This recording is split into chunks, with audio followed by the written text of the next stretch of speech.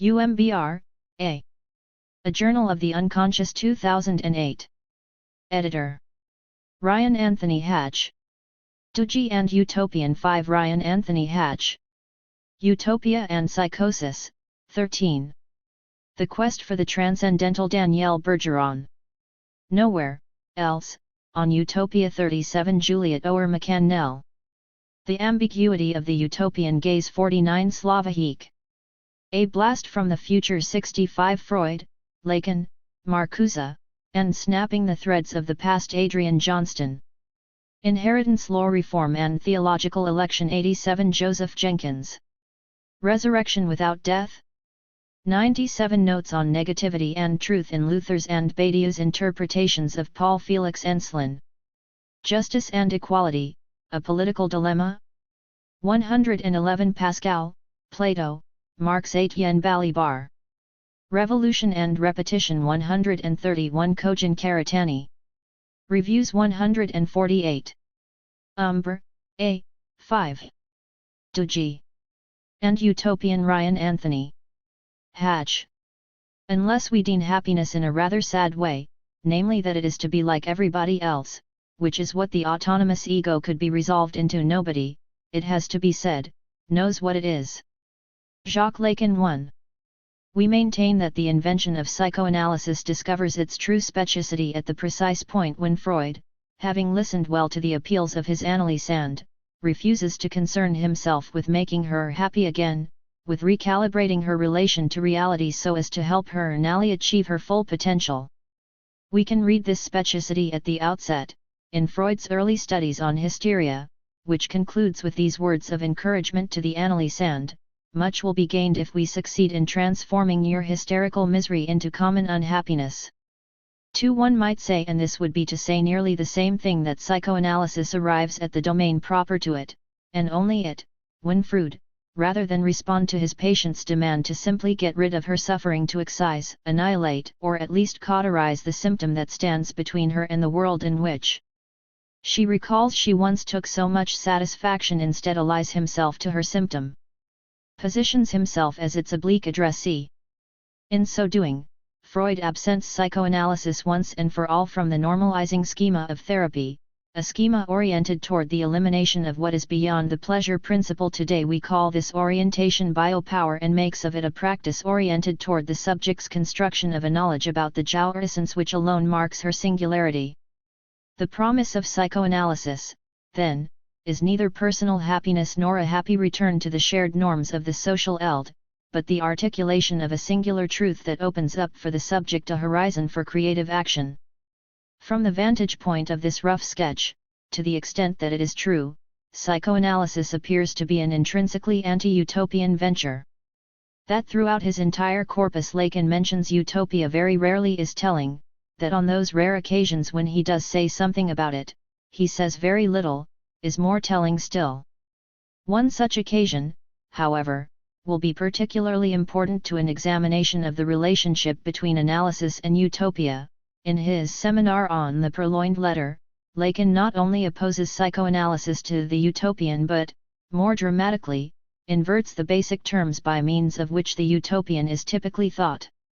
This is to say that at a very basic level, no matter whether or not one thinks well of it, utopia has generally been understood as an endgame, the ultimate point in a progressive social and political teleology, the eventual resolution of the contradictions that exist between the commonweal and human happiness. In contradistinction to this, Lacan uses the word utopian to characterize the extreme state of disrepair into which analytic practice largely fell after Freud, gesturing in particular to its widespread mutation into a redemptive ego psychology oriented toward the adaptation of subjects. By simply eliminating any and all reference to the symbolic poles of intersubjectivity in order to reduce analytic treatment to a utopian rectification of the imaginary couple, we have now arrived at a form of practice in which, under the banner of object relations, what any man of good faith can only react to with a feeling of abjection is consummated. 3. Utopia, according to Lacan, names the abjection of psychoanalysis, its rock bottom. What psychoanalysts had succumbed to, Lacan argues, was the mirage of the one, the possibility of its being therapeutically restored. We know Lacan's rebuttal to these vanquished analysts: there's no such thing as a sexual relation. The one is not. Further evidence that Freud's invention NDS in Utopia a conceptual enemy. Recall that, in Civilization and its Discontents, Freud is led to deduce that in the social eld, beyond the many incidental historical regulations standing in the way of the subject's satisfaction, a piece of unconquerable nature may lie behind, a piece of our own psychical constitution, for which derails the subject from her pursuit of happiness. This wager needs to be approached from both sides. On the one hand, it asks that we imagine a world in which all external prohibitions have been lifted. Their absence would not amount to the null achievement of an unimpeded path to fulsome satisfaction. On the other hand, and more importantly, it asserts that this piece of psyche that does not budge is precisely that around which the social eld is structured. Freud is clear about the nature of this unconquerable. It is nothing other than the jouissance that renders the destiny of the drive an original derailment. It is not only the pressure of civilization but something in the nature of the sexual function itself which denies us full satisfaction and urges us along. Umbra. A.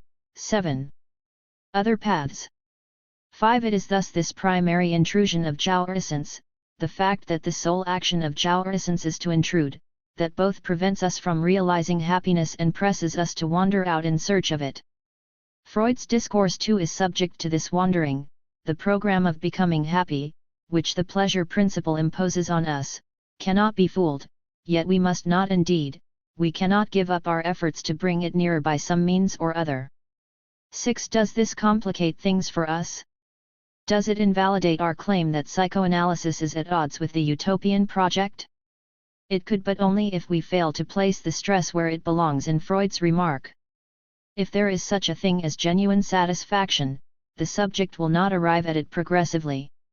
Read in this way, Freud's call to wrest happiness from the doomed agenda of becoming happy turns out to be a psychoanalytic engagement with Zeno's dichotomy paradox, which, you'll recall, asserts the impossibility of motion from one point to another because, between any 2 points, there exists an infinity of other points that would have to be traversed.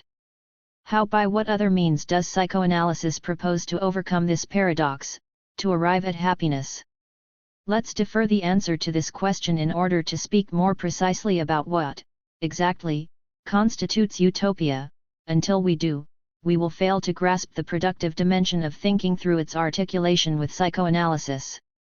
Our point of departure has, of course, been chosen for us, where else to begin but with Sir Thomas More's 1516 handbook, through which the name Utopia, if not the notion of the perfect place, which of course begins with Plato, entered the world. At the rudimentary descriptive level, what is most striking to the contemporary reader is the perfect mediocrity of More's imagined state. The degree to which Utopia fails to impress is impressive. That said, it would no doubt be wrong-headed to place the blame for this on More.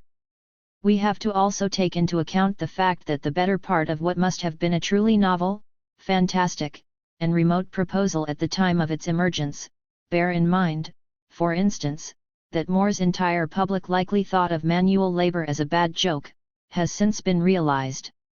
The laws, mores, and ideals of More's no place composed of equal parts parliamentary republicanism and proto-Jeffersonian agrarian socialism have nearly all, if not all at once, found their place in the world. On the whole, they did not occasion the dull, sustained ecstasy promised in More's text.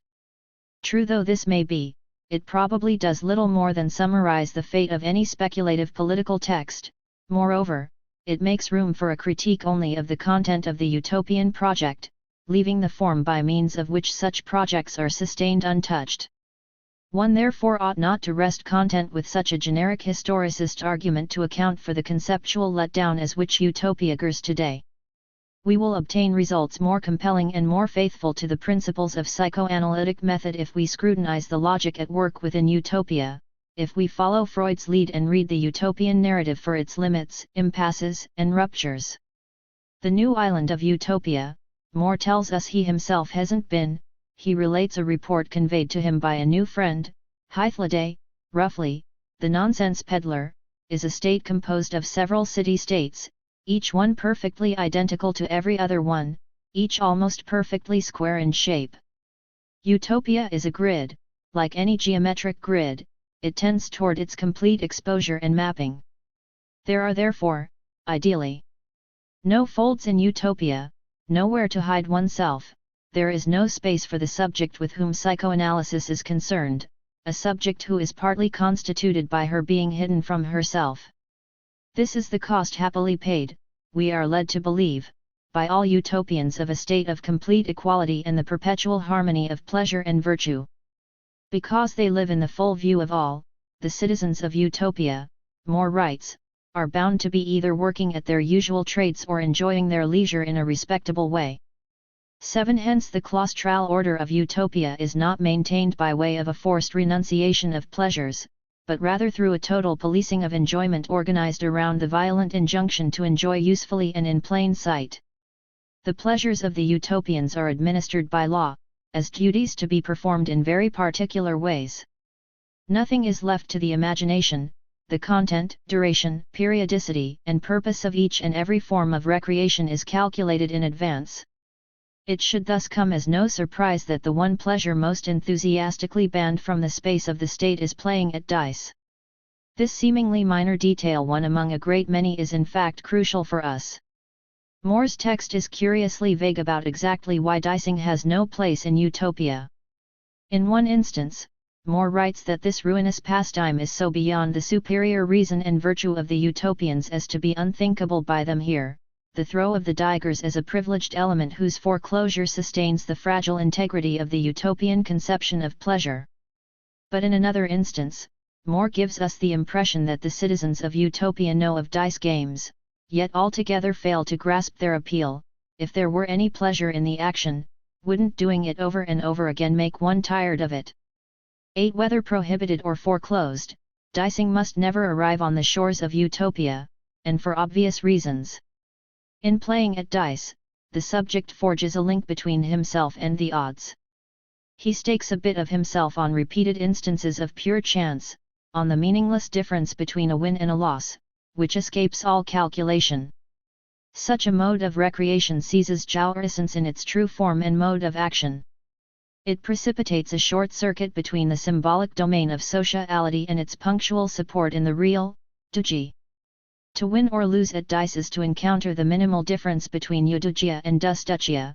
This gap is, for psychoanalysis, the very site from which the sinier RST emerges as the mark of the subject. Our partial analysis of More's plan permits us to propose that the only difference between a utopian state and a dystopian state is the position of the subject with respect to the state. Utopia and dystopia name the same place from two different points. At best, there are three positions from which one would be able to experience the two well-tempered and harmonious order of a state such as More's and thereby designated a utopia, those of the sovereign, the king or the author, the tourist, and the reader. The citizen of a utopia, the subject to utopia, will experience it as dystopian precisely because the state's success ultimately depends upon his elimination as a subject. In desperation, he will ask, to what end, for whom, am I made to feel so atrociously pleasant? Were a state really to succeed in administering an even and constant dosage of pleasure to all equally, this would be experienced by its citizens as the very limit point of abjection. Like Freud, we should heed Goethe's warning and bear in mind that nothing is harder to bear than a succession of fair days. 9. Umbra, A. 9. We began our consideration of Utopia with the assertion that the state it advertises fails to impress. It seems that our further examination of it, rather than complicate this assertion, has only helped to reinforce it. The time has come to complicate our position. We owe it to Sir Thomas More to pose a new question. To be sure, his text contains a statist plan supposed to repair the disjunct between human happiness and the common good, but is his text as such a plan? Should we reduce Utopia to the proposal it contains? If we were to answer this question with a yes, we would not be far off from those clinicians who Lacan charged with the abjection of psychoanalysis. Let's avoid such bad company and attend to the fact that Utopia participates in the serio-literary tradition of Lucien, a form of writing that deliberately ironizes speculative political discourse and that achieves its comic effect to the extent that it postures obvious seriousness. We should read More's choice to transmit his utopian vision by way of this form precisely as a forced choice, that is, as having been chosen for him by his subject. His text demonstrates that there exists some tension intrinsic to utopian thinking, an intractable difference from itself that would render its realization, as a state of things, its fatal inversion. More's genius resides in his capacity to affirm the political exigencies of equality and happiness while disclosing the sort of catastrophe that awaits the state eager to administer such ends at the expense of the subject. To say that psychoanalysis is plainly and simply anti-utopian, and to leave it at that, is therefore to miss the point of the encounter we wish to stage here. It is rather committed to interrogating the ontological status and political deployment of the utopian idea and to preserving the tension inherent to the concept. What psychoanalysis does oppose, unambiguously and in advance, is an approach to utopia that disavows this tension. Such a vulgar treatment will seek to realize the good by identifying what is evil and then simply subtracting it. It will seek to enforce as universal a particular determination of the good, itself subordinated to the evil other that supposedly precedes and constitutes it. It will, therefore, fall prey to the kind of acid negativity intrinsic to every substantive political ethics. The great Laurie Anderson put it best: paradise is exactly like where you are right now, only much, much better. Before Freud, Engels understood that utopian socialism, insofar as its realization depends on the subjective understanding of a particular political architect, could but be a transitional structure on the path to real communism.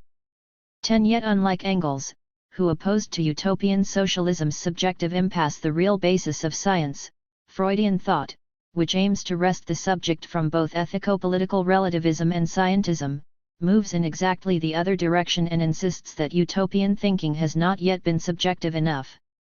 What is left of utopia following its encounter with psychoanalysis?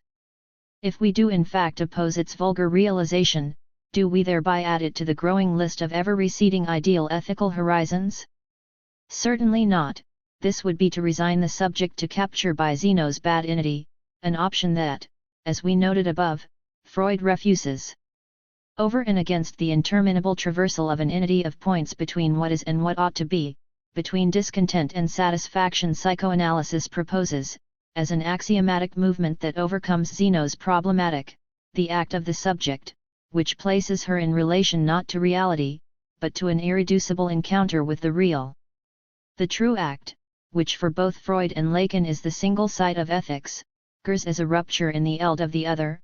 Hence, it is with this act that something of utopia erupts into being, something punctual, singular, and impervious to domestication. Or, more precisely, the act is utopian in that there exists no place for it prior to its emergence, no place to receive and bear it. The act discloses and is supported by a void of being. It reveals that what is not all and, in so doing, points to the openness of the world. If, as we will argue, the Freudian clinic promises something like a utopia, this is because it is the one space in which the subject is invited to stake herself on her irredeemably unique capacity to act. Utopia and psychosis. They quest for the transcendental. Danielle Bergeron. The true, authentic, object, the one at stake when we speak of the object, is in no way graspable, transmissible, exchangeable. It is on the horizon of that around which our fantasies revolve. And yet, it is nevertheless with this that we must make objects which, themselves, are exchangeable. One Lacan's wording here situates the stakes of the concept of utopia within psychoanalysis itself, that of the social receivability of a pure creation of the mind, just as well as it indicates the specific difficulty encountered by the psychotic in his articulation to social life, namely, the difficulty of transforming the impossible and unpresentable object of fantasy into exchangeable objects. Utopia, the production of a transcendental object reliant upon censored jouissance. Well before Thomas More based the concept of utopia on the Greek Utopia, Plato's The Republic, a text in which he sets forth the conditions of a just city inhabited by happy citizens and directed by a state whose proper end is not power, but rather justice, too, raises the possibility that humans can go beyond the sensible world of reality, the world of the visible and perceptible. Through thought, humans might enter into the world of the intelligible, where the ideas rule. The idea gives access to something other than what is lived in the actual and perceptible. It is linked to the mind's production of a pure mental representation, from which an ideal that effects a radical rupture with the existing system can then be elaborated. And inspired by Plato, whose genius he revered, this is precisely what More did.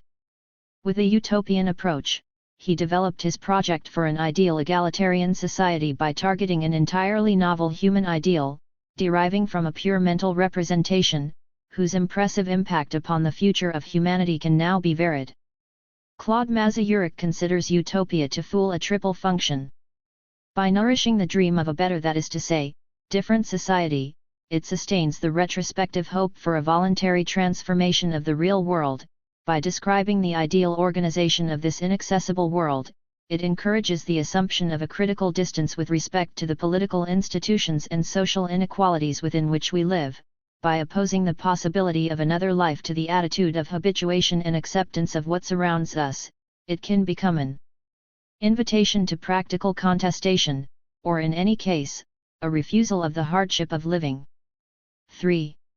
Søren Kierkegaard deemed transcendence as a divinity within each man, an agency that exceeds consciousness, drives it to despair, and ravishes it, overturning Arthur Schopenhauer's notion of a second and new transcendence of man as the exceptional ideal to be attained, but with the qualification that it is accessible only to supermen such as geniuses, saints, or philosophers. For having thus instituted divinity as an agency inherent in all human beings, and an unbearable challenge for consciousness, Kierkegaard is able to establish truth as internal to subjectivity and to link it with the passions and anxiety. 5. Deemed in this way, divinity is thought of as an attempt to outline, through the signier, a pure mental object, in other words, the object A, whose specificity is to be in no way graspable and non-transmissible. 6. For Lacan, the only conceivable idea of the object is that of the object as cause of desire, of that which is lacking. 7. In this same line of thought, Sartre, for whom it is necessary that a being make itself its own lack, sets the preconditions for the notion of the Lacanian subject that we are linking to the definition of transcendence, an objective that comes about because of an unlabel lack, constitutive of the being. 8. One can thus conceive of More's proposal for an ideal society as deriving from his own subjectivity, from the divine within him, as Kierkegaard would say, and from a pure mental representation that has acquired the characteristics of a transcendental object, because it has been polished by reason so that it can be recognized and received by humanity. The transcendent targets an ideal larger than the self, which goes beyond the satisfaction of the individual's needs and demands, his narcissistic ambitions, and the sensible limits of his own body. The transcendental object projects an entirely new ideal into humanity, created out of something unpresentable at the heart of the subject. This object's traits and forms are shaped by thought to such a degree that men can discern within it a common interest, and use it to Umbra, 15. Mark out the path to a better humanity. It is this capacity to produce a transcendental and immaterial object, an ideal with universal import, which makes great artists, brilliant writers, and great mathematicians those whose acts and discoveries will be inscribed in history. The efficacy of the transcendental object resides also in its ability to thwart resignation and mobilize the subject to think and calculate his future as something larger than himself and outside his own sensibility, the very thing that conditions and limits his access to reality. The idea of the quest for a space of recognition within the social link for this pure and singular mental object, which is at the origin of the choices and actions of the human subject, is primarily indebted to Freud. He founded the concept of drive as the being's response to an internal excitation, completely singular and non-localizable by a third party, for which the individual has no answer and from which he cannot as the being's responses to a hallucinated real traumatizing because it disturbs the neurophysiological equilibrium and appears as a persistent and insistent menace of death within him. The drives make far higher demands on the nervous system than external excitations, and cause it to undertake involved and interconnected activities by which the external world is so changed as to afford satisfaction to the internal source of stimulation. 9. In his Notes upon a Case of Obsessional Neurosis, the Rat Man Case History, Freud masterfully demonstrates how jouissance, the hallucinated real, controls his patient's behavioral irregularities and aberrations at the point when his interpretation of the surrounding reality was bizarrely transformed in order to temper the source of the internal excitations of the drives. In The Cure, a connection is made between the Rat Man's complex and sterile ritual organized around the repayment of a debt for a pince nez and the impact made by the cruel captain's narration of the rat punishment. The excessive jouissance was attributed to the captain, and then at last to the Rat Man's recollection of his having been a young child without the words to express the devastating and consuming anger that his father's reprimand had provoked within him. During The Cure, the deployment of the fantasy of having been a little biting rat, disgusting and heinous, having wished for his father's death, will solve the enigma of the expression Freud saw on his face during the recounting of the rat punishment, the horror at pleasure of his own of which he himself was unaware. 10. This was an excluded jouissance rejected in childhood, for which the Rat Man, thanks to analysis, was now going to assume his own responsibility. In order to identify this unspeakable thing that is unpresentable on the social scene, we will, following Willie Apollon, make use of the concept of censored jouissance. 11. Launching the insistent quest, internal and singular, for an object outside of the norm, outside of the cynier and the social link, this jouissance makes an infraction in the limits of pleasure and reality, and causes a dysfunction of the being, who henceforth grapples with the second death. 12. This is the same jouissance, lost because it has been censored, that Freud deemed as an object and source of the drives which are not bound to the structure of the social link.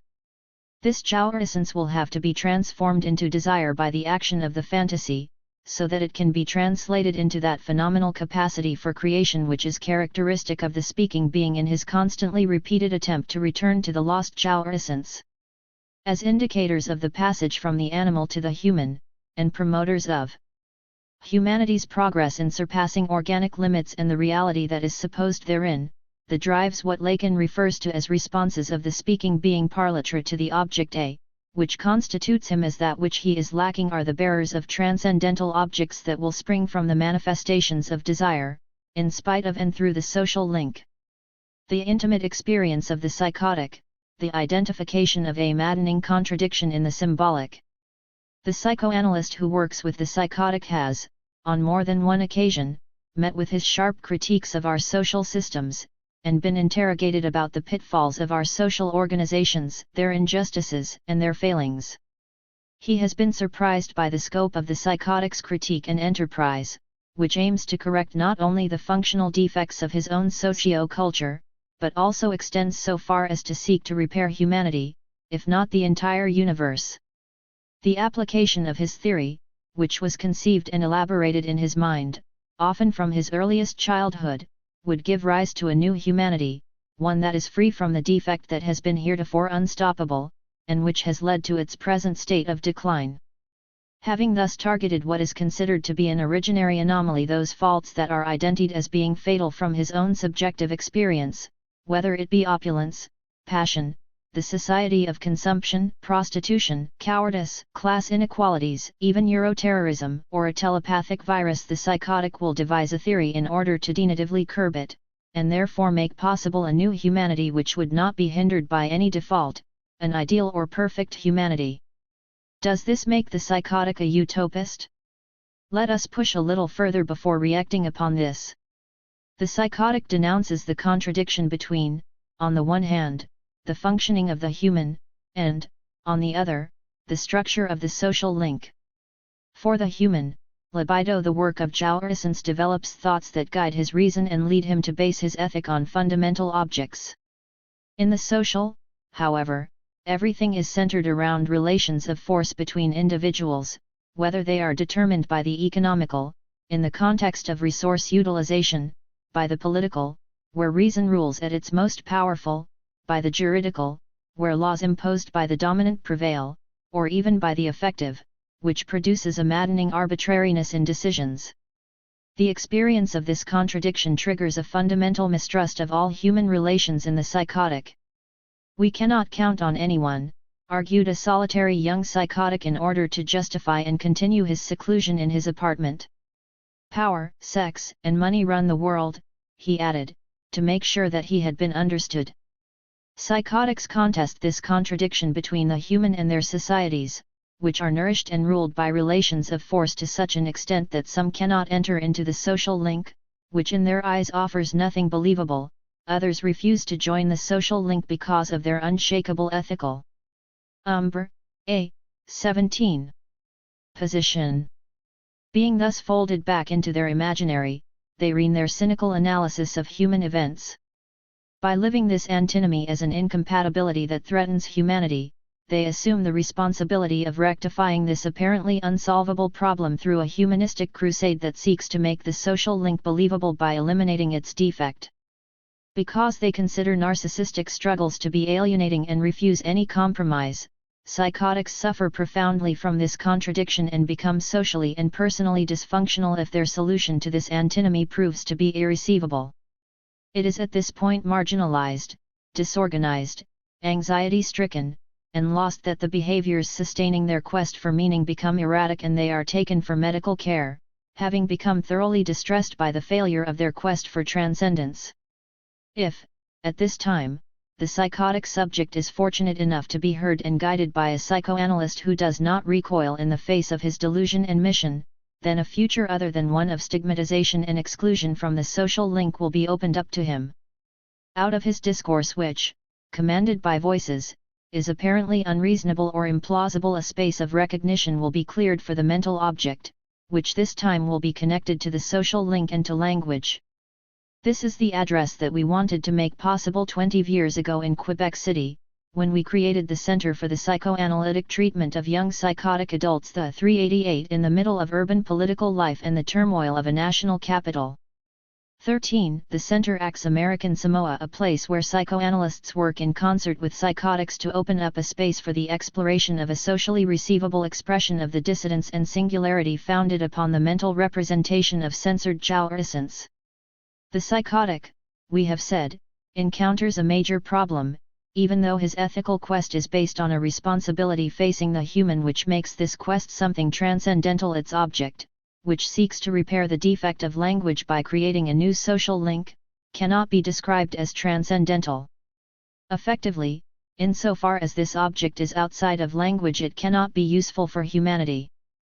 Because of this, the psychotic who has not found a pertinent social application for his delusion, a mission adapted to language and to humanity, cannot be called a utopist.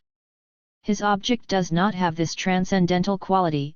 In most cases, when extracted from the delusion, it only functions for a single person. Such is not the case for More's proposal for the rational foundation of an ideal society, whose grand principles taken up through Karl Marx, among others, by the socialists of the 19th century, or advantageously applied in communitarian societies such as kibbutz, have marked the history of these past 2 centuries. More's ideal society, a neurotic strategy which maintains the repression of desire. This question of transcendence in the production of the ideal society has led us to be interested in the societal model advocated by More through an interrogation of the social link in light of Lacan's propositions about discourse, with respect to the object of desire and the position of the subject. 14. A very significant phrase, "for our purposes," closes the introduction to the second book, in which More signals the success that crowned Utopia's achievement of the gigantic work of the island of Utopia, that of the humanization of a population of ignorant savages into a people who are more civilized than any others. More writes, "The neighboring peoples, who at RST had laughed at the folly of the undertaking, were struck with wonder and terror at its success." 15. Here, More wisely identifies what provokes resistance to change in a social group. We still see it today, a project that goes against the discourse of the masters, which has determined the moral and cultural guidelines of the receivable through interdictions and ideals, RST incites disqualification and mockery, only to then be transformed into apparently inexplicable manifestations of hatred. We see here the response to that terror, which provokes, in the neurotic individual, the lifting of the repression that is exercised upon mental representation. This, in turn, produces a response from the anxiety-generating wandering of the drives that have been disanchored from the social link. There is no possible escape from the unbearable terror brought about by the return of censored jouissance when the discourse of the master is put into peril.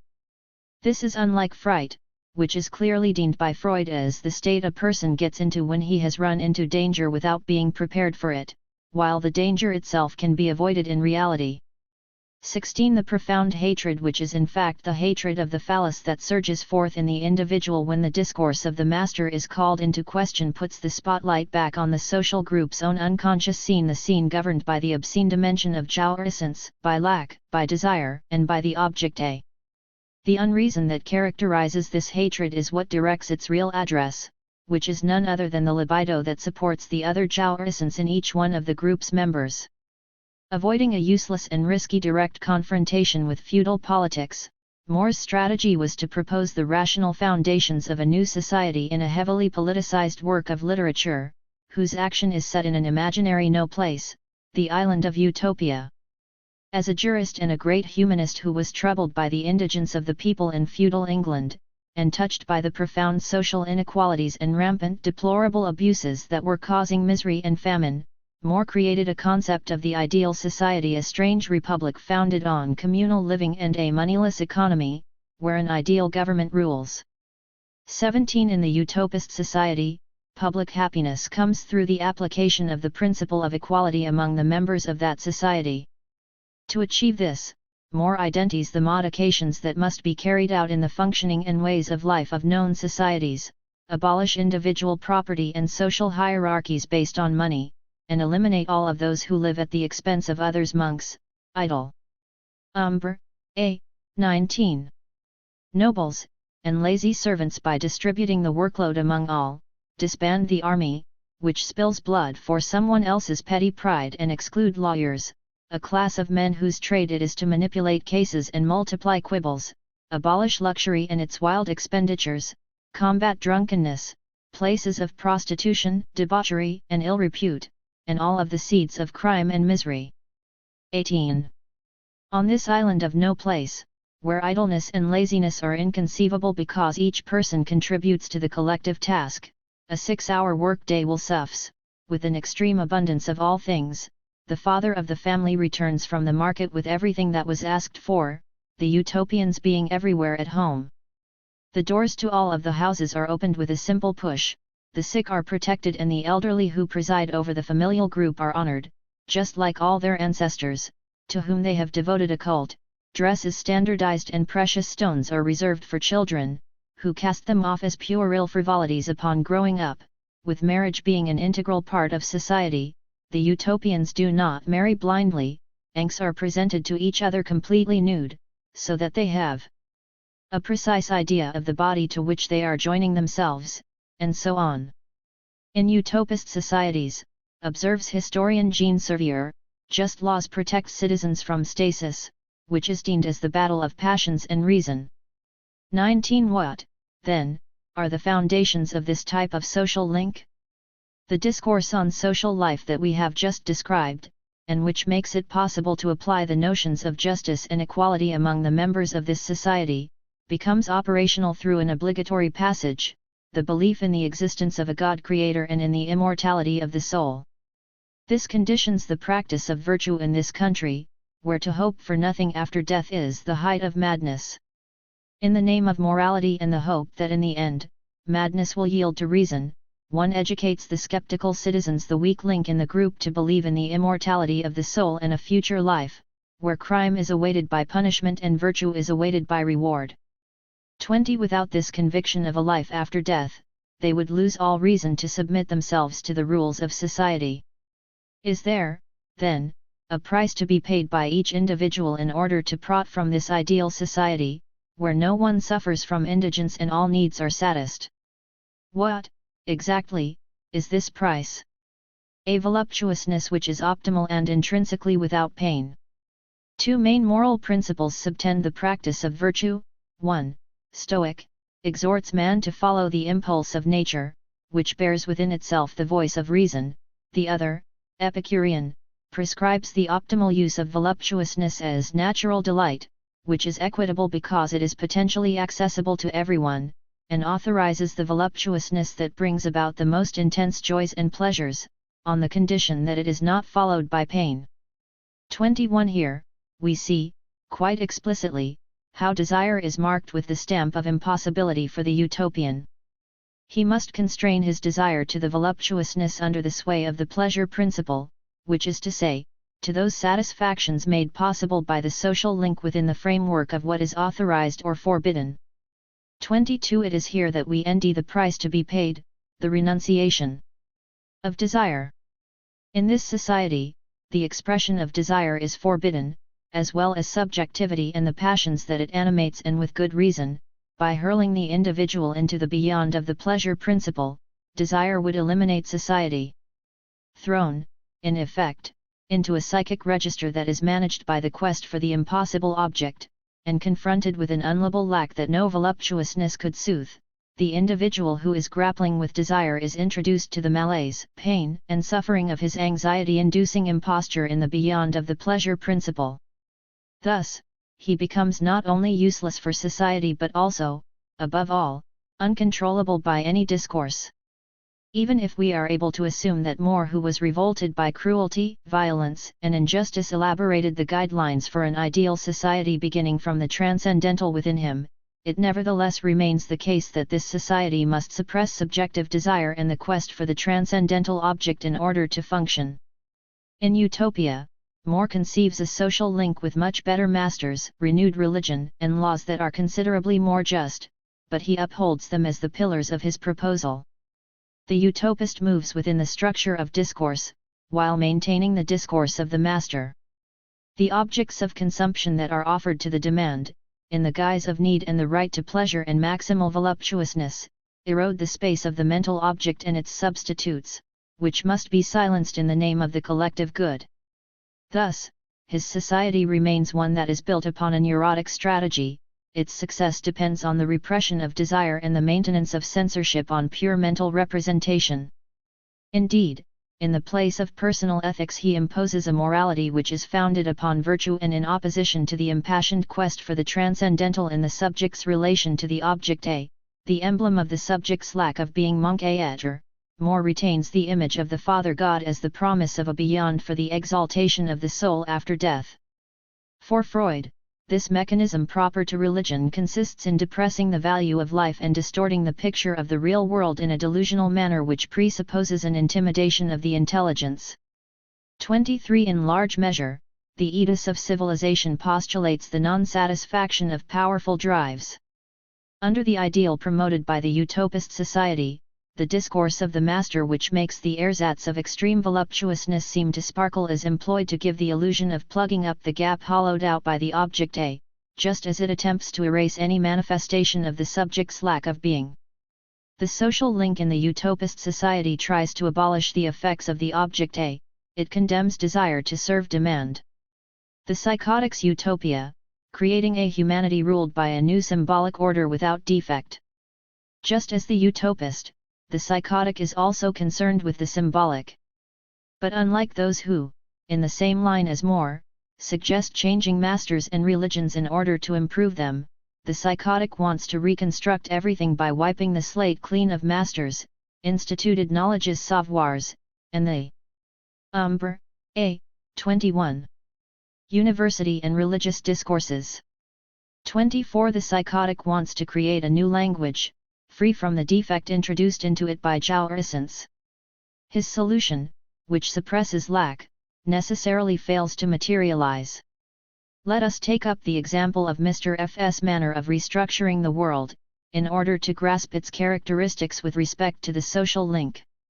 When he began his treatment, this young man explained the way in which his true identity had been communicated to him, what his raison d'être was, the essentials of his mission, and the risks associated with its implementation through the radical social changes he had been called upon to carry out.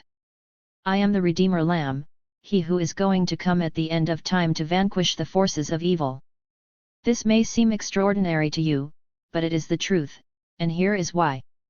At 8 years old the voice of God interpellated me, "You will be judged by your works," he declared. At 10 years old, while looking at myself in the mirror, I knew that I was the Son of God. Having become an adult, one night an angel communicated with me through dream thoughts, and marked me. The following year, I was listening to a radio program in which an expert in the unusual was speaking. At one point, his spirit entered into me through my third eye, then his voice spoke to me and confirmed that I was the great monarch. Some weeks afterwards, my future was revealed to me, when the high command of the Russian army betrays me by revealing my secret to the world that I am the Son of God, I will be immolated. Then, after a series of trials, as the head of the celestial armies, I will return to earth to exterminate the beast in man, that is to say, opulence and capitalism. At the end of my mission, I will wed the New Jerusalem and I will give birth to a new humanity. Afterwards, justice and peace will reign in the world. In two different epochs, both Thomas More and Mr. F identified more or less the same major social defect, opulence and capitalism for the one, money and individual property for the other. Both aimed at the same transcendental objective, to re-establish justice and social peace. To achieve this, More took the receivable path. He published a work of fiction that incited the European intelligentsia to reflect upon the failings of his society and to consider the possibility of a better world.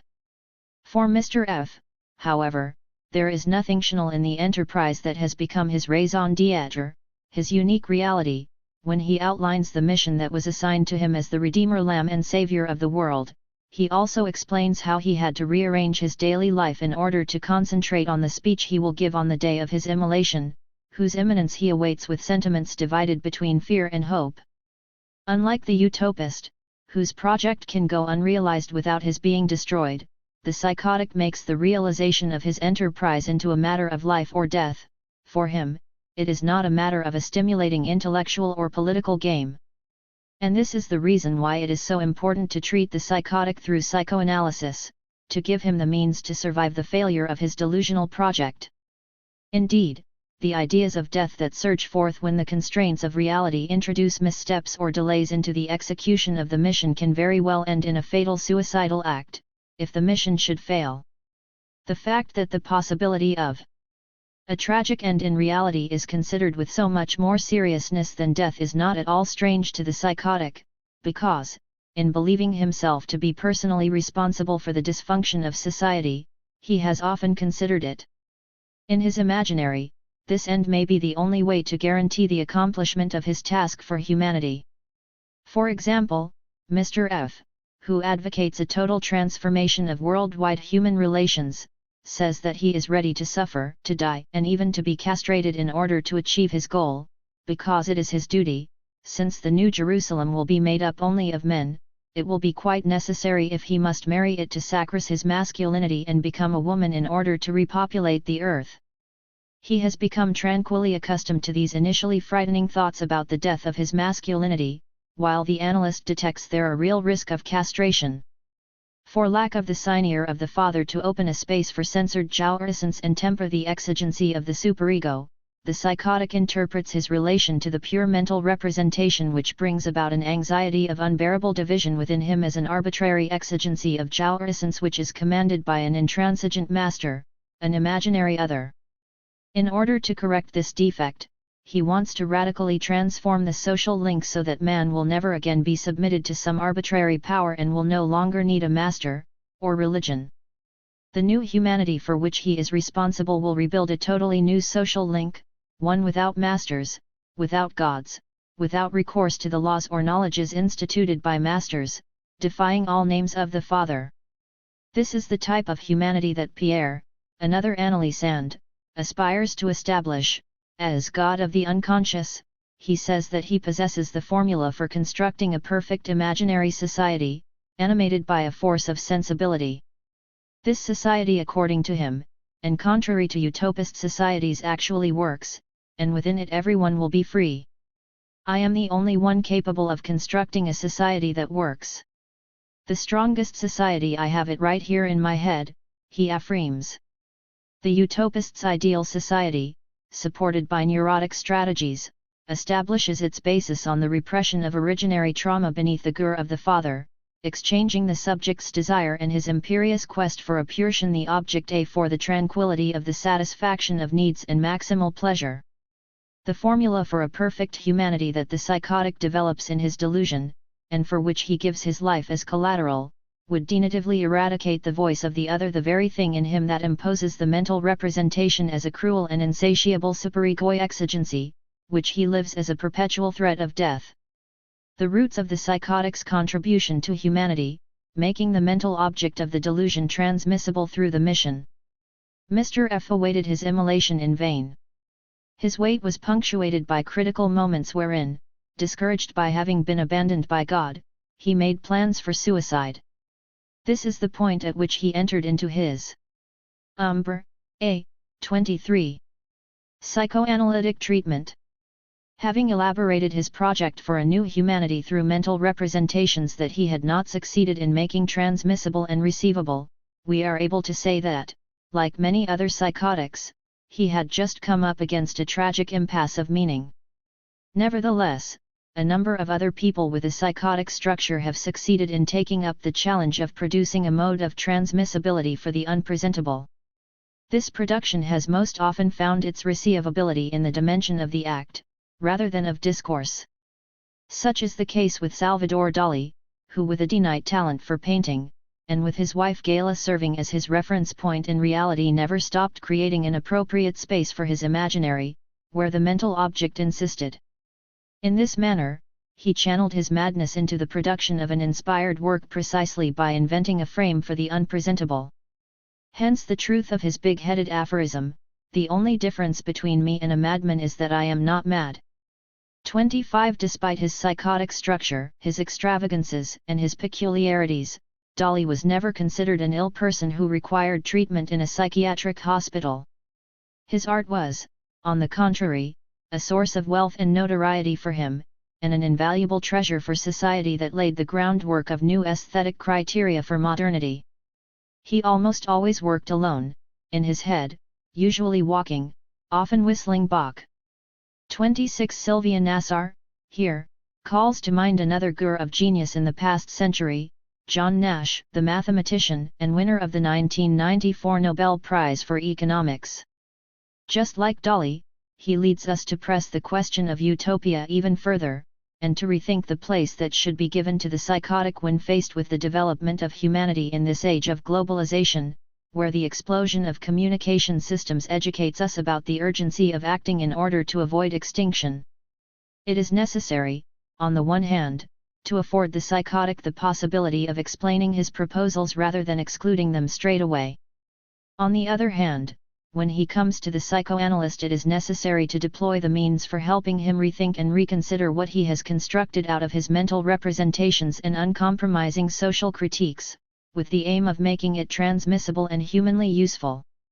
We now know that Nash, the mathematical genius who invented game theory, was also afflicted by a severe schizophrenia for 30 years. How do we explain that genius and schizophrenia can be combined in the same man? No need to seek their combination, the ordinary psychiatrist would respond in rejecting the question, for Nash made his inspired discovery before becoming schizophrenic.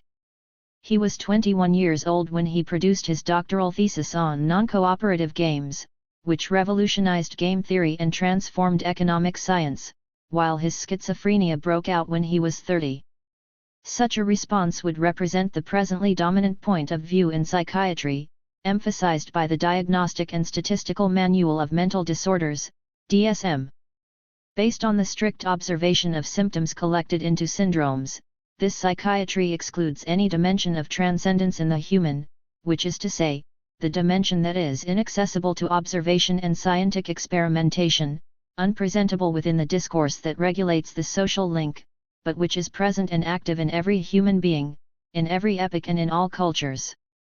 27. It makes language into a production of the brain qua organ at a particular moment in evolution, and comfortably passes over what the individual could have to say about his innermost experience. Fortunately, Nash responded in opposition to this organicist psychiatry which, by excluding the mind, manages to carve the development of a human being's life into slices of heterogeneous meaning.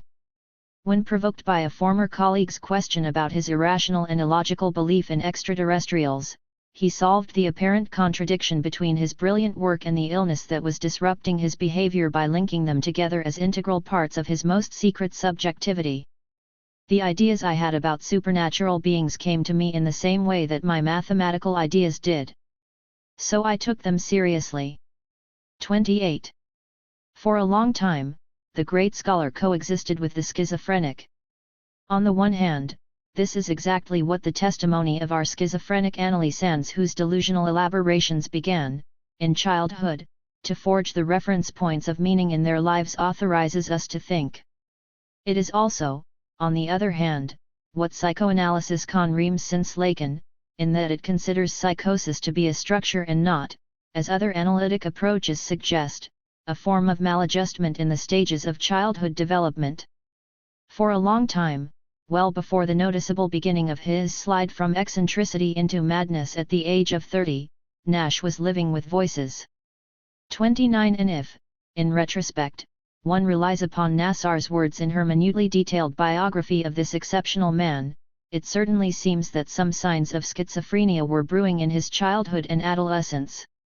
If, following Apollon, we deem schizophrenia as the capture of the mind by a mental object which reason fails to endy a way of managing and transmitting, then we see that this is what is expressed here, the combination of a brilliant, curious, investigative mind with a penchant for encyclopedias in a child who is a dreamer, introverted, solitary, without friends, limited in his social relations, distracted by attention disorders, and disregarding the rules of group life.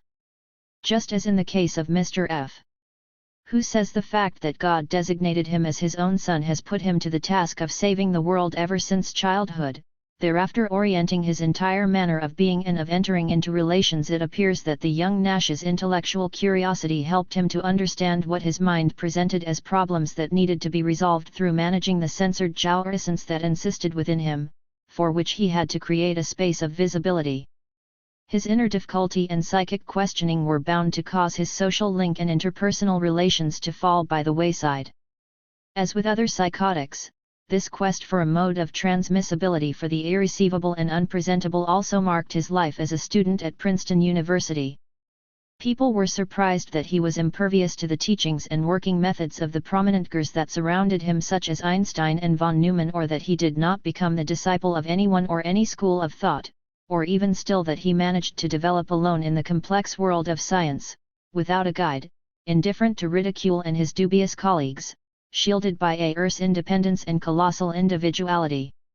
They even say that Einstein once criticized him for wishing to amend relativity theory without studying physics. 30. The fact is that for the psychotic the unique truth lies in the mental representation which touches upon his intimate confrontation with the savoir of the voices and not in established knowledge, no matter how celebrated it may be. His only guide becomes this vital urgency to offer an entirely new space of meaning for a jouissance which is incompatible with the seigneur, and which bears the inscription Umbra, A. 25. Of a deadly trauma.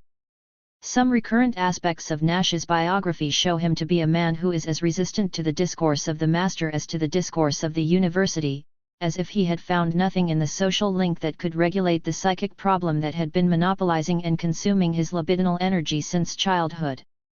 It was only when he was 31, in a letter to the algebraist Émile Ardenne, whom he curiously addressed as a great necromancer and numerologist, that he indicated the problem and formulated the reasons for it. A while ago, was seized with the concept that numerological calculations dependent on the decimal system might not be sufficiently intrinsic, also that language and alphabet structure might contain ancient cultural stereotypes interfering with clear understands sick or unbiased thinking. I quickly wrote down a new sequence of symbols. These were associated with, in fact, natural system sick for representing the integers via symbols, based on the products of successive primes. 31. Here, it is clear that Nash's thought had been monopolized by the identification of a defect in the very foundations of language, and that he was engaged in a psychic work of restoring language with the aim of producing a new reference system for humanity which, this time around, in the absence of contamination by cultural stereotypes, would prove to be sufficiently intrinsic and would remain unchanged and untouched by affectivity and the response of the drive. Nash excludes cultural stereotypes from the structure of language and the alphabet, those arbitrary things that ceaselessly revert and disrupt the unity of meaning, which are likened here to the pure mental representations that cloud understanding and deform thought or, in other words, corrupt the symbolic and language. He does so in order to replace them with a new sequence of symbols that are based upon the product of prime numbers, providing the solution for correcting the defect. That being said, it becomes obvious that Nash's true guide, his mentor, could not be one or another prestigious scientific personality of his time, no matter how brilliant. For, on the one hand, his knowledge came entirely from his inner world, from his ideas and mental representations, or even from cosmic revelations. On the other hand, his challenging of the global nature of language due to a constitutive defect, as well as the discourse which subtends the social link, would make any such affiliation antonymic insofar as he is concerned. The identification of his enterprise in the letter to Ardeen to found language on new bases, excluding the deadly drives that respond to censored jouissance, also sheds light on the intimate connections between his genius discovery of game theory and the mission undertaken in his psychosis. In this mission, the mental representations that served as his intuition, those ideas with which he believed himself to be able to X everything, are called cosmic revelations, the censored jouissance that circulates in the unbound drives and corrupts the social link goes by the name of cultural stereotypes. Identifying human rivalry as the defect to be corrected in the social link, he then makes the discovery of a new language for economic exchanges that is applicable on a world scale, a revolutionary game theory which assures that the issue is resolved when every player independently chose his best response to the other player's best strategies, making mutual gain possible, and doing away with the disastrous and deadly weight of human rivalry. 32. It is not surprising that we refer to his theory today as the Nash equilibrium. To organize social relations, the social link, so that there are no longer winners or losers but, rather, something for everyone. This is a world that could not be more well balanced. In this sense, by a totally different route, it is similar to the world on the island of Utopia. No more cultural or affective interferences, no more submission of the one for the pleasure and satisfaction of another, an equitable distribution of satisfaction among all. Nash's approach is also comparable to More's insofar as his undertaking has a collective aim and his objective is to restore a collective good language. They are sharply distinguished from one another, however, by the actors implicated in each project. The utopist depends upon an entire community, while Nash's enterprise relies on a single individual. Be that as it may, it must be recognized that although More launched a movement of social reaction that has had manifest repercussions on the history of societies after his death, the setting up of a utopist society remained but a wish for him, and nothing tangible was realized in his lifetime. Such is not the case with Nash, who, during his lifetime, even though he was schizophrenic, succeeded in concretely modeling a crucial aspect of the question of human rivalry in economic competition. Nassar rightly emphasizes the influence that the history of Nash's hometown of Bluefield, West Virginia had upon his career as a mathematician. 33 Before his birth, Bluefield was far from a charming and prosperous middle-class town, reveling in the respectability that it now enjoys. Instead, it had been the theater of violent unionization negotiations, disputes, and bloody strikes during confrontations between rich mine owners and workers. In short, it was a merciless world of racketeering where private fortunes were built and motivated solely by individual interests. 34 His ideas are the results of striking subjective experiences of confrontation with the jouissance of the other, prior to the use of language, to which all children are exposed in the most profound solitude. From the content of his theory about the defect in language as social link developed under the influence of these ideas, we can advance the hypothesis that the Bluefield of his childhood could have contributed to his identification of individualism, economic competition, and human rivalry as the fundamental defects in the social link, the cultural stereotypes at the origin of the wars and rifts within humanity. We could also say that in his theory, just like More, he denounces the inhuman behavior of the man who, with no legitimate reason when compared to the need for the survival of the species, is able to become brutally animal towards his fellow man, a predator who is more ferocious than any species of ferocious beast because he is grappling with the ravages of the jouissance introduced by the voice. Umbra, A. 27. What has particularly interested us in Nash's experience is the following demonstration it allows us to set up. Out of the spontaneous work of elaborating the structurally self-same delusional theory, his mission is expressed doubly positively for humanity, in a brilliant and applicable creation that won him the Nobel Prize, and negatively for him, through the mobilization of his mind into schizophrenic disorganization. The publication of his game theory proved to be a positive outcome of his work of conceiving a true utopia, an effective theory for re-establishing worldwide equilibrium by doing away with the bloody competitions which are catastrophic for humanity. At the same time, his quest for a solution to the defect in language, which leaves this disorganizing censored jouissance in the lurch, was successful in passing sufficiently enough through the signeers so as result in a transmissible act. On the other side of his mission, which was expressed in the period of his active schizophrenia, the delusional underside of the Nobel medal, we could say Nash relied on numerology and cosmic revelations to sort out the world's problems. His thinking was followed by apparently incoherent actions and actings out which were detached from common sense, incomprehensible to his scientific colleagues and those around him, but which were perfectly straightforward and rational to him. Such was the case, for example, with his eye to Europe with the intention of forming a world government for peace which he, the Prince of Peace, would lead. 35. He also claimed to be a messianic gur of great but secret importance, alone capable of deciphering the hidden meaning of things, awaiting cosmic revelations, the sole human being in the world invested with the power to discover the magical, secret, and dangerous numbers.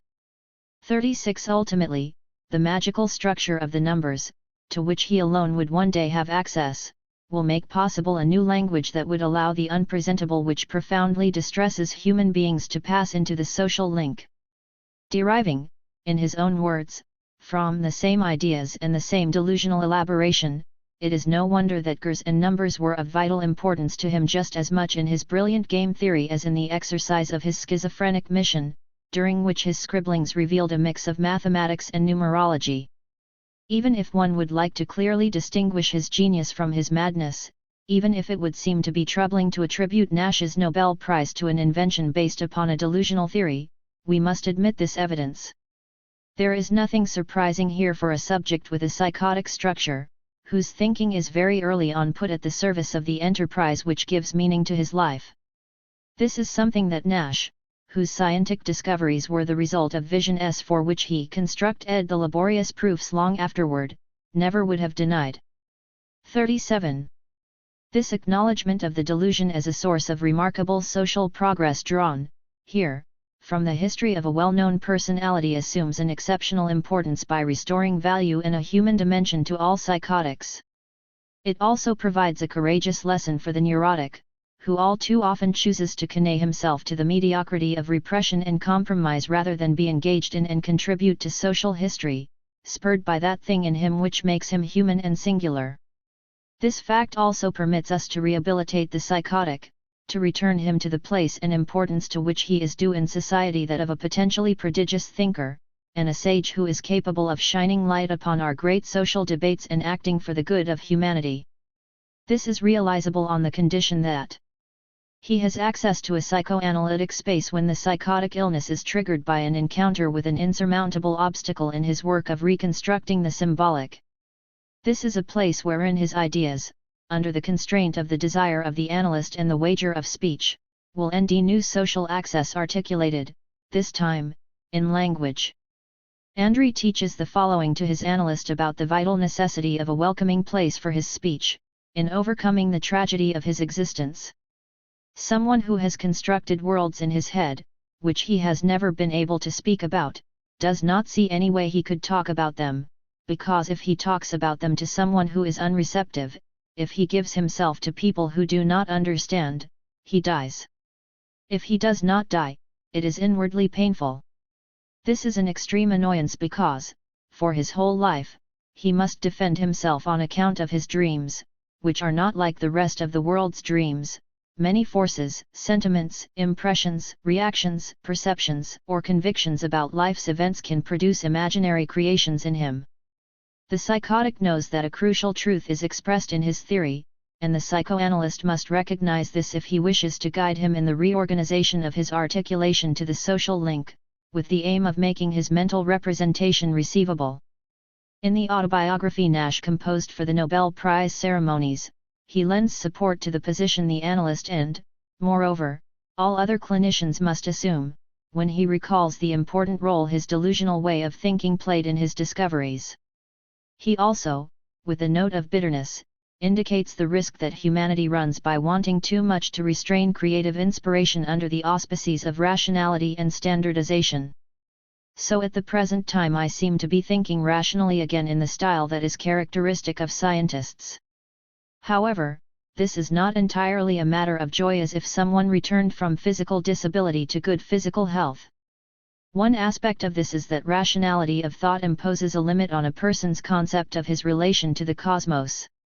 For example, a non-Zoroastrian could think of Zarathustra as simply a madman who led millions of naive followers to adopt a cult of ritual re-worship. But without his madness Zarathustra would necessarily have been only another of the millions or billions of human individuals who have lived and then been forgotten. 38. With this warning, he concludes that very few mathematicians like him, at 66 years old, could continue to make progress in their research and bring forth new discoveries for science, whereas he, after a 20-year parenthesis of partially delusional thought, has resumed his research and thinks that he is quite able to once again bring something new to his eld. On the basis of his experience, which he is obviously not ready to renounce, Nash here gives a subtle warning to scientists: if you do not want your research to fade into oblivion, then do not let scientific rationality limit and destroy the creative richness of your inner madness, that bit of unruly and intractable. Umbra, A. 29. Our essence, we could say, which ties man to the whole universe of humanity, exceeding the capacity of his mind and the limits of his biological life. Based on the lived experience of a devastating defect in language, a subject about which they make no concessions, psychotics like Nash refuse the discourse of the master just as much as the discourse of the university. Both prove to be incapable of offering a space of expression for pure mental representations, which they diagnose as a fault immanent in language itself. Ravaged by the anxiety-producing effect of the drive's response to the censored jouissance, thoughts, ideas, and mental objects lead them through the reparative mission upon which their survival depends, to remove the destructive defect intrinsic to the social link by changing the very foundations of language, in order to create a new structure for the social link and a new humanity which is freed from this deficiency. Some such as Jean-Jacques Rousseau, Auguste Comte, Friedrich Nietzsche, or Dolly envy a mode of transmissibility, and a way of connecting their secret thoughts to the stakes of their community's social link and the great questions facing humanity in their time. What they elaborated in the intimate experience of their thought has proven, after the fact, to be useful for humanity. Others never manage to erect, within the social discourse to which they are submitted, an anchoring point for the censored jouissance that inhabits them. They begin to become personally and socially dysfunctional, and are tossed as sick people into a caregiving environment. With the psychoanalyst, the work of the analytic treatment will consist in retracing, through the corporeal experience, the manifestations of cuts which are attributable to the impact of the object, unraveling its imputed relation to the imaginary other. 39. This is done in order, then, to make it possible to reappropriate the mental object as intrinsic to the subject, the authentic substrate of his cause, as Lacan would say, and the support of social participation from that humbling, but oh, how liberating, position that goes by the title of one among others. Utopia in the perverse strategy, a social link in the continuing process of deconstruction by censored jouissance. The psychotic envisages a humanity without defect, founded upon the mental object that the voices impose, emboldened by the savoir the voices have deposited in him, and locked in the deepest solitude of occupying an indisputable ethical position. He devotes himself body and soul to the realization of the utopian enterprise to which he believes himself to have been appointed. He is submitted to the supreme authority of the voices and the Jiao essence they command, which, through the superego, has rendered all names of the Father the foundation of the neurotic's security obsolete, in addition to the exigencies of masters and religious or scientific knowledges. Moore's ideal society proposes new reality constraints which correct the rules and improve the masters in order to offer a supplement of satisfaction to the citizens, which, on the one hand, guarantees the maintenance of censorship on the Jiao essence that is bound to pure mental representation. On the other hand, the proposal makes bearable the repression of the object of desire under the signeer of the Father.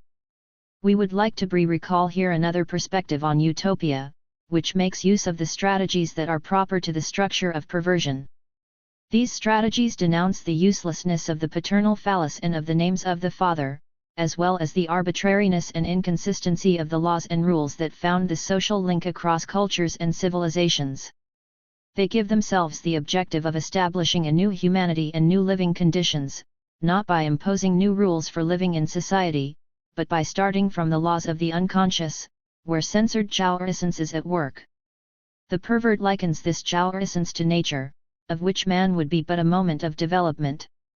Dadaism seems to us to be a pertinent example of this third type of utopist approach as long as it is understood that Dada had not only a major impact upon the revolutionary turn in artistic creation taken by the surrealism that followed in its wake, but also notable political repercussions, owing to its wide-ranging, merciless, and uncompromising questioning thereof. As the originator of a break in the art world, a brutal rupture with all art, all culture, and even all previous civilizations, annihilating its uses and very foundations, by declaring a merciless war on art, as well as society, the artistic movement of Dada contributed to the blossoming of the human mind in the 20th century. 40 Born in the midst of a world war, an offshoot of a profound disgust for all who had participated in the ruination of society and particularly for language, which the Dadaists denounced as an instrument of deceitful relations, Dada put all social organizations, indeed the entirety of civilization, on trial, calling into question its conventions as well as its ideological, artistic, and political constraints, in order to radically reform them. 41 Animated by a mad desire to exit from culture and all instituted systems of value, they were called destructive iconoclasts who denied any heritage of the past in art, whose rules had been transmitted by the masters and their schools. 42 The new social order they proposed exits from the logic of what is receivable in the social link because it only recognizes one master, the experience promoted by the unconscious, its subversive logic and anarchical rules, in the face of conventions and official discourses. Spontaneity, unreason, chance, and Jiao essence become the landmarks of Dadaist humanity. A true Trojan horse creeping into the art world, Dadaism centers artistic experience around the singularity that marks the experience of the subject of the unconscious, whose polyvalent creativity it esteemed the very thing which, in each individual, seeks a space of visibility and translatability for the unpresentable object of Jiao essence that has been excluded from the social link. 43 In so doing, the Dadaists democratized art, insofar as everyone lives or has the right to live such subversive experiences, they are accessible to all. Moreover, in their hope of achieving a better humanity by recognizing the creative capacity of each human being, and not only artists, we can say that they came across a truly experimental definition of communism, the conception of a classless society which puts the production expected from each member into common stock. Indeed, if each element of the social group, be it the child, the disabled, the elderly, the sick, or the young adult, had the opportunity to accede to the censored within him and develop this singular and incomparable treasure of creativity into the source of his social contribution, then Umbra, A. 31. Any intention of mastering, pretension to leadership, or exercise of power would be rendered obscene, obsolete, and invalid. Furthermore, in keeping with their belief that language is deceptive, the Dadaists did not gorge themselves on words. They created events wherein they performed acts organized into scenarios, whose apparent insignificance, disrespect for interdictions, and mockery of ideals shocked some spectators. Implicated despite themselves, these spectators reacted to their own inner turmoil with expressions of hate or animosity for Dada groups, as is expressed in the following excerpt from a contemporary newspaper. With the bad taste that characterizes them, the Dadas have this time called upon the spirit of terror. The stage was in the cellar and all of the lights were turned off in the store. He came up through a creaking trap door. The Dadas, without ties and wearing white gloves, paced back and forth. Andre Breton bit into matches. Reba Montesens was constantly screaming, "It is raining on a skull." Aragon meowed. Philippe Soupalt played hide-and-seek with Zara, while Benjamin Perret and Chachauernsik continuously shook hands. In the doorway, Jacques Rigaud loudly counted the visitors' automobiles and pearls. 44. Obviously irritated and hostile, this is how the journalist recalled the atmosphere of a Dada event, the varnishing of Max Ernst's collages, an event which was indisputably countercultural. The journalist's reaction is understood in this way: the Dadaists, relying on a philosophy of subversion, made their creative act into the montage of a scene which offers a space of visibility to the other Jaurisants, severing all ties to the social link. The lifting of the censorship on what remains irreceivable and unpresentable in the staging of the scenario that structures the social link has, thus, an effect of effraction in the spectator. This triggers anxiety in him, which is quickly transformed into hatred for the artist who has awakened his inner demons, the working in him of a Jaurisance excluded from the social link. On the one hand, because it proposes a new ideology for humanity, a new social link through art, Dada is utopist in the same sense as Moore.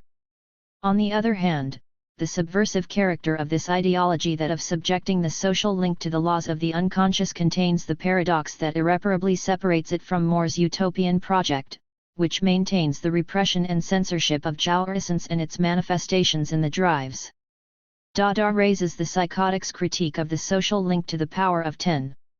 However, the ethical responsibility it proposes is collective and not subjective.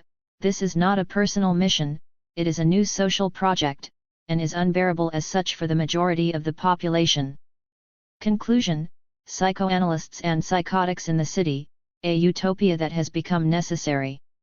The psychoanalytic perspective, says Apollon, turns upon the affirmation that the human being is always grappling with pure mental representations, to which it responds, and in relation to which it organizes all of its thoughts, its actions and objectives, that is, its entire personal and social existence. 45. With psychoanalysis, Freud opened up a land of welcome wherein, under the influence of the object, and the desire of the psychoanalyst, both of which act as guides off the beaten track of consciousness and the scenario, it becomes possible for the analysand to identify this mental representation and its effects of Jaurisance, as well as to attribute a form to the object, starting from which he will henceforth sign his act in humanity. The neurotic manages this through the minute shedding of identifications and the interdictions of thought and actions, as well as through the decoding in the letter of the body of experiences of the censored, up to the limit of its originary inscription in the fantasy. As for the psychotic who consults a psychoanalyst, even though his ethical position of responsibility for humanity forces his quest into the register of transcendence, its object, that which the delusion promotes, has thus far proven to be useless for society. The work of the analytic treatment will consist, under the action of transference, in reconstructing the conditions of the believable, that is to say, it will consist in revising his certainties against the benchmark of the savoir of the unconscious revealed by the dream, until he comes to recognize the work of censored Jaurisance and the response of the drive within him as no longer an evil to be eradicated, but as a simple human fact, an incompleteness inherent in language and the social link. From this point on, it will be possible for him to reappropriate the object commanded by the savoir of the voices of the other, and through the assumption of the inevitable castration of the being caught in the groundlessness of language, to give a new form to the mental object, which is the source of heretofore unseen creativity that is articulated, this time, to the recognition of others. It is only in the eld of utopia that the freedom of thought can be exercised, observes Lacan. 46 At the beginning of the 1980s, the opening of a center for the psychoanalytic treatment of psychotics in the very heart of Quebec City, the 388, seemed to us to be a necessary utopia, a challenge indebted to a certain psychiatry of the day that subscribed to the physical approach of reductive psychopharmacotherapeutic treatment with disappointing results, marked by those ceaseless round trips to the hospital that we had learned to call the revolving door syndrome. A poet, now being treated at the 388, pokes fun at it in this way: "Doctor, doctor, come help me. Drill into me again where you must." 20 years later, psychoanalysis has given the gift of freedom of thought, speech, and action to the hundreds of psychotics who have benefited from it. Following the threat of the center's closure under the pretext of allocating its budget to the depressed, a group deemed more protable, Umbra, a. 33. For society than psychotics, some of these psychotics have, for 7 years now, been engaged in a struggle to assert their right to another type of treatment than the one provided in traditional institutions. The objectives of this struggle, which they continue of their own free will, coincide with the principal characteristics of transcendence, a desire committed to the preservation of a site that breaks with existing systems for the good of humanity. They went to battle for themselves, of course, but also for all of the others, the youth, as they call them, who have just entered into psychoanalytic treatment or will do so in the future. They have lost their fear of living and learned to take their rightful place in society, as one of them asserts. By letter, they implore the governmental authorities to act properly, do not close the 388, that gem of mental health. If you close the 388, you are going to extinguish the lighthouse on a hostile ocean, and the boats will be able to do nothing but be shattered upon the reefs. Unfortunately, their battle, which exposes the delusional side of the discourse that contests their right to satisfactory treatment, still meets with a repression of the mentally ill in the guise of skepticism about their actions. Some circles of power within the city question their initiative, pretend that others are writing their letters, or are dictating their actions. This burning reminder of the failure of the political to produce a just society insults and revolts the psychotics. Short of arguments, they rebel. "Damned bourgeoisie, go to hell with your criticisms," one of them writes in the center's journal. It must be said that after being engaged in the arduous work of reconstructing the believable during their analytic treatment, the psychotics suffer at the hands of the very thing that the Dadaists denounced, and which founded their iconoclastic intervention into the eld of art: the gap between what is said and what is done, the destructive trickery of the official discourses that draws upon the structure of language. Freed from the hold of the imaginary other and the cruel exigencies of the superego, these citizens with a psychotic structure now suddenly come up against a wall. They lose the sense of the believable with respect to some of our public institutions. The outside of meaning or sense and unreason that they are now confronting head-on in the discourses and acts of public authorities are no longer born of a production of their own mind. Instead, they derive from what they experience, tragically for some, as the trickery of certain leaders who, with their short-lived promises, their inconsistency, and the volatility of their convictions at the whims of power, deprive them of what has become absolutely vital, a believable social link to which they can anchor the singularity of their passion for the mental object that drives them. Despite these pitfalls, they are used to enduring setbacks, and they persist, of their own accord, in demanding an egalitarian society, one where the services that are offered to citizens are not based upon their psychic structure or pathological symptoms. They refuse to continue embodying the rejects of the society to which they are henceforth linked. Translated by Michael Stanish. Nowhere else on Utopia. Juliet Orr. McCann Nell. Then at last my soul broke forth, and wisely did she cry, no matter where, so long as it is out of the world. Baudelaire 1. Utopias do not ordinarily inspire me, except perhaps to want to break open their artificial perfection. Like any thinking person, I naturally feel an obligation to imagine how our condition might be better than it now is, but I am unable to do so without making an analysis of things as they are, including their unconscious aspects. If the implicit claim of a utopia is that it offers a cure for the discontent with civilization that Freud discovered as being endemic to it, this strikes me, at very least, as premature and possibly dangerously naive. Thus, I have always preferred Rousseau's stance in the social contract over full-blown utopias. While trying to frame a new relation to the law, Rousseau took men as they are and the laws as they might be. His attack on the dream of perfectibility, which was driving the cultural developments of his era, in the wrong direction, is still relevant today. Witness the many planned to be perfect communities now dotting the globe, such as Disney's Town of Celebration, Seaside in Florida, Orange County, China. To his complaint that we lack sufficient imagination to place ourselves in a different situation from the one we end ourselves in should still strike a chord in us. Rousseau's urging us toward another situation than the one we are in could be characterized as utopian, even though it does not call for a complete escape from civilization, a wish that clearly underlies some utopian impulses. 3. His call is more akin to Walter Benjamin's destructive character, who does not know why but nevertheless knows that he must break out of the sting situation he is in to make a way through. 4. Into what else, remains unspecified, and necessarily so if the future is to be granted the freedom to be deemed as indefiniteness, as openness to change. Everywhere, utopia at the end of history.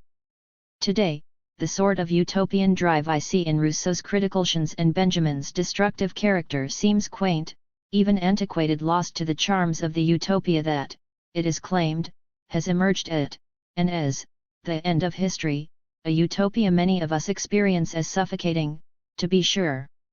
Neoliberals, neoconservatives, the Beltway Hegelians, all have represented this utopia as a post-scarcity economy of plenty, as the end to all serious war, since conflict is no longer the driving force behind history, and as a universal, global inclusiveness and everywhere utopia in which no one need be left out or behind. Not only are we supposedly immersed in this plenty, which has oozed out to coat the entire world like the waste/excess on which it is based, oil, but we are also said to have at last managed to stop time at a particularly propitious, which is to say faultless, utopian moment. It is no accident that utopia today presents itself more directly as instituting the end of history. The facts on the ground are not reassuring, as the horrifying and deadly wars which have emerged from this golden age of peace make plain. The articulation of this set of utopian ideals offers, however, an opportunity to reconsider utopia. What is its enduring appeal? Is it the appeal of destructiveness, that is, the success of that primal hostility to civilization noted by Freud? Or is it the selfish appeal to the notion that we can now rid ourselves of any obligation to other generations? After all, one precondition of utopia is its timelessness, its break with any real commitment to the past or to the future. Benjamin already perceived this in his Theses on the Philosophy of History, where he quotes Lotze's comment that the present is remarkably free of envy toward the future. 5. Our unconcern for what comes after is rooted in our wish to believe ours is an already perfected present with no need of a future that would consist of anything other than its own repetition. The promise of a permanent Eden or nirvana quickly puts us in the region of Freud's pleasure-principled death drive, aimed at eternalizing a moment that will never transform or change, an atemporal state of being, assembled out of bits of mythic prehistory and forged into a controlled, tightly designed post-history with no room for accident, discovery, or chance. 6. A nowhereness, then, that is everywhere, a timelessness that contains all time. We have cause for suspicion regarding the universality of these claims, since no dreamed-of utopia has ever failed to require crucial sacrifices later considered unnecessary. Most often these go well beyond the original sacrifice of libido, Freud's conception of the problematic insertion of the natural into Umbra, A. 39. The cultural, instead, they almost always take the form of a total ban on some particular element, a person or a passion, a class or a race, which, deemed inimical to a projected harmony, must therefore be radically excised. By contrast, dystopias are largely constructed out of the opposite impulse towards a future they view with deep consternation. They precipitate out a specific weakness in cultures here and now and extrapolate this often apparently minor ought to its catastrophic logical conclusion in a proximal, and not entirely improbable, future. Dystopias are constructed along the fault line they discover underlying a taken-for-granted feature of current culture, a fault line that is then forced open until its extreme expression emerges full-blown in a vile future created by this magnet awe. Dystopias are intended as a corrective to the distortedly positive view of a culture's own present. Huxley's Brave New World, Orwell's 1984, Atwood's The Handmaid's Tale, Ridley Scott's Blade Runner, and Michael Bay's The Island all try to end the awe in their culture's pretense to perfection.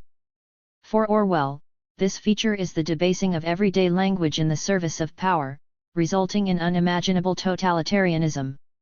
For Atwood, it is our do-good desire, even on the part of the best-intentioned feminism, to rationalize and regulate our disordered, connexual sexual arrangements, resulting in a theocratic solution that assigns women specific functionalities such that the roles of wife, mother, mistress can no longer overlap. For Blade Runner, it is the increasingly vertical structure of our economic arrangements that progressively distance wealthy whites, in high towers or gated communities, from their ethnic and poorer brethren, who are nonetheless the source of their wealth. On the ground, these others tear at each other just to get by. The Island, a minor LM, but with outstanding car motorbike helicopter chases, shows the dystopian future of today's worship of wealth. Thousands of young adults work at biomedical tasks in a secluded research institute where they must also live in order to remain sheltered from an outside world that has suffered global contamination. If a person is lucky enough to win the nightly lottery, however, he wins a place on the island, a paradise that miraculously escaped the contamination and is located outside the institute's hermetic walls. The trick is that there never was any contamination. Each inhabitant/worker is unaware that he is the clone of a wealthy person created by the institute from the wealthy donor's DNA. The clones are born full-grown from pods where they have been implanted with artificial childhood memories and sufficient education to perform the institute's tasks. For the client, their clone is an insurance policy. The institute will harvest the clone's mature organs should the client ever suffer an accident or a fatal disease. The problem begins when the clones start to wonder, to think for themselves, even in very small measure. One clone tries to map the probabilities of who will win the lottery based on the letters of their names. Another NDSA-ing insect, which must have come from the outside, and is curious about how it could have survived the contamination. The desire to know what if is the one urge the scientists have concentrated on eliminating from the clone's mental apparatus. 7. Classical utopias deny such incipient faults could lead to their ruination from within and gird themselves against dangerous exposure to competing social orders.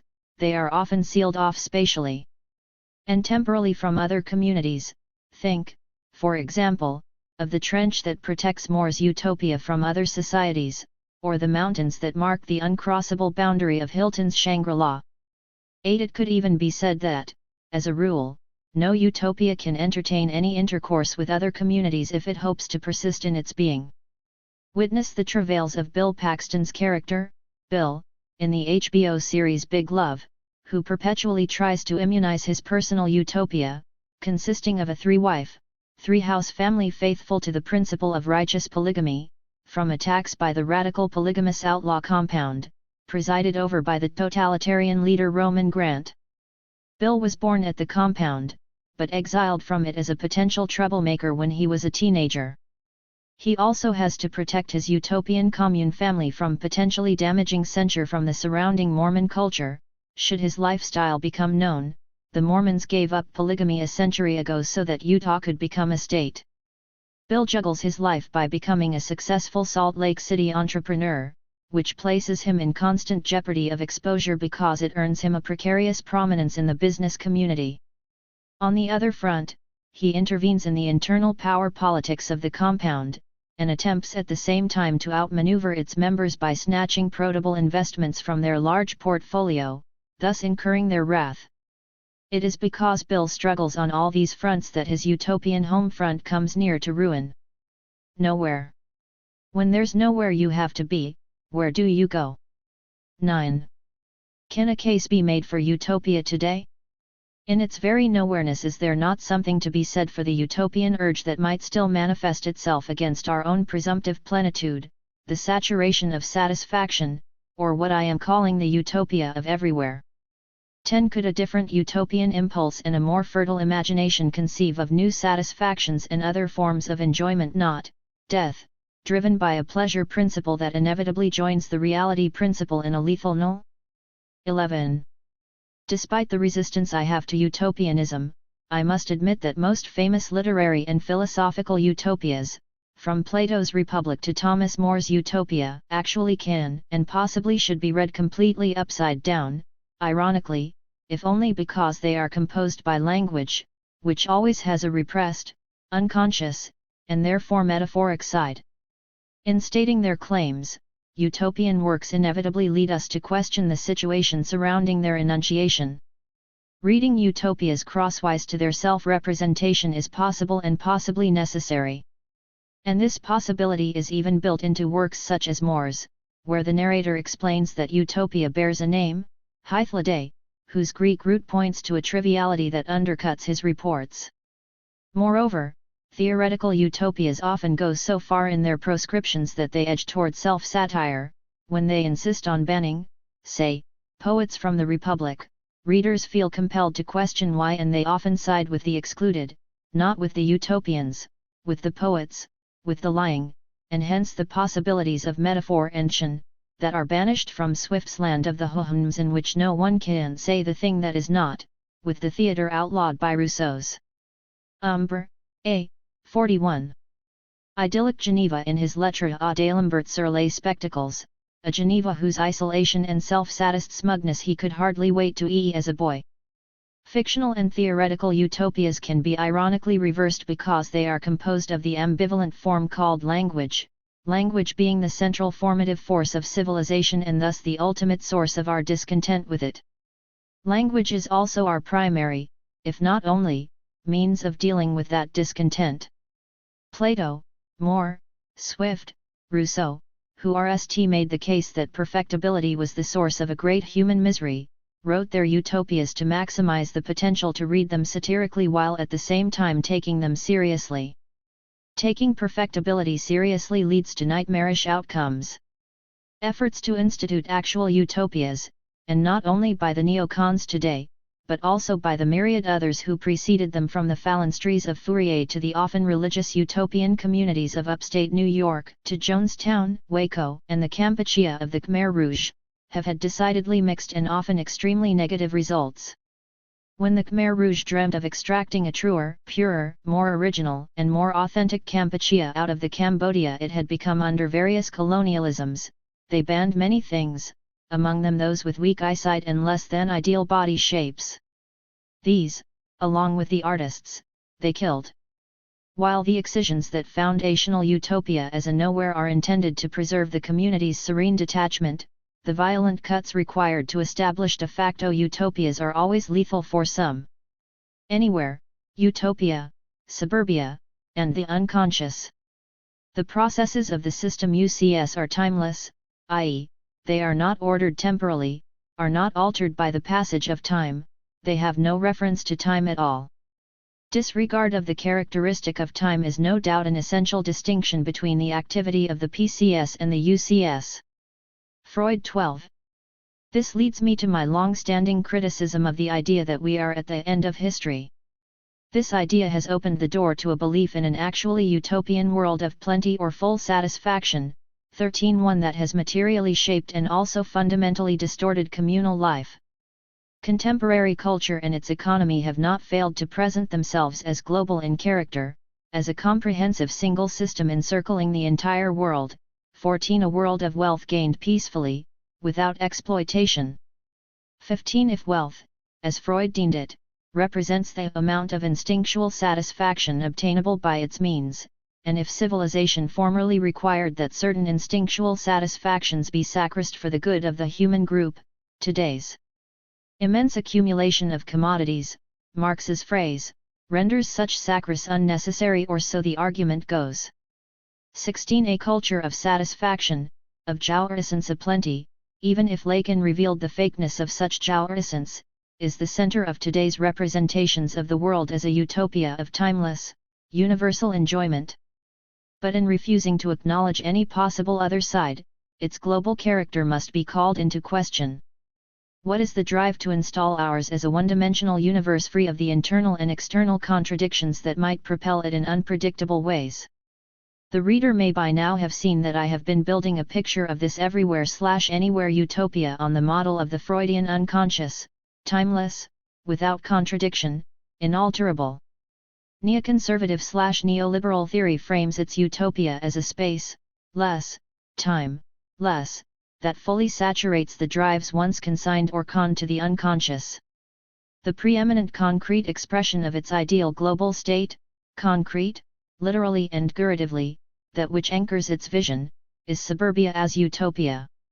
The suburb, whose architecture and installation over tracts of land cleared of all historical reference and distinctive natural features, also happens to be the site where the plethora of ready-to-wear satisfactions are supposedly freely enjoyed. 17. In contemporary cultural images, suburbia is depicted as that special non-place where incest and murder are no longer punishable transgressions, and where the drives that fuel them need no longer be repressed or even symbolically sacrificed. See the infamous show, Desperate Housewives, where murder, child abuse, pederasty, and incest irish on the wisteria lane of suburban Fairview. Or take the BBC's Murder in Suburbia, which uncovers the wild sexual lives led by murder victims, lives that often shock the two young women detectives, but not their blasé neighbors, who are not only fully cognizant of these sexual aberrations but often their cheerful CO participants.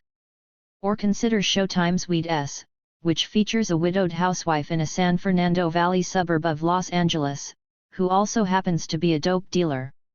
She has soccer mom values, yet in one episode she will casually have sex with a rival dealer, a Latino, on the hood of a car, in an urban alley, in broad daylight. This is to keep him away from her ideal neighborhood, where pedophile millionaires prey on teenage boys and everyone engages in all manner of what were once considered deviant sexual practices. Advertised, then, by and as our new utopia, an orgy of sexual transgression now available in your nearest neighborhood suburb. Suburbia is not, of course, the unconscious, it simply denies that limits are necessarily placed on absolute enjoyment. It is a will to jouissance, an effort to control this unruly and unmanageable. Umbra, A. 43. Excess. As such it is only modeled on the unconscious, on that no place where antipathy to civilization reigns supreme. This may be the key to comprehending why suburbia must be a bland sameness it must be in anywhere. If it had a specific spatiality and a genuine historicity it could not aspire to the utopian nowhere of the unconscious unleashed. The problem is obviously that where this repressive desublimation masquerades as the unconscious unbound, all it actually realizes is a sadistic pseudo-utopia where unfettered enjoyment is tied up in bondage, chains, forced confinement, in sequestered bedchambers, forted enclosures, prisons. Spaces self-declared to be exempt from the law, in the Lacanian, symbolic and linguistic sense, not in the sense of positive law. We now translate these into the forms of gated communities, of the entourages who guard the privacy of the billionaire, of the infamous bubbles enveloping our political leaders where they enjoy the bliss of ignorance and irresponsibility. Is consumer capitalism's pretension to full satisfaction, that one that de Sada dreamed up for his own utopias, really anal conquest of the repressions that drive the Freudian unconscious? Has it achieved the universal right to jouissance that Lacan once claimed would alone be truly revolutionary? 18. Here I cannot help but recall Freud's remark, re-emphasized by Lacan, that the damming up of libido is a hallmark of the impotent subject, the one unable to partake of good old-fashioned enjoyment. This impotence, Lacan adds, is the psychical foundation of capitalism. The dream of stockpiling jouissance is the act of someone lacking actual political or social power. 19. I have argued that the reality of late capitalist life is shaped as if it were a realization of our deepest fantasies, so fully satisfying that we need be tempted by no elsewhere and by no other moment. If this is utopia, it may be high time to end a new way out. For, after all, as Lacan Riley remarks in Seminar 7, we haven't even been able to create a single new perversion. 20. If not that, then what is at stake in touting Utopia's long-awaited arrival? Elsewhere. La vie est Ehlers 21. In these any spaces whatever a new race of characters was stirring, a kind of mutant, they were seers. Deleuze 22. At this point, I will be mercifully brief. We stand in the greatest need of imagination to pursue, as Ambas says, alternative futures.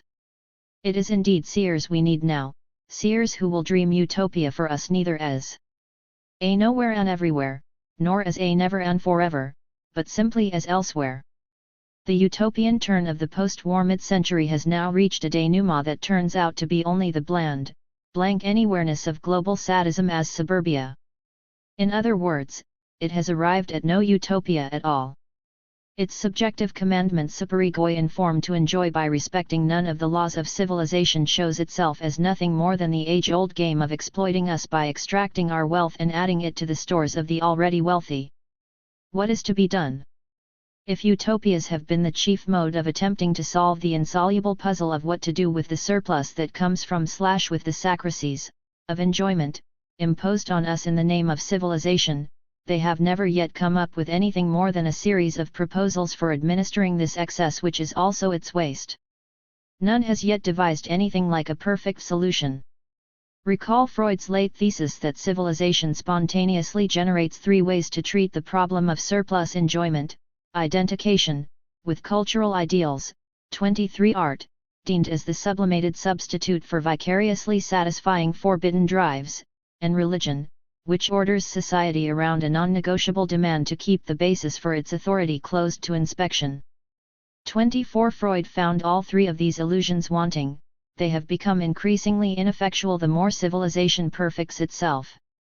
The only hope he held out was that human curiosity, the desire to know, science, for example, psychoanalysis, would ultimately trump the all-pervasive illusions civilization has devised as palliatives for the malaise it creates in all of us. When I was a child, Freud's utopian dream of endless learning was mine, too.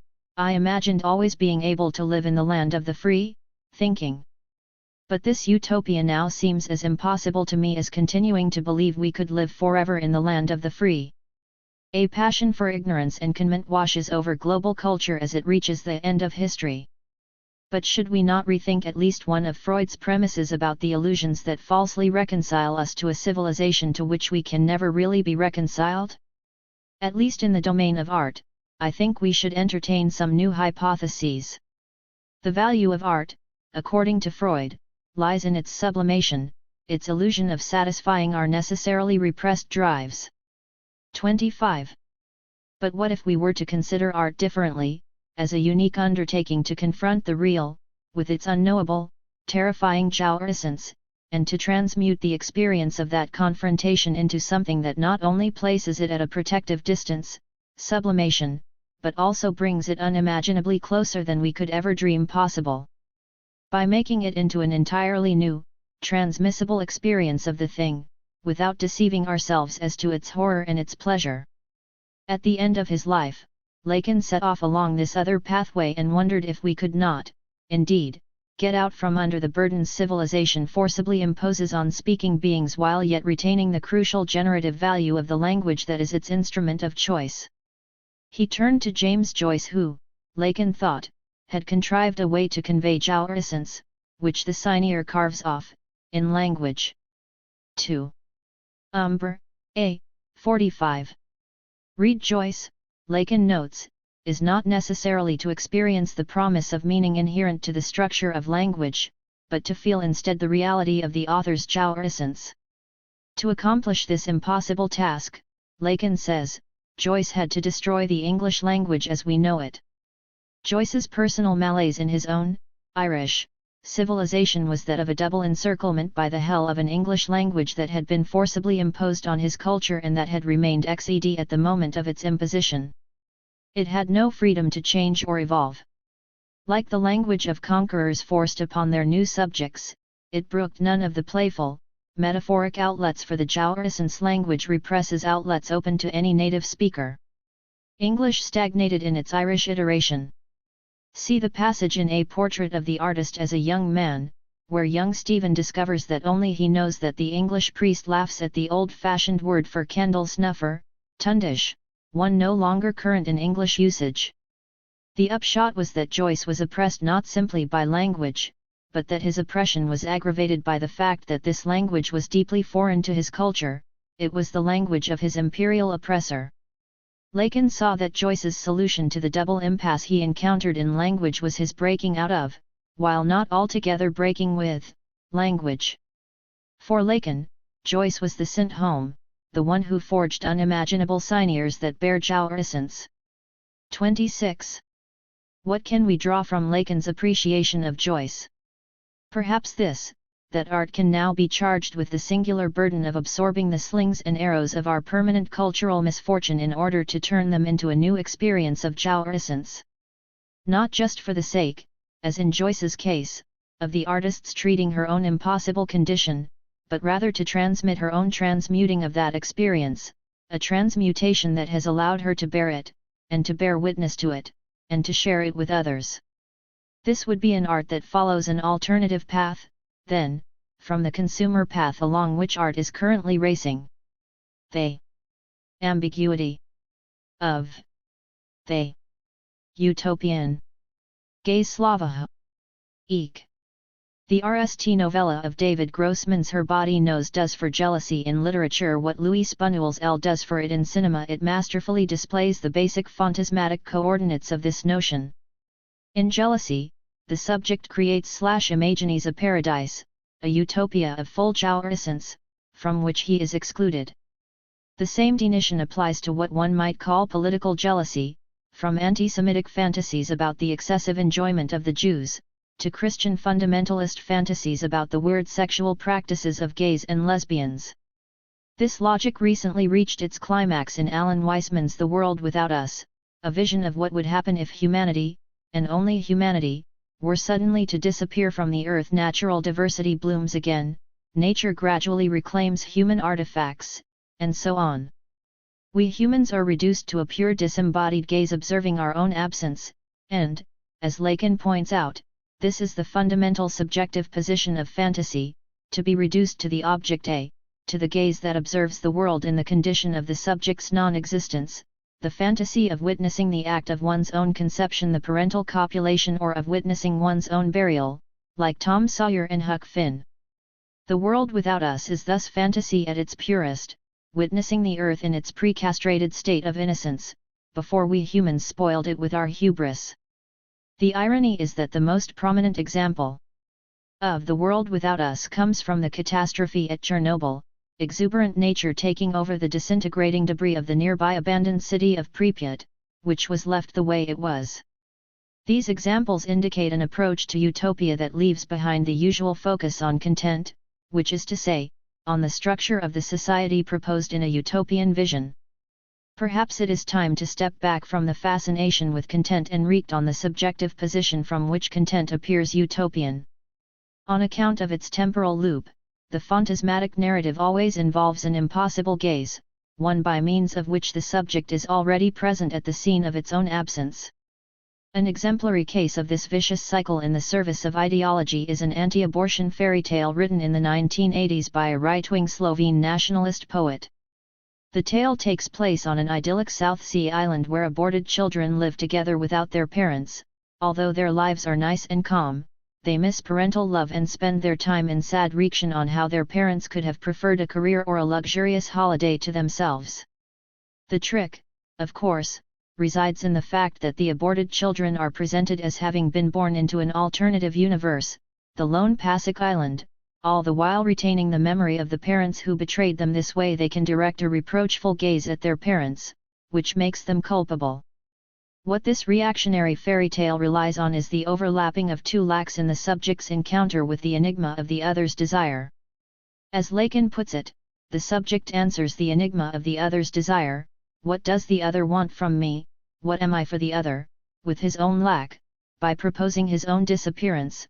When a small child is confronted by the enigma of his parents' desire, the fantasy with which to test this desire is that of his own disappearance. What if I die or disappear? How will my mother and father react to it? In the Slovene fairy tale, this phantasmatic structure is realized, the children imagine themselves as non-existent and, from this position, question their parents' desire. Why did my mother prefer her career or a new car to me?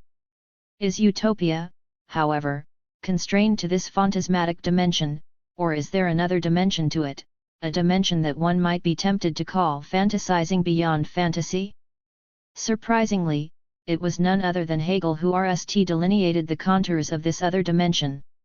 His famous guideline that one should conceive the absolute not only as substance but also as subject conjures up the discredited notion of some kind of absolute subject, some mega-subject that creates the universe and watches over our destinies.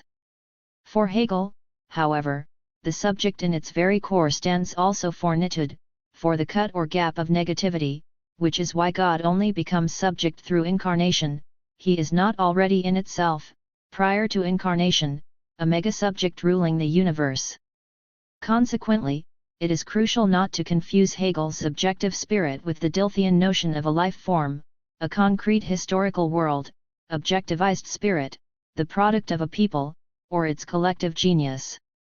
The moment we do this, we miss the point of Hegel's subjective spirit, namely, that spirit in its objective form is experienced by individuals as an external imposition, even constraint. There is no collective or spiritual supersubject that would be the author of objective spirit, whose objectivization this spirit would have been.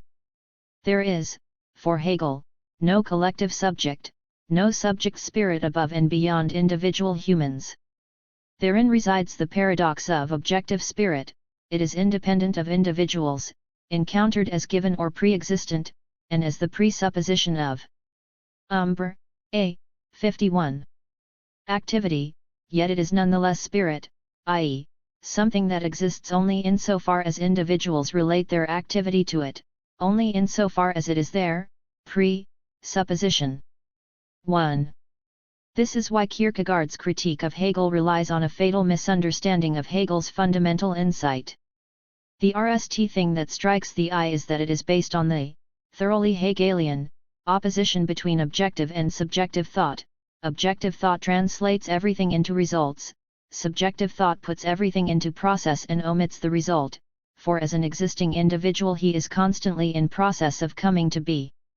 2. For Kierkegaard, obviously, Hegel's philosophy is the ultimate achievement of objective thought. It does not understand history from the point of view of becoming, but with the help of the illusion attaching to pastness understands it from the point of view of anality that excludes all becoming. 3. Here, one should be very careful not to miss Kierkegaard's point. For him, only subjective experience is effectively in becoming, and any notion of objective reality as an open-ended process with no externality remains within the canons of being. This is because any objective reality, processual as it may be, is by definition ontologically fully constituted and present as a positively existing domain of objects and their interactions. Only subjectivity designates a domain that is in itself open, marked by an inherent ontological failure. Whenever a particular existence has been relegated to the past, it is complete, has acquired nullity, and is in so far subject to a systematic apprehension. But for whom is it so subject? Anyone who is himself an existing individual cannot gain this nullity outside existence which corresponds to the eternity into which the past has entered. 4. What if, however, Hegel effectively does the exact opposite? What if the wager of his dialectic is not to adopt the point of view of nullity towards the present, viewing it as if it were already past, but precisely to reintroduce the openness of future into the past, to grasp that which was in its process of becoming, to see the contingent process which generated to existing necessity? Is this not why we have to conceive the absolute not only as substance, but also as subject? This is why German idealism already explodes the coordinates of the standard Aristotelian ontology, which is structured around the vector running from possibility to actuality. In contrast to the idea that every possibility strives to fully actualize itself, one should conceive of progress as a movement that restores the dimension of potentiality to mere actuality, that unearths, in the very heart of actuality, a secret striving towards potentiality. Recall Walter Benjamin's notion of revolution as redemption through repetition of the past. Apropos the French Revolution, the task of a true Marxist historiography is not to depict the events the way they actually took place, and to explain how these events generated the ideological illusions that accompanied them. The task is rather to unearth the hidden potentiality, the utopian emancipatory potential, that was betrayed in the actuality of revolution and its null outcome, the rise of utilitarian market capitalism. Marx's point is not primarily to make fun of the Jacobins' wild hopes and revolutionary enthusiasm, to point out how their high emancipatory rhetoric was just a means used by the historical cunning of reason to establish a vulgar commercial capitalist reality. His point is to explain how these betrayed radical emancipatory potentials continue to insist as kinds of historical specters and to haunt the revolutionary memory, demanding enactment, so that the later proletarian revolution will also have to redeem and lay to rest all of these ghosts. These specters are the utopian side of fantasizing beyond fantasy. The alternate versions of the past, which persist in a spectral form, constitute the ontological openness of the historical process, as G.K. Chesterton was well aware. The things that might have been are not even present to the imagination.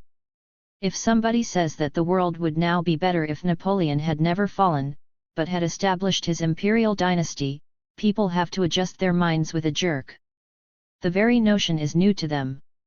Yet it would have prevented the Prussian reaction, saved equality and enlightenment without a mortal quarrel with religion, united Europeans and perhaps avoided the parliamentary corruption and the fascist and Bolshevist revenges.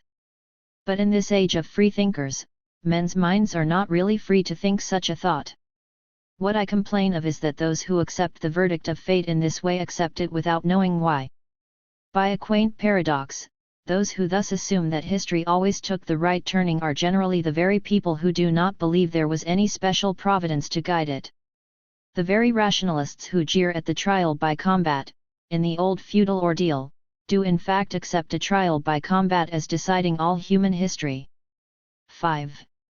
Why, then, in an apparent contradiction with the Marxist approach, has the blooming genre of what-if histories been hegemonized by conservative historians? As a rule, the typical introduction to such a volume begins with an attack on Marxists, who allegedly believe in historical determinism. The conservative sympathies of the leading what-if volumes become all too clear as soon as one examines their tables of contents. Their favored topics oscillate between the major premise: how much better history would have been if a revolutionary or radical event had been avoided, if King Charles had won the English Civil War, if the English Crown had won the American Revolutionary War, if the Confederacy, aided by Great Britain, had won the American Civil War, if Germany had won the Great War, if Lenin had been shot at Finland Station, and so on. And the minor premise: how much worse things would be if history had taken a more progressive turn, if Thatcher had been killed in the IRA bombing of the Brighton Hotel in 1984, if Gore had defeated Bush and been president on September 11. So what should the Marxists' answer be here? Definitely not a rehashing of Georgy Plekhanov's tired and boring ratiocinations on the role of the individual in history, the logic which holds that if had Napoleon never been born, someone else would have had to play a similar role, because the deeper historical necessity called for a passage to Bonapartism. One should, rather, question the very premise that Marxists, and leftists in general, are dumb determinists, opposed to entertaining such alternative scenarios. The RST thing to note is that the what-if histories are part of a more general ideological trend, of a perception of life that explodes the form of linear narratives and renders life as a multiformo. Even in the domain of the hard sciences, quantum physics and its multiple reality interpretation, Neo-Darwinism. Umbra, A. 53. We seem to be haunted by the contingency of life and alternate versions of reality. As Stephen Jay Gould, a Marxist biologist if there ever was one, put it bluntly, wind back the LM of life and play it again. The history of evolution will be totally different. This perception of our reality as one of the possible, and not even necessarily the most probable, outcomes of an open situation, this notion that other possible outcomes are not simply cancelled out but continue to haunt our true reality as the specters of what might have happened, thereby conferring on our reality a status of extreme fragility and contingency, is by no means foreign to Marxism. The felt urgency of the revolutionary act relies on it. Since the non-occurrence of the October Revolution is a favored topic of the conservative what-if historians, let us look at how Lenin himself related to it. Indeed, he was as far as possible from any kind of reliance on historical necessity. On the contrary, it was his Menshevik opponents who emphasized that one cannot jump over the succession of stages prescribed by historical determinism, RST bourgeois democratic, then proletarian revolution, and so on. When Lenin, in his April theses from 1917, discerned the Augenblick, the unique chance for a revolution, his proposals were RST met with stupor or contempt by a large majority of his own party. Within the Bolshevik party, no prominent leader supported his call to revolution, and Pravda even took the extraordinary step of dissociating the party, and the editorial board as a whole, from the April theses. Far from being an opportunist who was uttering and exploiting the prevailing mood in the party, Lenin's views were highly idiosyncratic. In fact, Alexander Bogdanov characterized the April theses as the delirium of a madman, and Nadezhda Krupskaya herself concluded that "I am afraid it looks as if Lenin has gone crazy." Lenin immediately perceived a revolutionary opportunity which was the result of unique, contingent, circumstances. If the moment will not be seized, the chance for the revolution will be forfeited, perhaps for decades. So we have here Lenin himself entertaining an alternative scenario. What if we do not act now? It was precisely his awareness of the catastrophic consequences of not acting that pushed him to act. But there is a much deeper commitment to alternative histories in a radical Marxist view, which brings the what-if logic to its self-reexhive reversal. For a radical Marxist, the actual history that we live is itself the realization of a kind of alternative history. It is a dystopian reality that we have to live in because, in the past, we failed to seize the moment and act.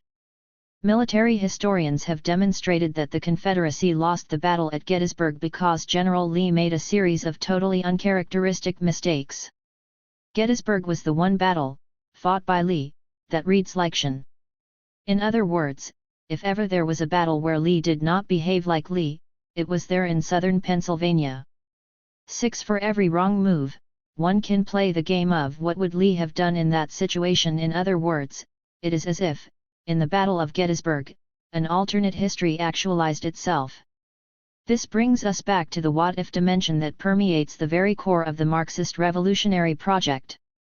In his ironic comments on the French Revolution, Marx opposes revolutionary enthusiasm to the sobering effect of the morning after, the actual result of the sublime revolutionary explosion, of the event of freedom, equality, and brotherhood, is the miserable utilitarian/egotistic universe of market calculations, and, incidentally, is it not the case that this gap is even wider in the case of the October Revolution? However, as we have already seen, one should not simplify Marx's position. His point is not the rather commonsensical insight into how the vulgar reality of commerce is the truth of the theater of revolutionary enthusiasm, and that this was what all the fuss really was about.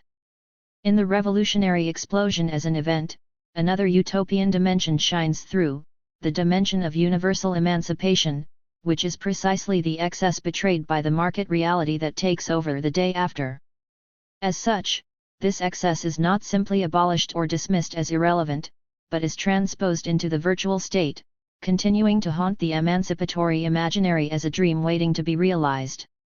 The excess of revolutionary enthusiasm over its actual social base, or substance, is thus literally that of an attribute effect over its substantial cause, a ghost-like event waiting for its proper embodiment.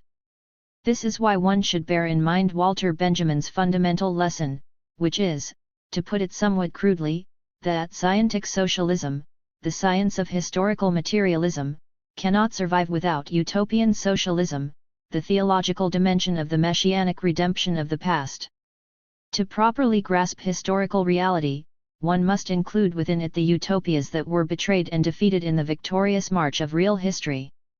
And one should go all the way to the very end here and imagine the world without humanity, although, of course, in a way which is different from Weissmann's.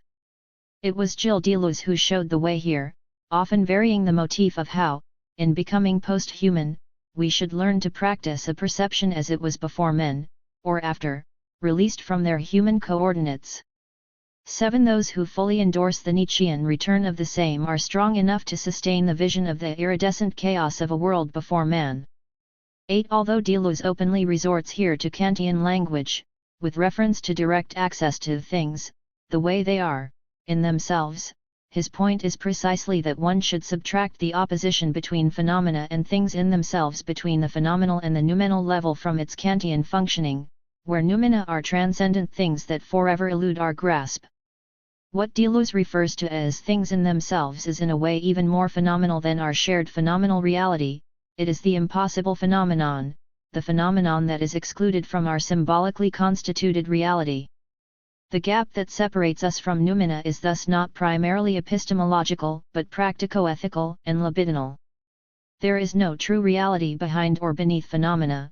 Noumena are phenomenal things which are too strong, too intense, for our perceptual apparatus attuned to constituted reality.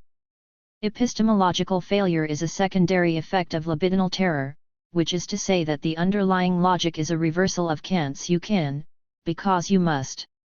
You cannot, no noumena, because you must not. Imagine someone being forced to witness a particularly terrifying act of torture. The monstrosity of what he saw would, in a way, make this an experience of the noumenal impossible real that would shatter the coordinates of our common reality. The same holds for witnessing an intense sexual activity. In this sense, if we were to discover LMS shot in a concentration camp among the Musulmanen, showing scenes from their daily life, how they were systematically mistreated and deprived of all dignity, we would have seen too much, the prohibited, we would have entered a forbidden territory of what should have. Umbra, A. 55. Remained unseen.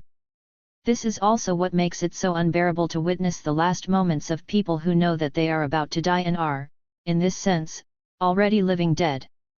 Again, imagine if we would have discovered, among the ruins of the Twin Towers, a video camera from on board one of the planes which magically survived the crash intact, and was full of footage of what went on among the passengers in the minutes before it crashed into one of the towers. In all these cases, we would effectively have seen things as they are in themselves, outside human coordinates, outside our human reality. We would have seen the world within human eyes. Maybe US authorities do possess such footage and are, for understandable reasons, keeping it secret. The lesson here is profoundly Hegelian. The difference between the phenomenal and the noumenal has to be reacted/transposed back into the phenomenal as the split between the gentried normal phenomenon and the impossible phenomenon. Robert Altman's universe, best exemplified by his masterpiece Shortcuts, is effectively one of contingent encounters between a multitude of series, which communicate and resonate at the level of what he refers to as subliminal reality, meaningless mechanical shocks, encounters, and impersonal intensities which precede the level of social meaning. Against the temptation to reduce Altman to a poet of American alienation who renders the silent despair of everyday lives, one should see him as embracing the opening of oneself to joyful contingent encounters. Just as Deleuze and Guattari read the absence of the inaccessible and elusive transcendent center, castle, court, God, in Kafka's universe as the presence of multiple passages and transformations, one is tempted to read the despair and anxiety in Altman's LMS as the deceiving obverse of a more affirmative immersion into a multitude of subliminal intensities. The difference is precisely that between the human and the inhuman. Insofar as the story is perceived as a story of alienation and despair, it is reduced to its human coordinates. However, insofar as it is perceived as the interplay of contingent encounters between a multitude of series, the story is released from its human coordinates and perceived as part of the iridescent chaos of a world before man. In one of his less well-known stories, Everlasting Man, Chesterton constructs wonderful mental experiment along these lines, imagining how man may have appeared as a monster to the merely natural animals around him. The simplest truth about man is that he is a very strange being, almost in the sense of being a stranger on the earth. In all sobriety, he has much more of the external appearance of one bringing alien habits from another land than of a mere growth of this one. He has an unfair advantage and an unfair disadvantage. He cannot sleep in his own skin, he cannot trust his own instincts. He is at once a creator moving miraculous hands and endures in a kind of cripple. He is wrapped in artificial bandages called clothes, he is propped on artificial crutches called furniture. His mind has the same doubtful liberties and the same wild limitations. Alone among the animals, he is shaken with the beautiful madness called laughter, as if he had caught sight of some secret in the very shape of the universe hidden from the universe itself. Alone among the animals he feels the need of averting his thought from the root realities of his own bodily being, of hiding them as in the presence of some higher possibility which creates the mystery of shame. Whether we praise these things as natural to man or abuse them as artificial in nature, they remain in the same sense unique. 9. This is what Chesterton called thinking backwards. We have to place ourselves in time before the fateful decisions were made, or before the accidents which generated the state that now seems normal to us had ever occurred, and the supreme way to do this, to render palpable this open moment of decision, is to imagine how, at that point, history may have taken a different turn. Human freedom is grounded in this ontological openness. At its most fundamental, Christ's sacrifice is neither a payment for our sins nor a legalistic ransom, but the enacting of an openness that sets us free. When we are afraid of something and the fear of death is ultimately one that enslaves us, a true friend tells us something like, "Don't be afraid. Look, I will do what you are so afraid of, and I will do it for free. Not because I have to, but out of my love for you. I am not afraid." He does it, and in this way sets us free, demonstrating in action that it can be done, that we can do it too, and that we are not slaves. Recall Ayn Rand's The Fountainhead, and her description of the momentary impact Howard Rourke makes on those present in the courtroom where he stands trial. Rourke stood before them as each man stands in the innocence of his own mind. But Rourke stood like that before a hostile crowd, and they knew suddenly that no hatred was possible to him. For the ash of an instant, they grasped the manner of his consciousness.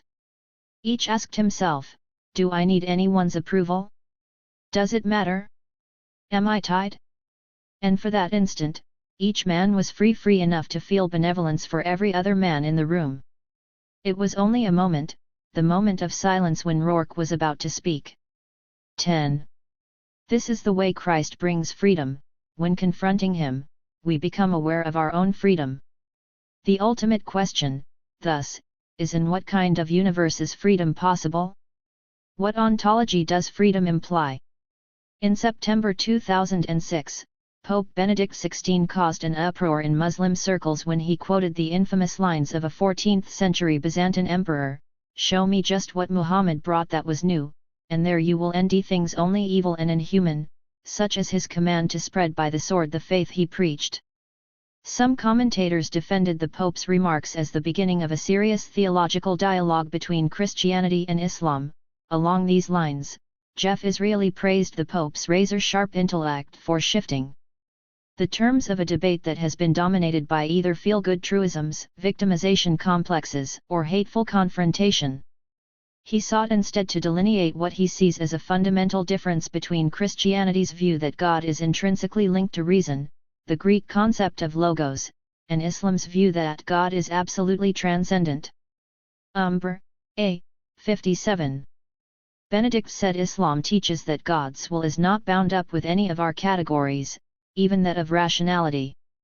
The risk he sees implicit in this concept of the divine is that the irrationality of violence might thereby appear to be justified to someone who believes it is God's will. The essential question, he said, is this: is the conviction that acting unreasonably contradicts God's nature, always and intrinsically true? 11. In the same move, the Pope also condemned the Western godless secularism in which the divine gift of reason has been warped into an absolutist doctrine. The conclusion is clear: reason and faith must come together in a new way, discovering their shared ground in the divine logos, and it is to this great logos, to this breadth of reason, that we invite our partners in the dialogue of cultures. 12. Whenever someone proposes the simplistic, Aristotelian, middle-of-the-road solution of avoiding the two extremes, everyone acquainted with the Stalinist notion of the party line as the proper path between the rightist deviation, in the Pope's case, Muslim irrationalism, and the leftist deviation, godless secularism, should react with great suspicion. There are at least two things to add here. RST, the Pope's remarks, which provoked outrage among Muslims, should be read together with his remarks a week earlier on the irrationality of Darwinism. The Pope removed Father George Coyne from his position as director of the Vatican Observatory after the American Jesuit priest repeatedly contradicted the Pope's endorsement of intelligent design theory, which essentially backs the Adam and Eve idea of creation. The Pope favors intelligent design, in which God directs the process of evolution, over Charles Darwin's original theory, which holds that species evolve through the random, unplanned processes of genetic mutation and the survival of the fittest. Father Coyne, on the contrary, is an outspoken supporter of Darwin's theory of evolution, arguing that it is compatible with Christianity. The Pope wrote in Truth and Tolerance. The question is whether reality originated on the basis of chance and necessity and, thus, from what is irrational, that is, whether reason, being a chance byproduct of irrationality and floating in an ocean of irrationality, is ultimately just as meaningless, or whether the principle that represents the fundamental conviction of Christian faith and of its philosophy remains true in principio erat verbum at the beginning of all things stands the creative power of reason. Now as then, Christian faith represents the choice in favor of the priority of reason and of rationality. 13. This, then, is the RST qualification one must add. The reason of which the Pope speaks is a reason for which Darwin's theory of evolution and ultimately modern science itself, since the assertion of the contingency of the universe, the break with Aristotelian teleology, is one of its constitutive axioms is irrational. The reason of which the Pope speaks is pre-modern teleological reason, the view of the universe as a harmonious whole in which everything serves a higher purpose. Which is why, paradoxically, the Pope's remarks obfuscate the key role of Christian theology in the birth of modern science. What paved the way for modern science was precisely the voluntarist idea elaborated by Duns Scotus and Descartes, among others, which holds that God is not bound by any eternal rational truths. That is to say, while the illusory perception of the scientific discourse is that it is a pure description of facticity, the paradox resides in the coincidence of bare facticity and radical voluntarism. Facticity can be sustained as meaningless, as something that just is as it is, only if it is secretly sustained by an arbitrary divine will. Hence, Descartes establishes the foundation for modern science precisely by having made even the most elementary mathematical facts, such as 2 + 2 = 4, dependent on an arbitrary divine will. There is no hidden obscure chain of reasons behind it, God simply wills it so. Even in mathematics, this unconditional voluntarism is discernible in its axiomatic character. One begins by arbitrarily positing a series of axioms out of which, then, everything else is supposed to follow. Second qualification, is Islam really so irrational? Does it really celebrate a totally transcendent/irrational God above reason? In the same issue of Time magazine in which Israeli published his praise of the Pope, there is an interesting interview with the Iranian President Mahmoud Ahmadinejad, in which he advocates exactly the same unity of reason, logic, and spirituality. When asked what question he would have posed to Bush in the public debate that Ahmadinejad had proposed, he replied, "I would ask him, are rationalism, spirituality and humanitarianism and logic, are they bad things for human beings? Why more conflict? Why should we go for hostilities? Why should we develop weapons of mass destruction? Everybody can love one another. I have said we can run the world through logic. Problems cannot be solved through bombs. Bombs are of little use today. We need logic." 14. And, effectively, from the perspective of Islam, it is Christianity as the religion of love which is not rational enough.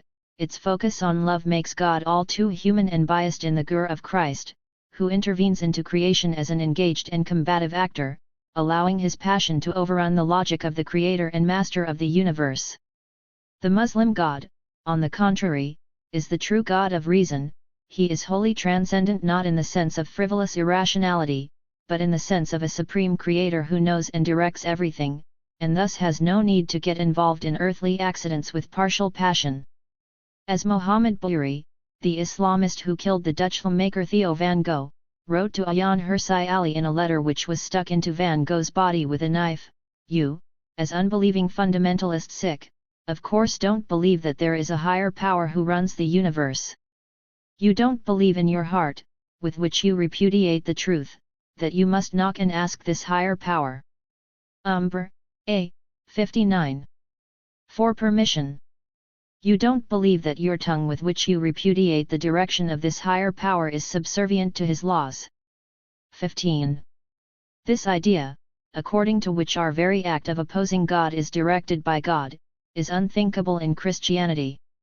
No wonder, then, that Islam finds it much easier to accept the paradoxical results of modern physics, the notion of an all-encompassing rational order which runs counter to our common sense. The underlying logic of Islam is that of a rationality which can be weird but allows for no exceptions, while the underlying logic of Christianity is that of an irrational exception, an unfathomable divine mystery, which sustains our rationality or, as G.K. Chesterton put it, the Christian doctrine not only discovered the law, but it foresaw the exceptions. 16. It is only the exception that allows us to perceive the miracle of the universal rule. And, for Chesterton, the same goes for our rational understanding of the universe. The whole secret of mysticism is this, that man can understand everything by the help of what he does not understand. The morbid logician seeks to make everything lucid, and succeeds in making everything mysterious. The mystic allows one thing to be mysterious, and everything else becomes lucid. The one created thing which we cannot look at is the one thing in the light of which we look at everything. Like the sun at noonday, mysticism explains everything else by the blaze of its own victorious invisibility. 17. Chesterton's aim is thus to save reason by sticking to its founding exception. Deprived of it, reason degenerates into a blind self-destructive skepticism, into total irrationalism or, as Chesterton liked to repeat, if you do not believe in God, you will soon be ready to believe anything, including the most superstitious nonsense about miracles. Chesterton's basic insight and conviction was that the irrationalism of the late 19th century was the necessary consequence of the Enlightenment rationalist attack on religion. The creeds and the crusades, the hierarchies and the horrible persecutions were not organized, as is ignorantly said, for the suppression of reason. They were organized for the difficult defense of reason. Man, by a blind instinct, knew that if once things were wildly questioned, reason could be questioned. The authority of priests to absolve, the authority of popes to dean, the authority, even of inquisitors to terrify, these were all only dark defenses erected round one central authority, more undemonstrable, more supernatural than all the authority of a man to think. In so far as religion is gone, reason is going. 18. Here, however, we encounter Chesterton's fateful limitation, a limitation which he himself overcame in his wonderful and small introduction to Book of Job, which is, he claims, the most interesting of ancient books. We may almost say of the Book of Job that it is the most interesting of modern books. 19. What accounts for its modernity is the way in which the Book of Job strikes a dissonant chord in the Old Testament. Everywhere else, then, the Old Testament positively rejoices in the obliteration of man in comparison with the divine purpose. The Book of Job stands definitely alone because the Book of Job definitely asks, but what is the purpose of God? Is it worth the sacrifice even of our miserable humanity? Of course, it is easy enough to wipe out our own paltry wills for the sake of a will that is grander and kinder. But is it grander and kinder? Let God use his tools, let God break his tools. But what is he doing, and what are they being broken for? It is because of this question that we have to attack as a philosophical riddle the riddle of the Book of Job. 20. However, the true surprise is that, in the end, the Book of Job does not provide a satisfying answer to this riddle. It does not end in a way that is conventionally satisfactory. Job is not told that his misfortunes were due to his sins or a part of any plan for his improvement. 21. In fact, God comes in at the end, not to answer riddles, but to propound them. 22. And the great surprise is that the Book of Job Makes Job suddenly saddest with the mere presentation of something impenetrable. Verbally speaking, the enigmas of Jehovah seem darker and more desolate than the enigmas of Job, yet Job was comfortless before the speech of Jehovah and is comforted after it. He has been told nothing, but he feels the terrible and tingling atmosphere of something which is too good to be told. The refusal of God to explain his design is itself a burning hint of his design. The riddles of God are more satisfying than the solutions of man. 23. In short, God performs here what Lacan calls a point de capitan. He resolves the riddle by way of supplanting it by an even more radical riddle, by way of redoubling the riddle, by way of transposing the riddle from Job's mind into the thing itself. God himself comes to share Job's astonishment at the chaotic madness of the created universe. Job puts forward a note of interrogation, God answers with a note of exclamation. Instead of proving to Job that it is an explainable world, he insists that it is a much stranger world than Job ever thought it was. 24. To answer the subject's interrogation with a note of exclamation, is this not the most succinct definition of what the analyst should do in a treatment? So, instead of providing answers from his total knowledge, God makes a proper analytic intervention, adding a merely formal accent, a mark of articulation. For this reason, God has to rebuke his own defenders, the mechanical and supercilious comforters of Job. The mechanical optimist endeavors to justify the universe avowedly upon the ground that it is a rational and consecutive pattern. He points out that the anything about the world is that it can all be explained. That is the one point, if I may put it so, on which God, in return, is explicit to the point of violence. God says, in effect, that if there is one anything about Umbra, 61. The world, as far as men are concerned, it is that it cannot be explained. He insists on the inexplicableness of everything. Hath the rain a father, out of whose womb came the ice? He goes farther, and insists on the positive and palpable unreason of things. Hast thou sent the rain upon the desert where no man is, and upon the wilderness wherein there is no man? To startle man, God becomes for an instant a blasphemer. One might almost say that God becomes for an instant an atheist. He unrolls before Job a long panorama of created things, the horse, the eagle, the raven, the wild ass, the peacock, the ostrich, the crocodile. He so describes each of them that it sounds like a monster walking in the sun. The whole is a sort of psalm or rhapsody of the sense of wonder. The maker of all things is astonished at the things he has himself made. 25. God, here, is no longer the miraculous exception which guarantees the normality of the universe, the unexplainable X who enables us to explain everything else. On the contrary, he himself is overwhelmed by the overbrimming miracle of his creation. When viewed from a proper perspective, there is nothing normal in our universe. Everything, every small thing that is a miraculous exception. Every normal thing is a monstrosity. Why, for example, should we think horses are normal and unicorns are miraculous exceptions? Even a horse, the most ordinary thing in the world, is a shattering miracle. This blasphemous God is the God of modern science, because modern science is sustained precisely by just such an attitude of wonder at those things that are the most obvious. In short, modern science is on the side of believing in anything. Do the theory of relativity and quantum physics not teach us that modern science undermines even our most elementary natural attitudes and compels us to believe, accept, the most nonsensical things? Lacan's logic of the non-all can be of some help in clarifying this conundrum. 26. Chesterton RST relies on the masculine logic of universality and its constitutive exception. Everything obeys natural causality with the exception of God, the central mystery. The logic of modern science is, on the contrary, the feminine logic of the God who appears to Job. On the one hand, it is materialist, accepting the axiom that nothing escapes natural causality which can be accounted for by rational explanation.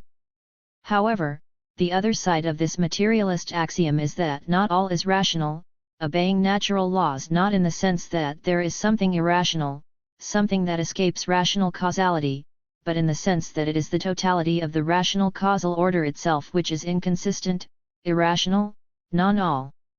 Only this non-all sustains the proper opening of the scientific discourse to the iridescent chaos of a world before man, to the emergence of the unthinkable, who, in 19th century, could have imagined things like relativity theory or quantum physics. This space of the non-all is the proper space of utopia, of fantasizing beyond fantasy. Umbra, A. 65. A. Blast. From. The. Future. Freud. Lacan. Marcuse. And snapping. The threads. Of the past. Adrian. Johnston. Failures of vision, Freud and false futures. From the vantage point of the present, the perhaps sole unambiguously utopian moment in the entirety of Freud's sizable corpus, a moment occurring in 1927, now appears to be a failed vision. In a Hegelian spirit, Lacan notes that someone's work is to be judged by the standard of its own criteria. One so, interpreting Freud, with an appropriate degree of dialectical reexivity, this failed vision can be seen to result from what Freud's own psychoanalytic theories, as elaborated in other texts situated both before and after the 1927 moment in question, would diagnose and explain as a failure of vision driven by such factors as the mechanisms of disavowal and intellectualization, as well as the ubiquitous instances of powerful thwarted wishes. This Freudian irritation with the fantasies characteristic of a certain type of utopianism is situated toward the end of the future of an illusion, and, with the benefit of hindsight, the predictions made in this passage could easily be dismissed today as the illusion of a future, a phrase used by Oscar Pfister as the title of his 1928 article responding to Freud's text. 2. Therein, Freud states, "We may insist as often as we like that man's intellect is powerless in comparison with his instinctual life, and we may be right in this. Nevertheless, there is something peculiar about this weakness. The voice of the intellect is a soft one, but it does not rest till it has gained a hearing. Finally, after a countless succession of rebuffs, it succeeds. This is one of the few points on which one may be optimistic about the future of mankind, but it is in itself a point of no small importance. And from it one can derive yet other hopes. The primacy of the intellect lies, it is true, in a distant future, but probably not in an innately distant one." 3. Both before and after these assertions, in, for example, Thoughts for the Times on War and Death 1915 and Civilization and its Discontents 1930, it is Freud himself who insists, in multiple and sometimes overtly anti-utopian ways, that man's intellect is powerless in comparison with his instinctual life. 4. However, in the 1933 text Why War? Written in reply to a letter from Albert Einstein, Freud, echoing the sentiments expressed in the passage above, hopes aloud that his Enlightenment-style conviction in the inevitable progress of civilization, a progress promising to lead to the further weakening and domestication of human aggression, isn't a merely utopian belief. 5. In his contemporaneous new introductory lectures on psychoanalysis, he similarly declares that our best hope for the future is that intellect, the scientific spirit. Reason may in process of time establish a dictatorship in the mental life of man. 6. Jean Hippolyte, during a visit to Lacan's second seminar of 1954 to 1955, points to this tension within Freud's oeuvre between, on the one hand, the portrayal of reason as relatively feeble compared with the emotional and libidinal forces operative within the psyche, and, on the other hand, the cautiously optimistic forecast that reason eventually will gain the upper hand in the governance of human affairs. 7. On many levels, Freudian psychoanalysis indeed undermines the modernist, Enlightenment faith in this voice of the intellect that does not rest till it has gained a hearing, a faith anticipating a future to be reached through the gradual forward march of civilization's collective development, although, as Lacan emphasizes, this doesn't amount to Freud embracing any sort of irrationalism that would hypothesize the existence of an ineffable, opaque underbelly of existence as, so to speak, madness without method, beyond the reach of all possible understandings. 8. In addition, the subsequent course of history owing up through contemporary circumstances seemingly has vindicated the anti-utopian Freud and refuted the utopian Freud. With the exception of Western Europe, the ever-accelerating dynamics of science-fueled modernization haven't entailed a corresponding degree of increased secularization, and this contra the 1927 predictions made in The Future of an Illusion regarding a recession of religion in the face of the relentless advances of the natural sciences. 9. Furthermore, against Freud's opposing civilization to barbarity as per his assumption that the intellectually guided powers of the former are able to tame the brutal viciousness of the latter, one would have to be utterly delusional nowadays to maintain that humanity's socio-historical progress has led to a lessening of human violence. 10. As regards the last sentence of the above-quoted passage from The Future of an Illusion, the Umbra. A. 67. Primacy of the intellect lies, it is true, in a distant future, but probably not in an innately distant one. It ought to be noted at the outset of this discussion that the notion of utopia isn't necessarily tied to the topic of the future.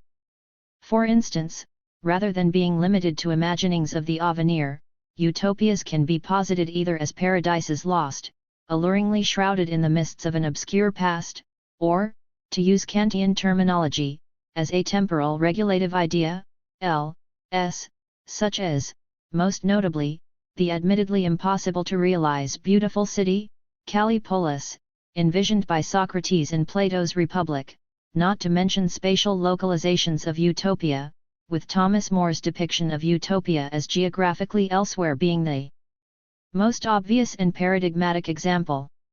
11. However, utopia is indeed often linked to a time yet to come, and Freud makes explicit that he anticipates the eventual actual arrival of a possibility he claims to glimpse on humanity's distant historical horizon.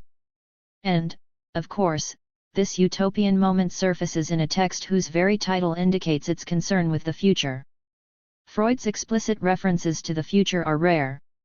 There is no listing of future, not even as a subcategory under the headings of time or the temporal, in the Indexes and Bibliographies volume of the Standard Edition. Maybe the reason for this is the obvious one: viewed from a perspective focused on the matter of temporality, psychoanalysis seems to be, first and foremost, a science of the past. Isn't Freudian analysis an approach to understanding mental life grounded on the axiom that, as Wordsworth puts it, the child is the father of the man? Although the past is endowed with a significant amount of power by Freud's theorizations and plays various absolutely indispensable roles in the psychoanalytic explanation of the human condition, its status is never so simple as superficial impressions of psychoanalysis make it out to be. From its very beginnings, Freudian analysis avoids positing the past as a frozen ensemble of episodic memories from childhood, determining later stages of psychical maturation in a linear, non-reciprocal fashion. To be convinced of this, one need only consult such early writings as Studies on Hysteria, 1985, Letter 52 to Wilhelm Fliess, 1896, Screen Memories, 1899, and The Interpretation of Dreams, 1900, 12 writings in which subtle dialectical oscillations between retained memory traces and the changing conditions perpetually unfurled by the present force the past to be conceived of as something other than a set of static snapshots of factual historical happenings. 13. Nonetheless, at first glance, these treatments of time by Freud appear to remain limited to an examination of the interaction between past and present, rather than bringing into theoretical consideration the third dimension of the future. Where is the future to be found in Freudian psychoanalysis? Apart from The Future of an Illusion, one of the few exceptions to Freud's general neglect of futurity is located in the 1908 essay Creative Writers and Daydreaming. As treated therein, the topic of the literary arts is important to Freud primarily insofar as it permits insight into the phenomena of fantasizing as operative in each and every individual psyche. 14. For Freud, the structures of fantasies exhibit all three dimensions of time. We must not suppose that the products of this imaginative activity, the various fantasies, castles in the air and daydreams, are stereotyped or unalterable.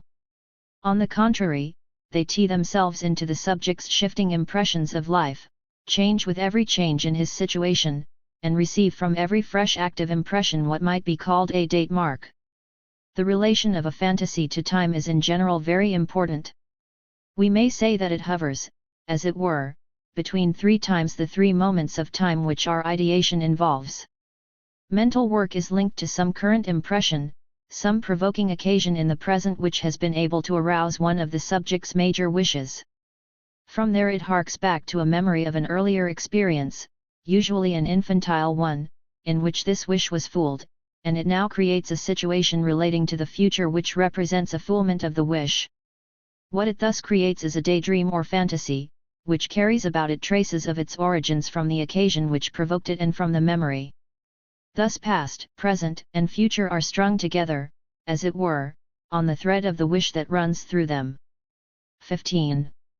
Although the future is mentioned directly here, it ought to be deemed a false future to the extent that the yet to come is made to be a disguised reaction of a past, limited to the prospect of recovering something left behind. A few lines after the remarks quoted immediately above, Freud says as much: the wish makes use of an occasion in the present to construct, on the pattern of the past, a picture of the future. 16. All of this develops assertions made 8 years earlier in the interpretation of dreams. Dreams are derived from the past in every sense. Nevertheless, the ancient belief that dreams foretell the future is not wholly devoid of truth. By picturing our wishes as fooled, dreams are after all leading us into the future. But this future, which the dreamer pictures as the present, has been molded by his indestructible wish into a perfect likeness of the past. 17. The future of dreams and daydreams, whose construction is motivated by wishes, is indeed the illusion of a future, given that, in the future of an illusion, Freud deems an illusion in his specific sense, qua distinct from error, as a belief created and sustained largely on the basis of wishes, regardless of whether this belief proves to be true or false vis-a-vis the facts of external reality. 18. He stipulates that what is characteristic of illusions is that they are derived from human wishes, and that we call a belief an illusion when a wish fulfillment is a prominent factor in its motivation. 19. A future restricted to being the fantasized sating of desires situated at the temporal intersection of the past and the present isn't a real future. As portrayed by Freud in the Register of Metapsychology, dreams involve the same basic dialectical co-mingling of the past, in terms of infantile wishes, and the present, in terms of day residues, as screen memories, daydreams, and other fantasy-laden psychical phenomena. In light of this, John Forrester notes that dreams do create a future, but only insofar as that future is like the past. A future that is not like the past is not to be found in dreams. 20. Several pages later, he goes on to claim that the aim of analysis is to unwrite the future, to erase the future. 21. The future to which Forrester refers here is a false one in which the anticipation-defying potentials essential to futurity as such are obscured and suppressed. Umbra, A. 69. As just seen, in Creative Writers and Daydreaming, Freud describes fantasies, insofar as they fabricate a future on the basis of the present arousal of past desires, as bearing a date mark, more precisely, an indicator of the singular contextual temporal situation in which a particular image of what remains a veneer is assembled, with this image amounting to nothing more than a semblance, a false future cobbled together out of bits and pieces of the past and the present. In this essay, Freud also identifies what is responsible for the falsification of the future via its reduction to the coordinates of the dialectical continuity established between what was and what is, the thread of the wish. Desires chain what is yet to come to these other registers of temporality. From all of this arise several urgent questions bound up with the interlinked topics of futurity and utopianism. According to psychoanalysis, can utopian visions of the future be anything other than fantasies dangling a stale old donkey's carrot plucked from the soil of history? Is every imagined utopia necessarily a dated dream, namely, a reverie bearing a date mark testifying to its ultimately rather unimaginative anticipation of an avenir, constrained merely to addressing the demands and plaints of the unfold ghosts of the past? If a real utopia, as a true future different from variations of futurity, would be something more than a phantasmatic resolution of deadlocks and impasses plaguing the combined past and present, then, based on Freud's indications, snapping the threads of wishes is requisite for envisioning utopias that would actually represent the newness of radical ruptures with, the currents of historical time. From anticipation to insufficiency. Lacan and the preconditions for any possible treatment of utopianism. Lacan, like many others, sees Freud's picture of the human condition, at its most basic and fundamental levels, as pessimistic and tragic. 22 And, at least superficially, Lacan himself seems to endorse a strikingly bleak prognosis of humanity's shared socio-political future. Perhaps the most notorious example of what could be described as Lacanian anti-utopianism is his reaction to the events of May 1968 and their immediate aftermath. He derides the revolution of the students as promising nothing genuinely new, their apparently momentous upheaval ostensibly being just another spin on the same all-too-familiar, well-worn course, i.e., being a revolution not in the sense of radical change, but in the astronomical sense of an orbital iteration or movement around a XED center. 23 In this vein, Lacan, during a 1969 talk attended by a provocative group of student agitators, infamously informs them that, what you aspire to as revolutionaries is a master. You will get one. 24. Similarly, toward the end of his 1974 televised appearance, Lacan is asked by Jacques-Alain Miller, serving as his off-screen interlocutor, about some recent remarks of his regarding racism that evidently had troubled certain auditors of the seminar. 25 In response, Lacan notes that he tossed out these comments at the very end of a seminar session, hinting that they should be taken as underdeveloped indications calling for further elaboration. The remarks in question are situated in the two parallel running seminar series given during the academic year 1971 to 1972, Le Savoir du Psychanalyste and Utopia. In the latter half of the opening session of Le Savoir du Psychanalyste, Lacan predicts that, within a few years, new strains of racism centered on issues of segregation will arise, with the description provided of this supposedly soon-to-arrive state of affairs resembling aspects of what is nowadays designated by the term biopolitics.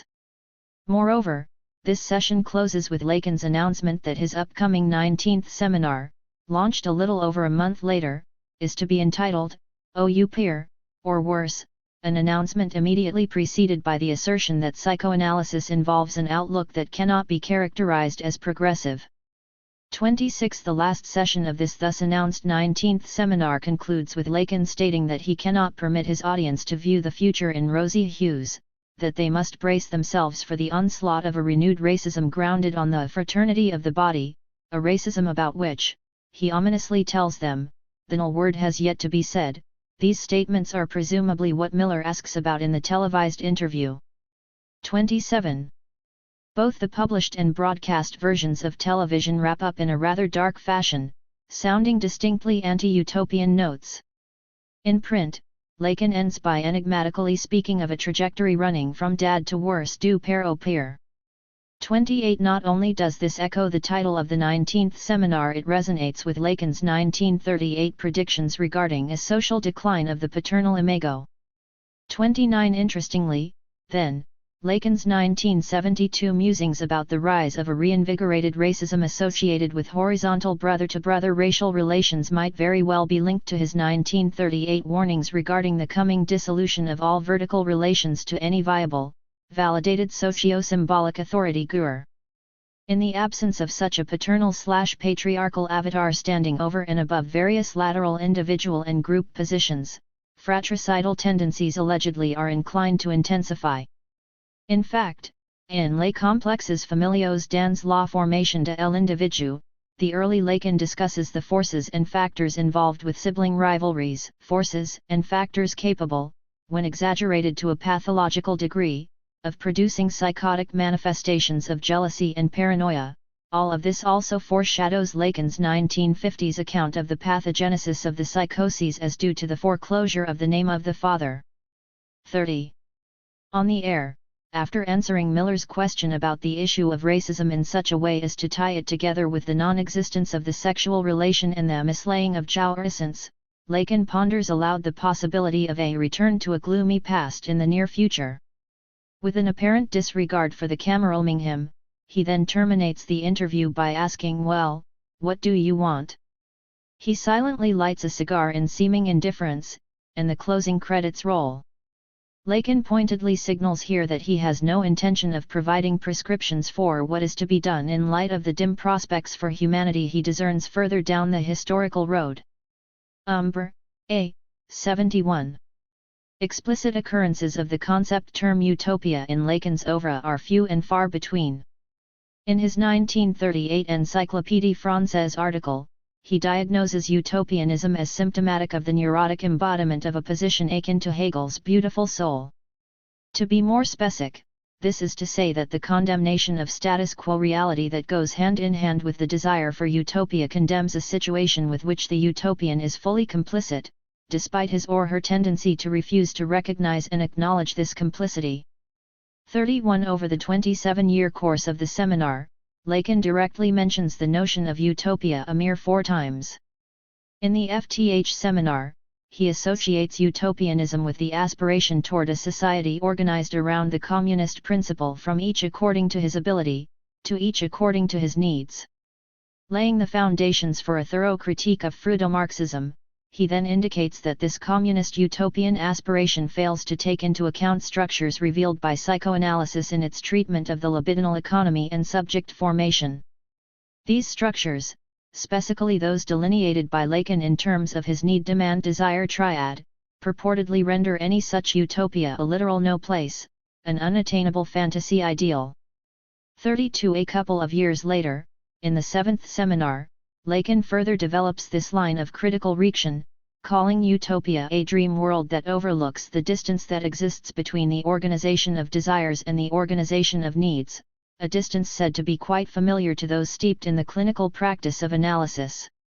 33 Arguably, Freudo-Marxists of the Frankfurt School neglect precisely this gap separating desire from need. This neglect stems from an inadequate appreciation of the theoretical specificity of the psychoanalytic concept of drive, and thereby avoid confronting those aspects of subjectivity that would be resistant to embracing easily the benefits of a revolutionary new political economy in which need-meeting goods are distributed more equitably. 34. There is likely little coincidence in the fact that Lacan's other 2 references to utopia in the seminar both surface in the 16th seminar, in sessions dated April 23 and May 21, 1969, a seminar conducted during the academic year following the events of May 1968. In the RST of these 2 sessions, Lacan touches upon the idea of utopia in the course of musing about the phrase freedom of thought in response to accusations that his teaching involves a terrorism dissuading the rest of the French psychoanalytic community from thinking freely. 35 Lumping together Plato and more, he declares any such intellectual liberty to be non-existent, to exist solely in the placeless, space of utopia. 36 The unreal ideality of this ideal autonomous space is tested by, among other things, the manners in which analytic free association invariably reveals the absence of capriciousness and spontaneity in even the most freewheeling of monologues.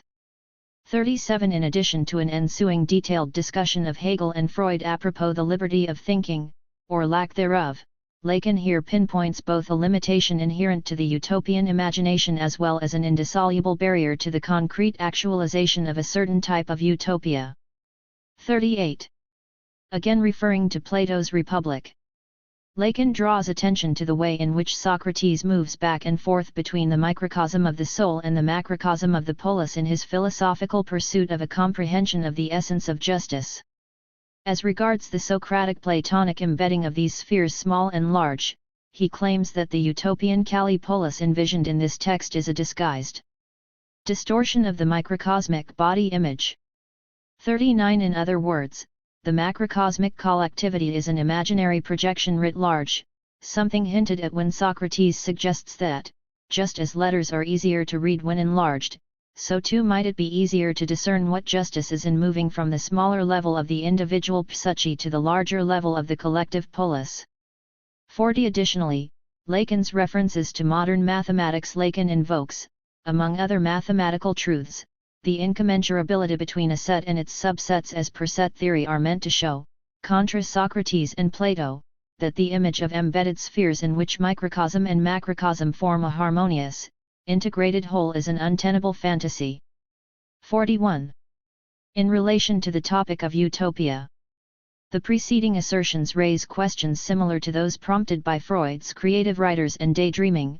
Are all utopian visions, without exception, reducible to misrecognized, derivative dreams sustained by desires for an impossible cohesive unity?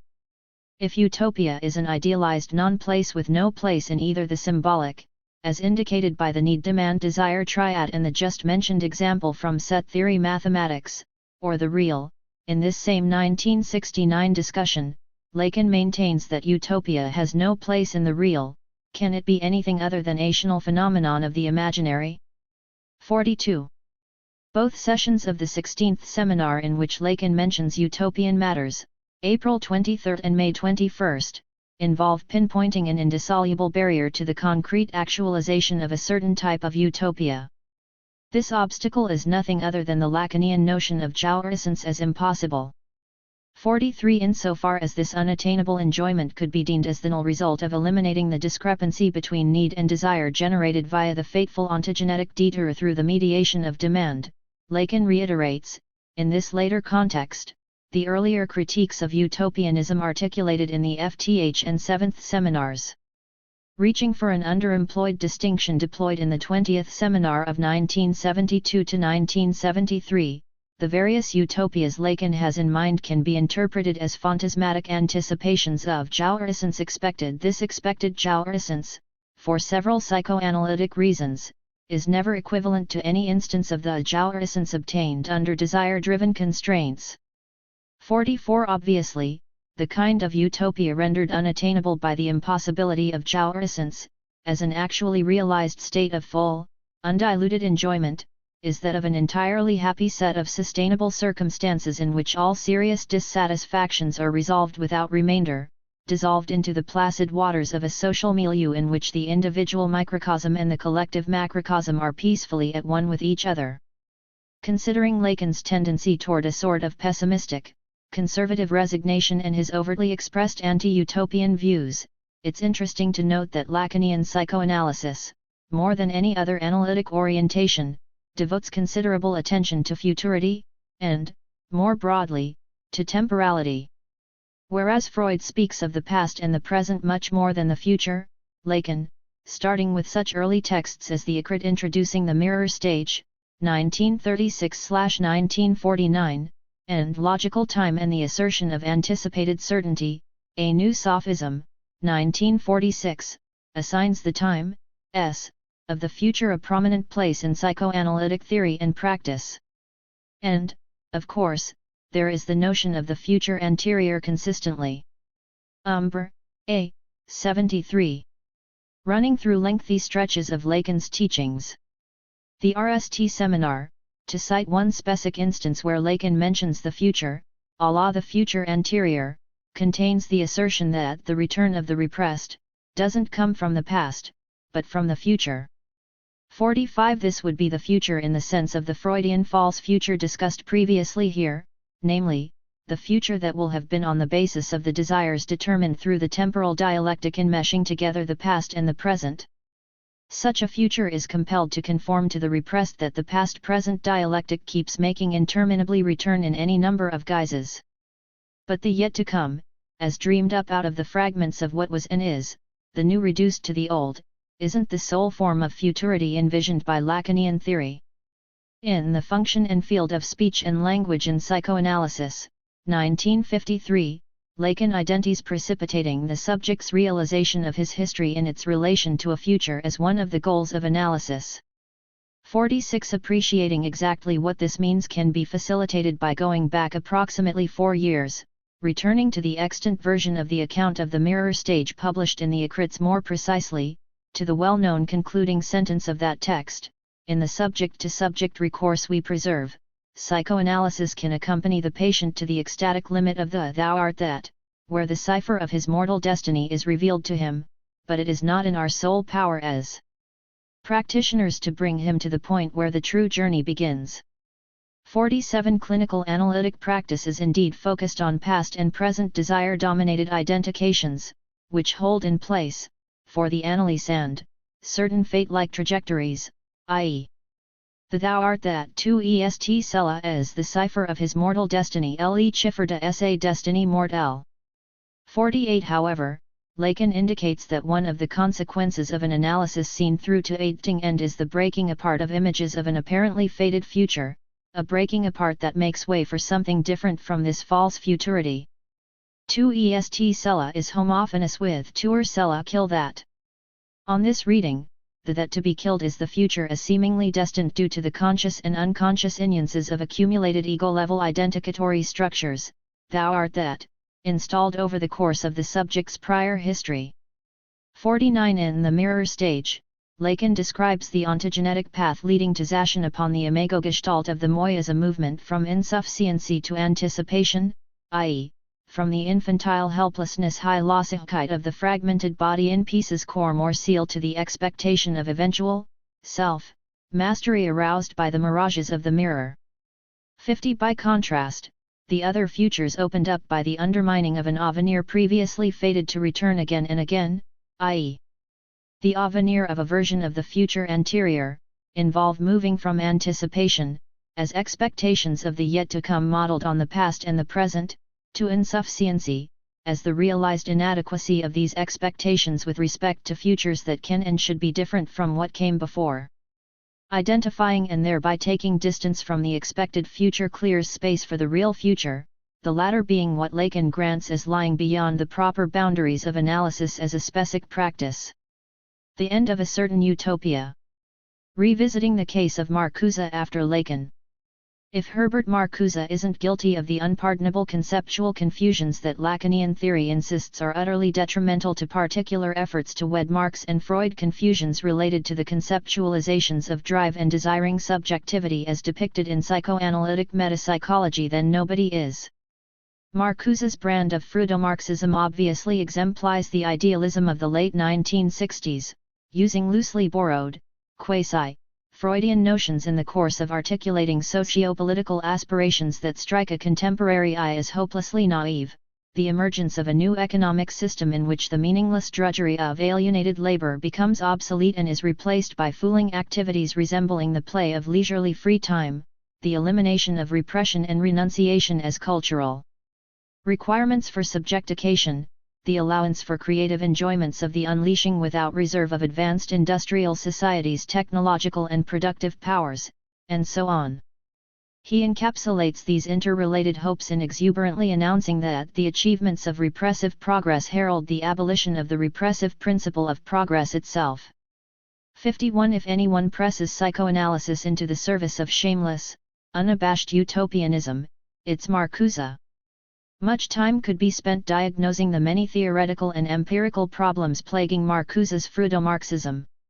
For instance, theoretically, he speaks of instincts and needs, rather than drives and desires, apropos psychoanalysis, and he also carelessly connotes intrapsychical repression, Verdrängung, in the strict Freudian sense with less precise notions of oppression/suppression as externally imposed by trans-individual institutions and mechanisms.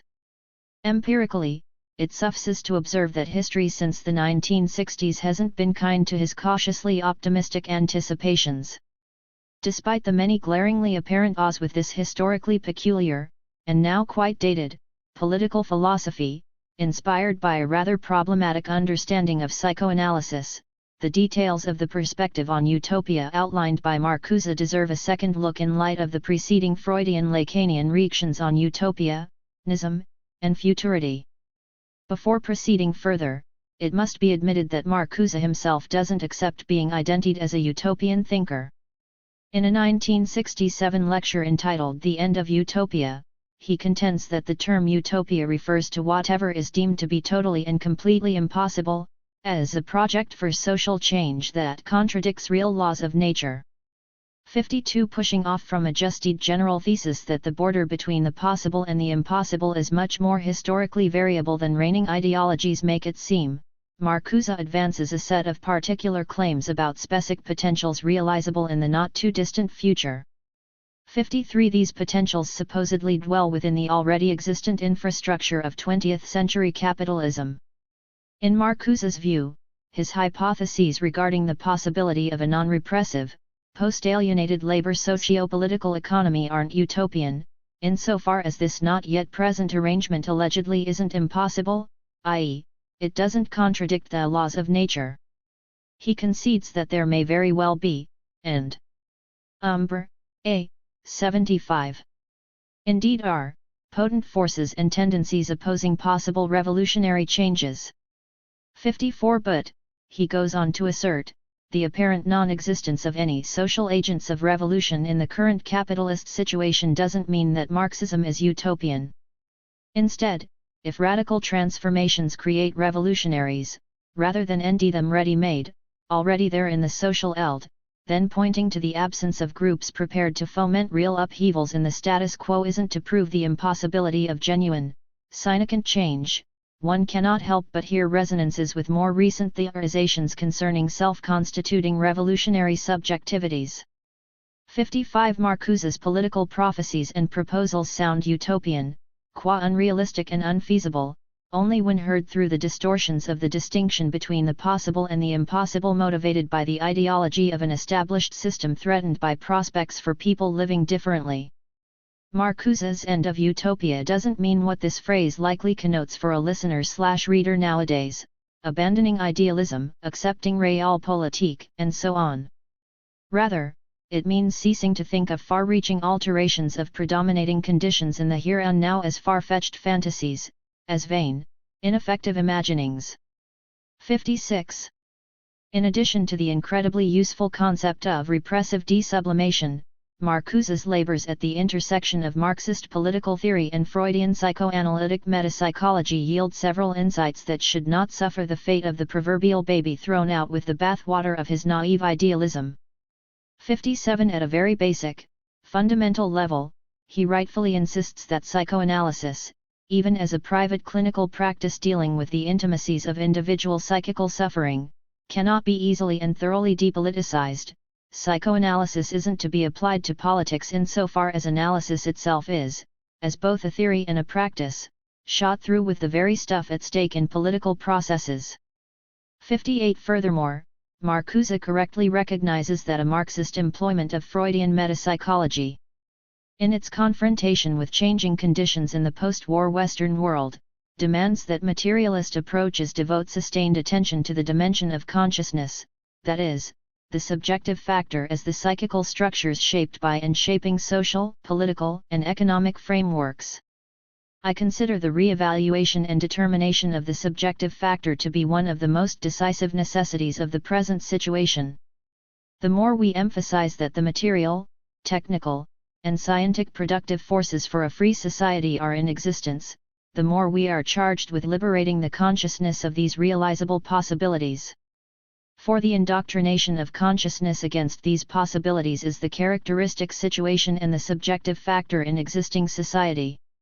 I consider the development of consciousness, work on the development of consciousness, if you like, this idealistic deviation, to be in fact one of the chief tasks of materialism today, of revolutionary materialism. And if I give such emphasis to needs and wants, it is meant in the sense of the subjective factor. 59. He continues. One of the tasks is to lay bare and liberate the type of man who wants revolution, who must have revolution because otherwise he will fall apart. That is the subjective factor, which today is more than a subjective factor.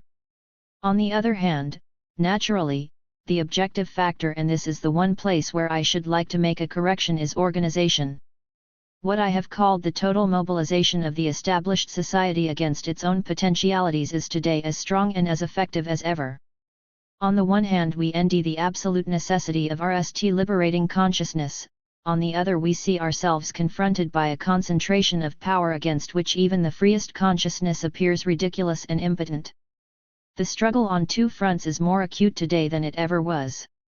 On the one hand the liberation of consciousness is necessary, on the other it is necessary to feel out every possibility of a crack in the enormously concentrated power structure of existing society.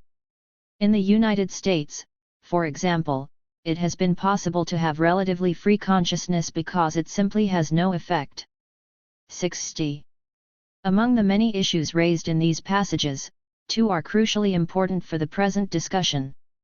First, Marcuse implies that the key resource offered by psychoanalysis to Marxist dialectical materialism is the delineation of a material libidinal economy, i.e., needs and wants as understood through metapsychological drive theory, situated, so to speak, in subjectivity more than subjectivity itself, the subjective factor, which today is more than a subjective factor. Second, despite Marcuse's heady optimism as regards the potentials for change presumed to lie hidden just below the surface of the capitalist situation, he manages to be surprisingly frank about the barriers, obstacles, and resistances to potentially revolutionary alterations of prevailing circumstances. For instance, one should note in passing that his reactions on the impotence of ideologically demystified consciousness in certain contexts has become increasingly relevant in recent times. Marcuse insists on the urgency of a consciousness raising informed by a materialist appreciation of the libidinal dynamics of psychical life and focused on arousing in individuals the need for transformation, a need whose lack/suppression is identified as the principal impediment to radical change in advanced capitalism. 61 He simultaneously admits that, for a number of reasons, this still might not be enough to bring about desired changes. As will be seen, whereas Freud's pervasive anti-utopianism is punctuated by brief irritations with utopian sentiments and speculations, Marcuse's sustained faith in the possibility of a utopia made actual is shaken occasionally by moments in which he expresses deep skepticism about the viability of his visions of the future. Specifically apropos the theme of utopia, the socio-political newness Marcuse impatiently awaits is a novelty conceived of as entirely distinct from the past and the present. The realization of, as it were, the utopia to end all utopias, i.e., that which makes what before seemed impossible not only possible, but actual, requires a rupture with the already owing currents of historical time. 62 Marcuse states that these historical possibilities must be conceived in forms that signify a break rather than a continuity with. Umbra, A. 77. Previous history, its negation rather than its positive continuation, difference rather than progress. They signify the liberation of a dimension of human existence this side of the material basis, the transformation of needs. 63 In the paragraph immediately after these lines, he adds, "It is precisely the continuity of the needs developed and satisfied in a repressive society that reproduces this repressive society over and over again within the individuals themselves. Individuals reproduce repressive society in their needs, which persist even through revolution, and it is precisely this continuity which up to now has stood in the way of the leap from quantity into the quality of a free society. This idea implies that human needs have a historical character. All human needs, including sexuality, lie beyond the animal world. They are historically determined and historically mutable. And the break with the continuity of those needs that already carry repression within them, the leap into qualitative difference, is not a mere invention but inheres in the development of the productive forces themselves." 64. Marcuse's use of the word need in connection with psychoanalysis can too easily generate confusions. Nonetheless, at least in this context, his distinction between the malleable, historicized needs of human beings and the instinctually XED structures of other animals' needs is in line with some of the most basic tenets of analytic metapsychology. Elsewhere, he notes that the plasticity of drives a la Freudian psychoanalysis prevents these libidinal mechanisms from being reduced to essentially unalterable biological substrata. 65 Marcuse observes that changing the objective domain of the political economy without correlatively transforming the subjective sphere of the libidinal economy almost certainly will result in a disappointing revolution without revolution. In other words, minus the latter sort of transformation, a potentially different future is quickly reduced, upon arrival, to being nothing more than the proverbial old wine in new bottles, a continuation of the same past patterns and problems. Psychoanalysis, according to this version of Freudo-Marxism, justifies the belief that it is possible to radically refashion the dreams and fantasies of the body politic. Thanks to the historical variability of the structures of human motivation, the impulses and urges of humanity, its needs and wants, are open to major qualitative, as opposed to minor quantitative, alterations. For Lacanian psychoanalysis, the newness of difference and the oldness of repetition interpenetrate one another at the level of the libidinal economy. 66. Specifically in relation to the present discussion, this means that, through the nuances of drives and desires, there will always be, to paraphrase creative writers and daydreaming, a thread of wishful consistency stringing together past, present, and future. Or, in Lacanese, there is the one, yadl, even when oneness appears to be liquidated in rapidly moving streams of changes. Freud and Lacan insist that relating to the future via libidinal mechanisms invariably risks falsifying it through its reduction to illusory compensations for and resolutions of past grievances. If this is the case, then, contra Marcuse, what a utopian politics needs is not new needs, as tied to contentment, gratification, pleasure, satisfaction, and so on, but, rather, a break with needs altogether. 67. Without such a break, political futurity becomes a sad stage on which the conics and deadlocks of prior history are interminably reenacted. No matter how superficially radical the proposed rearrangements of a society to come, aimed at the promise of a long-awaited happiness, quachaurisance expected, these imaginary revolutions can never amount to anything more than the settling of prior complaints and debts. These settlements inevitably generate further complaints and debts, demanding the formulation of yet another roadmap, mapping out a road entirely continuous with the prior paths of history, toward one more cycle through the vicious circle of resentment and reconciliation. As Lacan would claim, this false future, receptacle of all fake utopias, is revolutionary solely in the celestial sense, namely, just one more rotation along a tired trajectory that remains essentially unchanged. In the question and answer session following his presentation of the lecture entitled The End of Utopia, Marcuse confesses to being somewhat stumped by the problem of how his new needs, i.e., radically refashioned desires, wants, and so on, might emerge out of status quo states of affairs. He initially articulates this difficulty thus: how can we imagine these new concepts even arising here and now in living human beings if the entire society is against such an emergence of new needs? This is the question with which we have to deal. 68. A few pages subsequent to posing his conundrum in this manner, Marcuse further specifies the impasse to be faced here: for new, revolutionary needs to develop, the mechanisms that reproduce the old needs must be abolished. In order for the mechanisms to be abolished, there must be a need to abolish them. That is the circle in which we are placed, and I do not know how to get out of it. 69. Without pretending to have a solution in hand to this chicken and egg style quandary regarding the subjective and/or objective initiations of processes of transformation, Freudian Lacanian psychoanalysis poses an arguably more important problem neglected by Marcuse, a problem related to the change mitigating, future annihilating powers of the libidinal economy outlined above. Is a modality of imagination possible that wouldn't be constrained by and reducible to the inclinations, intentions, and investments normally tethering dreams and fantasies to the coordinates of past and present? As Frederick Jameson comments, if the sole type of imagination that exists is one conforming to empiricist epistemological reactions on this mental faculty, i.e., the imagination as limited to cut and paste operations utilizing only the materials of retained memory traces, then this spells the end of utopia as a form, affirming as it does that even our wildest imaginings are all collages of experience, constructs made up of bits and pieces of the here and now. 70. A non-reactionary utopia, a radically different situation a veneer subtracted from the retributive logics of all politics of the past, really isn't even thinkable without a non-empiricist imagination.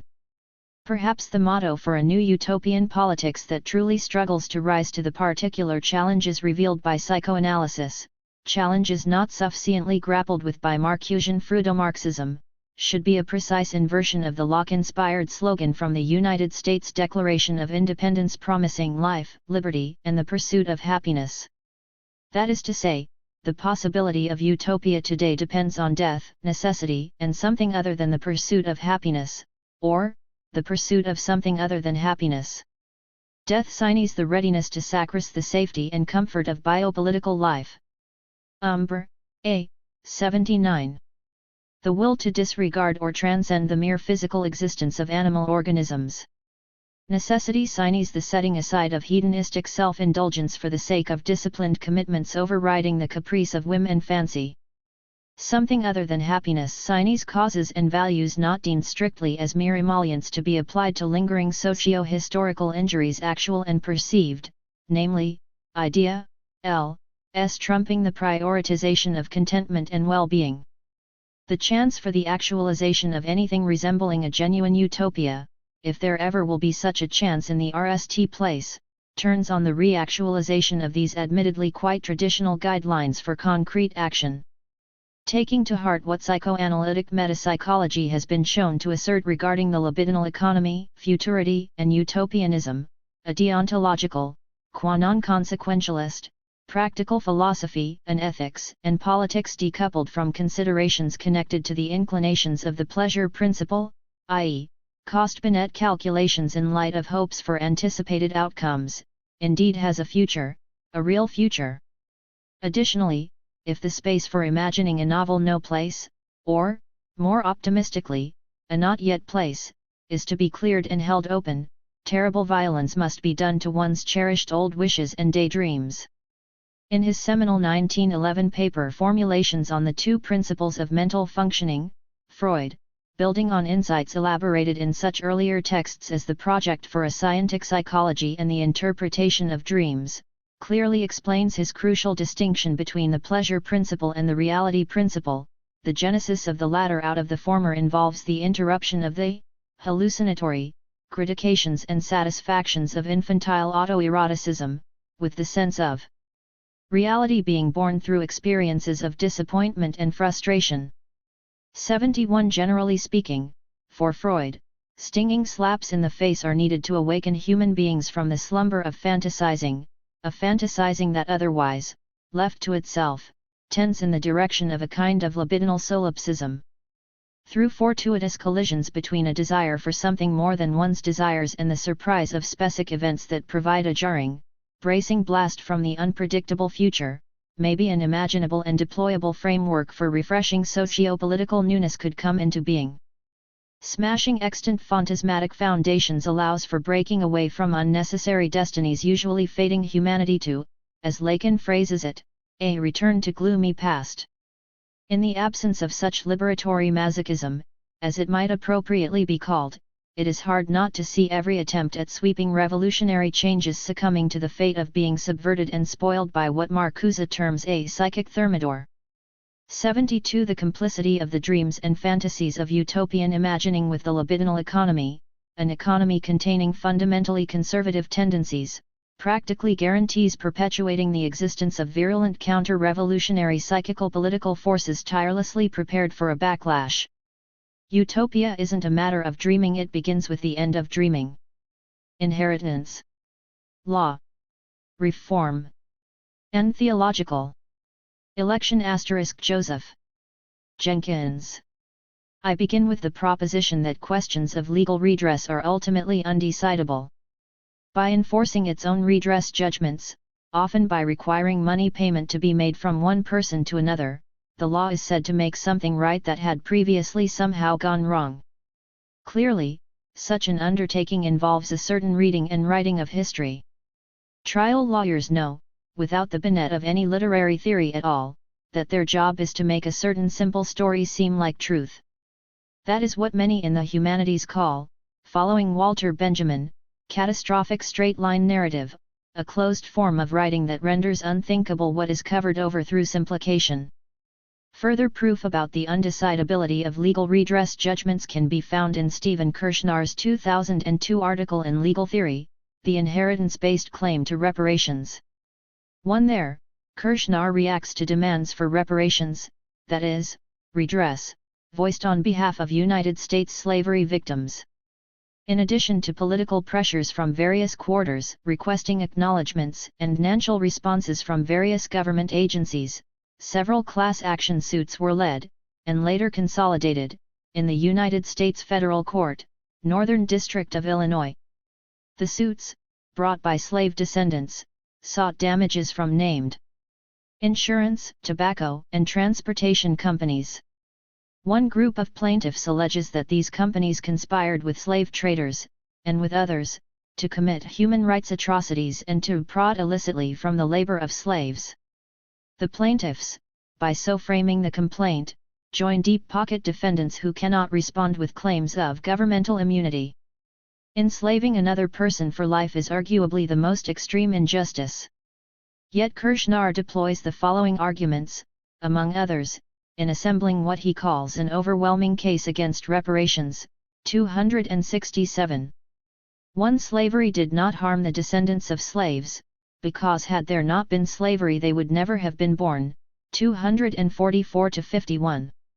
2. United States blacks are economically better off than descendants of blacks who remained in Africa. 258. 3. One would need to deduct, from any redress possibly owing to slave descendants, a.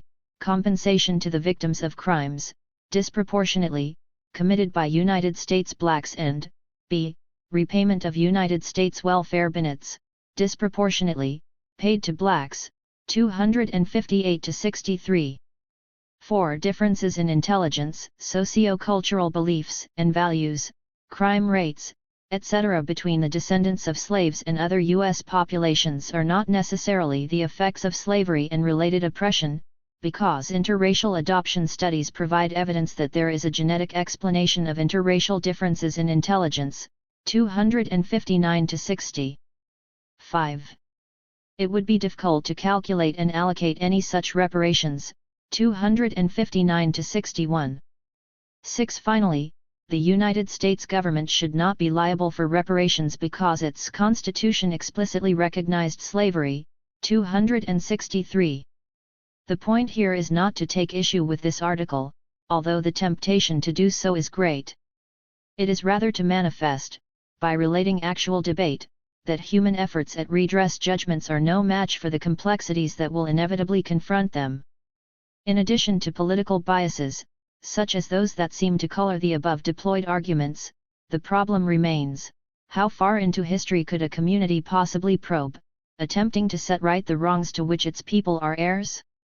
Another way of expressing this undecidability is to say that decisions on legal redress come under the sway of particular cultural values. Following Benjamin, one might say that the ultimate values of a juridical order, and I want to specify that here I use the term juridical order in a broad sense that includes the enforcing pulls, the conforming pressures, of cultural norms, can only be insisted upon, while the ideas repressed by these values also continue to insist. These mutually constituting insistences delineate the origins and constellations read by Benjamin. This is also what Giorgio Agamben expresses so elegantly in his Homo Sacer and what Hart and Negri elaborate as constituent power. All of these insistences remind us to read and write history with impossible breadth of scope and impossible sensitivity to formal. Umbra, A. 89. Problematics, although above all they remind us to read for potentialities as they press upon the actual. One of the most important ways that literary theory currently speaks to law and politics is its rehearsal and development of a certain post-Benjaminian technique, reading for the rising and falling power of rhetorical tropes to constitute ultimate values. This is reading for constellations. The origins are the changeover points, when a newly victorious trope, like Vive la République, shines its light first and foremost on what seems natural to a certain juridical order. Note that the ultimate trope can claim transcendence, a kind of divine legitimacy, or it can claim to be the fruit of reason, like La République. These may seem to be vastly different justifications, but the structural function is much the same. Both pretend to grasp the whole from the prospect of a limit point. These limit points, whether justified divinely or rationally, orient the most intimate desires of those who speak. Speaking takes its very place from within the closed realms, the totalizations, such limit points imply. As Paul of Tarsus puts it in Romans 7, "Yet, if it had not been for the law, I should not have known sin." One of the major points often made against the line of criticism I have just described is that it leads to no action. If we believe that our values are skewed, that we are always under the sway of some trope that seems ultimate but in fact is only temporarily compelling, then we may as well do nothing. If we have learned anything from Hegel, however, we have learned that the negative can become concrete. The kind of consensus we see now for Benjamin, a consensus evident at least in the humanities, could help that concretization along. The question I would like to address, if we can agree there are catastrophic effects in reading history as straight-line narrative, then why can we not also agree that straight-line private property inheritance is also catastrophic? If redress decisions, in fact all decisions, including those attributing private property status, are always under the sway of an ultimate trope that is soon to be deposed, should the law not take its own fallibility into account and endeavor to enforce its decisions for the shortest time possible? This would mean laying to rest the idea that rights over things must be valid eternally. The granting of such rights entails a decision as well. It is the converse of the civil or criminal judgment that deprives one of rights. Consider the above redress issue, which presses through demands for slavery reparations. What possible sacrificial calculation could fully quell the insistences of slavery's victims and their progeny? Yet, how much more tranquilly would these insistences die away if the property rights gained through such wronging of others simply diminished with time by denition? The distant ends of law should be dispensing with legal judgments and their remains. This Pauline thought law as if not law can be accomplished without a violent apocalypse. If juridical ordering, and perhaps meaning itself, requires that a limit point be imagined, why not imagine, as the ultimate law, passing away or cancellation, not only of our bodies, but of the orders we invent? Today no order will gently pass away unless private property is limited in time. Why does the state enforce a property owner's last will and testament? What is at stake? The property owner could not do it alone, enforce his own last will after his death.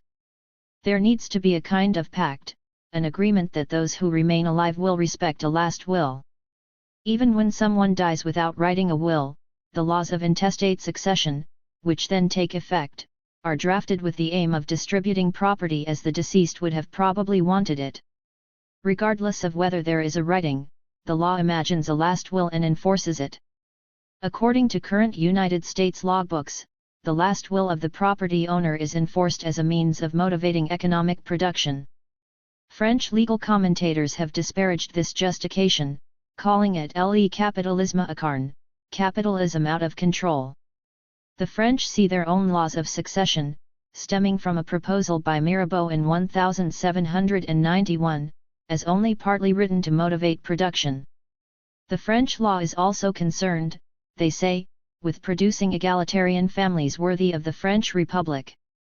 It remains the case today that each person accepted as a member of a family in France, usually the children and surviving spouse, is assured of a roughly equal inheritance share. This protection is called the hereditary reserve. After the reserve, only one extra share is left to distribute by last will. François Mauriac's novel The Viper's Tangle, Le Noid de Vipers, written in the early 1930s, is about a man whose passion in life is to deny his wife and children the inheritance that he thinks is all they want of him. Of course that novel could not have been set in the United States, where there is no hereditary reserve. In the United States it would have been easy to disinherit them, at least from a legal point of view. Written under a different inheritance law regime, the novel can give U.S. readers, and U.S. voters, occasion to consider the complicated tensions that may comprise last wills. Mauriac's novel does this by presenting itself as a kind of extended testamentary writing. The book consists mainly of the protagonist's journal, begun as a letter to his wife. Louis and Isa, much estranged, have been married for over 40 years. The impetus for Louis' writing is a secret and long-cherished goal, that Isa should end this letter, after Louis' death, as the only piece of paper in a strongbox emptied of property titles. This determined will to vengeance, however, cannot keep its focus through an extended act of writing. As the pages proceed, the will to destroy both Isa and all their children and grandchildren, by denying them their property inheritance, comes to share place with the need to be better known to, and appreciated by, the family he continues to regard subject to lapses as his enemy, as a nest of dangerous snakes. This need is expressed in T.S. and starts, in sudden urges to erase the document, to preserve it in parts, to burn it later and to limit who can read it. This focus on writing and its fractures unintentional punctuations through which desiring bodies can be read inhibits a problematic reading practice. It discourages reading for identification with a full and rich protagonist or subject. The very habit of seeking identifications aligns the reader with the subject of intent, the subject of will, the subject of last will, including its theological resonances. Moryok's Vipers. Umbra, A. 91. Tangle, by highlighting an act of testamentary writing, in a broader sense of that term, makes certain bodily habits readable, including our more immediate subjection to bodily oaths, rackings, emotions.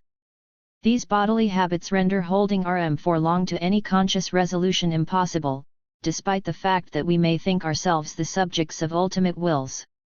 Consider the paradox of the name Old Testament. A testament is written precisely to make permanent the effectiveness of the words sealed therein. They are meant to be received by coming generations as singular and irreplaceable, always immutably present and new, not old but rather immune to the vicissitudes of exchange and obsolescence. The portrayal of such words as the commandments of a jealous God tremendously gers this intention to permanence. This binding, this bond, this belief is most holy, that which is most scandalous to deny. Any critique of property inheritance confronts, through persistent echoes of language, the sacred connotations of the very word testament. It contends not only with the inertia of the status quo, but the scandal of tampering with a holy bond. Somehow inheritance law critique must question the ways the subject of intent, the subject of last will we have long inhabited, relates to the will of the one and only God, the one with the power of election. This is work at the intersection of religious studies, politics, law, and the humanities. Many read Prospero in Shakespeare's The Tempest as something like the opposite of the viper's Tangle's weak father. Perhaps never was there a stronger writing of human last will than Prospero's virtuosic orchestrations. With the help of his somewhat hyperactive attorney Ariel, Prospero undoes his prior defeat and places his daughter in the line of succession, not only of his long-lost Milan but of Naples as well. Many, including the great Stephen Orgel, have approached this work through the seemingly evident question of Prospero's renunciation. Orgel tells us Prospero did not renounce that much. He demands and exacts his dukedom from his traitorous brother, and then returns to worldly rule in Milan, and he secures that rule through the Prince of Naples' love for his daughter. 2. But I would argue that Shakespeare did not place the question of the father's love for his daughter at the center of politics and at the center of colonial expansion merely to depict a clever political trade. While the relevance of the family to dynastic politics is usually thought through male primogeniture, 3 Shakespeare rather gives us a father, all but alone on an island with his nubile daughter, and paints politics from there. Incestuous desire and constitutional law are both drawn from the same lines. Note how Prospero's description of Caliban, whom he has accused of attempting to rape his daughter, maintains an ambivalence between RST and third persons, between reference to someone else and, perhaps, to his own excess.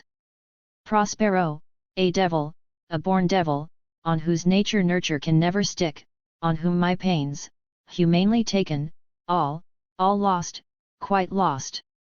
And as with age his body uglier grows, so his mind cankers. I will plague them all, even to roaring. 4. Here is the incestuous devil raging behind the mask of the nurturing father. If there is a right that Prospero renounces, it is the right to let loose this devil. But what a strange thing to call a legal right! This would be more a constitutive excess, something that cannot be renounced. It might be better read as a potential, ever pressing on the actual order. There is of course another type of mask presented in this play. After humiliating Ferdinand, Miranda's suitor and the son of his enemy, Prospero calls forth a cast of spirits to enact the blessings of Juno and Ceres, goddesses of the sky and earth, on the young pair's contract of true love, 4.1.149. However, this mask of benevolence, grateful acceptance and continuing moderation is, nally, unsustainable.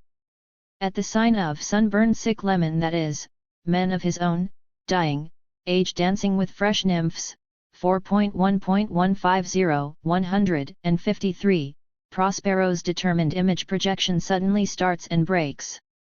now fallen into a kind of passion / that works him strongly. 4.1.159-60, Prospero no longer speaks of the vanished apparition as his own creation. He speaks to Ferdinand he's a little shaken up, like Mark Rylance's dysfunctional sovereign or an unhinged Christopher Lloyd character. Prospero, you do look, my son, in a moved sort, as if you were dismayed. Be cheerful, sir. Our revels now are ended. These are actors, as I foretold you, were all spirits and are melted into air, into thin air, and, like the baseless fabric of this vision, the cloud-capped towers, the gorgeous palaces, the solemn temples, the great globe itself, yet, all which it inherit, shall dissolve, and, like this insubstantial pageant faded, leave not a rack behind. 4.1.163-73. This famous speech talks of Ferdinand's dismay, but speaks of its own. Prospero strains for cheerfulness despite his own foundering. The revels are ended, the spirits are melted. This was not the magician's design. The particular perspective of the aging male brought to Prospero's mind by the dance of aging sick Lemon has pierced through and deeded the universalist pretensions of Prospero's mask. The violence of particular bodily insistences exceeds even the remest determinations to totalize a juridical. Umbra, A. 93. Order. Far from representing renunciation, Prospero gers the limits of the will, even of a seemingly masterful will. The one who appears to have power to elect the rulers, the property holders, of the coming generation, is in fact performing a mask to hide his fatherly tears as he fades from view. That is, the place taken by the power of discretion, the place of sovereign grace at the limits of the law, is a place of danger, of potential eruption. What may seem benevolent is, in fact, a mask. Moreover, the aging male pact that enforces last wills, which is what inheritance law still is today, is a kind of group performance to mask each particular father's tears, and to mask the fury that ever might erupt from them. How would the family and the juridical order be different if we took away the mask? What would the father be like if stripped of the power of election? How would he attract desire as he fades away? That is the question. Suppose one could not give one's money away not only at the time of one's death but at any time? I believe a certain law in economics, aligned with this law and humanities reading, could demonstrate the feasibility of such a political constitution, property as transferable only in return for goods and services, what common law calls adequate consideration. This would be an economy that lets no one play the role of God, the one who elects to private property attribution to freedom and takes in return for this gesture of love and respect forced gestures, no matter how natural they have come to appear. This would be good not only for the oppressed but for those who now aspire to be electors themselves. They too would be set free from a life of only counting zeros, from trying not to see how monstrous, how machinic they've become, while wondering deep down why this one and the next one too, it seems, wants me only for my money. The insight of psychoanalysis is that desire is constitutive of the subject. It is structured by language, yes, but by language symptomatic of a cultural moment. Today, as the gap between rich and poor stretches like a rubber band, it is the song of property that most annexes our every word. And what do the poor do while being oppressed? They look at movie stars every chance they get. The movie star, the new ultimate trope, the pretty face of concentrated capital. We are the subjects of this sovereign trope, the font of all measures in this cultural moment. Fascination with celebrities naturalizes a vertical politics in which everyone but the chosen few is placed in the role of the humiliated fan not surprised to be made destitute. Nor is election to celebrity status. Consider the high Nielsen ratings of American Idol irrelevant to the themes of this essay. If the lesson of Benjamin and Agamben is to read history for its potential, then we must read the current moment for what it could be. This involves eyeing its most constitutive tropes which today scan songs of property and theologic election and examining what potentials they repress. Inheritance law today, a godlike election right enforced by the state, represses enormously. It is not only the human being who is becoming devalued. Both the post-human and our dreams of open networks also depend on the forms of inheritance law. With eternal world ownership as the beckoning limit of our legalized desire, how can we think that calls not to overly privatize intellectual property will be heeded? Is it not more likely, under the motivations of United States inheritance laws today, that exclusion of the public from artistic and other traditions will tend toward similarly eternal temporalities? The forms in which technology develops have long been affected by property incentives. Along the same lines, but much more simply stated, how is it that, now, 100 senators can decide that money for public schools can wait? Suppose they knew that if they died, their own small children would depend on those schools? And that their own money could not protect their children from all the short-sighted decisions that they are now making: environmental depletion, hasty wars, rising deficits, law based on a standard of every man for himself. Imagine the potentials that would be unlocked if property were to return to the polity, the state, at the end of every owner's life, with these funds to be placed in a trust spent only for the good of the coming generation as a whole. Let that be politics' most important question. And let discussion of that question be freed from the now overwhelming temptation to save the self, with only those it elects, and let others be damned. The important thing is that this juridical order would be structured with an eye toward legal temporalities, as open to the desires it represses which, nally, are the desires of the young to the new and the strange. This is hard to take, of course, as Prospero and Mourioux-Lewis can easily show us. That does not mean, however, that we should sit and watch while political power is privatized just in order to give aging males the illusion that somebody loves them. Why not make them earn respect, by working for the good of the public thing? Fame itself would change its colors under reformed inheritance law. 5. Umbra, A. 95. Resurrection. Without death, asterisk. Notes. On negativity and truth. In Luther's and Badiou's interpretations of Paul. Felix Ensslin. In the last decade, there has been a renaissance of readings of St. Paul. Owing much to the haunting presence of Carl Schmitt's political theology, writers as different as Jacob Taubes, Elaine Badiou, Giorgio Agamben, and Slava Heek have turned to the Apostle. One primarily, this turn involves a reading of the Epistles to the Romans. It is interesting to note that the Great Schism in Western Christianity was also instituted by a new Paulinian emphasis. However, none of the writers mentioned above have taken up this heritage or questioned what their own interest in Paul might have to do with the Reformation. It has been said that, considered from a philosophical point of view, two lines of liaison are instituted with Paul.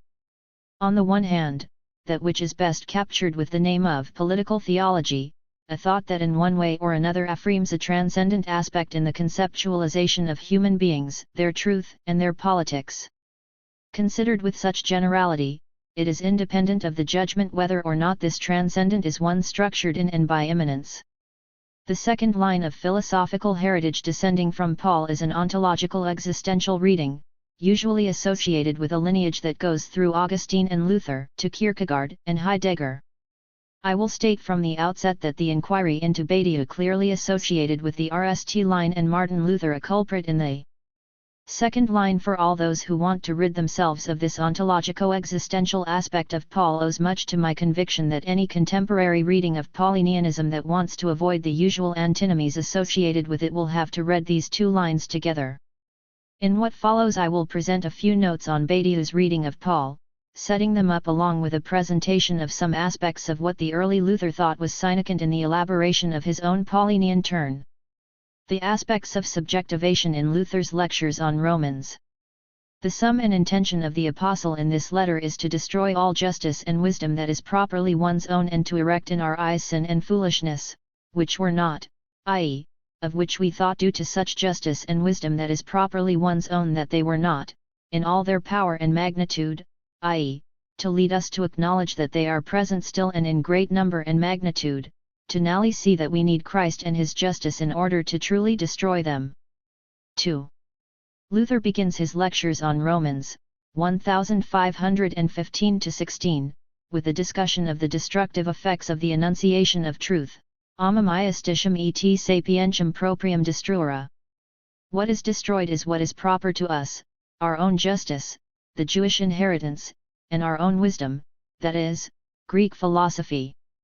It is not only of this destruction of what is properly one's own a transformation that immediately demonstrates an essential aspect of the thought he develops during this period that Luther speaks. He also affirms the effect which brings before our eyes and magnis auguri et magnificar the sin and stupidity, or foolishness, that were not, that did not exist peccata ad concipientium, que non erant. Yet, this affirmation is possible precisely because they do exist in a retrospective sense, once the destructive effect against what is properly one's own is at work. Thus, what concerns us is to acknowledge this other effect. The effect referred to here makes us acknowledge that these sins tarry, and certainly are great in number and magnitude facere ut agnicantur stare esse magna et multa. It is not the case then that sin and stupidity will be destroyed alongside what is proper to us. On the contrary, they only appear in such a way that they can even be acknowledged through destruction of what is properly one's own. But there follows yet another step or aspect. If that which achieves acknowledgement or recognition through destruction is itself to be truly destroyed vir destruendis, we must also recognize that Christ and his justitia or, elsewhere, sapientia aliena are necessary to this process. The apostolic work registers a double heteronomy, that of the epistolary revelation and that of the real effectiveness that is carried in or made possible by it. Thus, we are dealing in a literal sense with a kind of transcendentalism. The condition of possibility for the vir destruera is the epistolary or apostolic word heard, but it is not identical with it. The latter, true destruction, is coextensive with an opus alienum, another kind of work, or efficiency, or truth. From this twofold aspect of heteronomy it follows that Luther ascribes three aspects or stages to Paul's intentions and summa. It remains an open question whether these are logically sequential. Umbra, A. 99. Temporally sequential, or are in fact only to be viewed as aspects, as questions of perspective. There is the destruction of our own wisdom and justice, which opens the way to the knowledge of sin and stupidity, which will in turn be just as much destroyed, that is, not taken into account by the faith in truth. In his book Broken Hegemonies, Rainer Sherman has similarly distinguished between three modes by means of which the subject in Luther can be classed in relation to that which is effective, rst, as prior to the Word, then, in the face of the Word, and, last, in the Word. It should be apparent that, in the introduction to the lectures on Romans cited above, the rst condition is only indirectly referred to. Peccata que non erant. 4. To call things by their names. It is by means of the law that the subject is brought in the face of the Word. This retroactive recognition, we might also say positioning, does not only bring sin before the law, for it is also stare esse, that is, it tarries there. Before the law, by means of a spatial and dividing experience, there emerges a temporal dimension that is, in turn, a foundation. The null term in Luther's summarizing sequence, to once again call things by their names, is the subject, which appears through Christ, that is, through the Messiah and his justice, or in Sherman's terminology, in the Word. These are not smooth transitions, and they are also not steps or activities that can in any way constitute the intentionality of a subject. In contrast to mystical assent, to the anagogy of the soul to the unity of God, or to negative mystical practices that gradually set out the stages of creaturely life, there is here no technique that can be learned, transmitted, and applied. What is transmitted is the Word, the Annunciation, and this in itself is divided in a threefold manner. Firstly, by means of the retroactive positioning of the condition before the Word, however this is to be imagined. As silence, perhaps? Or as unbroken rational unity of capacity and the will, as St. Augustine says when he writes about sexuality in Paradise. Secondly, by means of the Word as law. And thirdly, by means of the Evangelion. In anticipation, we can emphasize the question whether the RST mode of the Word might not only be understood as retroactive positioning, but also as the locus of a break between the subject of the law and the subject of truth. This is a ploy for those ears that are accustomed to the thinking of Badiou. The subject is rare, Badiou says, in being an event, precisely because it appears for him when there is truth. He would as a consequence reject the formulation of a subject of the law. Astoundingly, and we should keep this in mind later, in the lectures on Romans, after stating that it is the opus alienum alone that leads to the declaration of truth and self-knowledge, Luther also writes, thus it is very rare that a man acknowledges himself to be a sinner and believes it. 3. On the nominalism of true names. What I am concerned with here is neither exegesis nor theology, but instead the following question: which formal structure of sapientia aliena, of opus alienum or of other knowledge, these things are in a certain sense synonymous, can be extrapolated from Luther, and what can this tell us or teach us today? Luther cannot abolish the law, for he would then have to abolish the word, the only power that exists, from the perspective of mankind, in the question of the determination of the subject's being. In spite of the unquestionable frequency with which an anti-Jewish tendency appears in Luther, a Marcionian path was not open to him. I would contend that the young Harnack is certainly mistaken in his wish to expel the Old Testament from the Protestant canon, because this step had already been set out tendentiously in Luther and has not yet been able to be fully realized, if only for historical reasons, encapsulated in the formula "the fate of the Reformation." He is mistaken, even if Taubes, too, very ambivalently points out that a tendency in Luther would thus have been elaborated. Harnack is mistaken for reasons that also contradict Dominic Finkelde's claim that Badiou's description of Paul would be better suited to Marcion. Finkelde derives this claim from Taubes's description of Marcion: the creator of heaven and earth pronounces himself in the Old Testament and is the just God, not the evil God. And because he is just, he is not the Father of Jesus Christ. For the supernumerary nature of grace in the situation of creation cannot accommodate the idea of justice in the way in which it can be discerned here. Grace does not break down into categories of justice. Marcion draws the conclusion that we have to think two transcendent sources or effective principles that have nothing to do with one another. From this, Finkelde in turn draws the conclusion that, as against the tendency of the Marcionians of the 2nd century to radically break with the Hebraic Bible, Paul consciously puts value on the Jewish tradition and thereby on a truth event that can precisely not be comprehended in pure immanence. 5. The opposite is true. It is precisely by means of the division of God into two gods, both transcendent and both entirely independent of one another, that Marcion closes off the possibility of structurally understanding the place or the event of truth in such a way that it can be thought immanently, even if it is an immanence that has to account for a transcendence. Only the unity of truth, which allows one to tie the transcendent into an effect of immanence, allows for the comprehension of pure immanence. Both Luther and Badiou are in this respect literally nominalists: what once is true will always be true, semel est verum, semper est verum. William Courtenay has described as follows the nominalist solution to the question of how it can be that, through declensions and synocation, a truth can be continuously attested to. The nominalist theory of enunciabilia retained the immutability of synocation over time. Beneath the consynocation of past and future tenses was the synocation of a sempiternal present. The sense of the affirmation of belief or the content of knowledge remains the same regardless of the temporal relation of the knower to known, believer to event. Linking the Aristotelian rule of anything that has taken place, it was always true to say it is or it will be, with the grammatical theory of synocation, of an enunciabile was made timeless. The object of God's knowledge is not an event or a propositional statement about an event, but timeless truth to which those tense-differing statements attest. 6. The Revolution says, I am, I was, I will be. In order to clarify what is at stake here, we can think of Rosa Luxemburg's dictum. Dicta is also another word for enunciabilia in the scholastic nominalist tradition. Umbra, A. 101. Badiou's subject of truth and Luther's subject in the word are both subjects that are bound up, by means of faith, declaration, and delity without, for the time being, making any precise distinctions between them with the truth of a dictum, an enunciabile.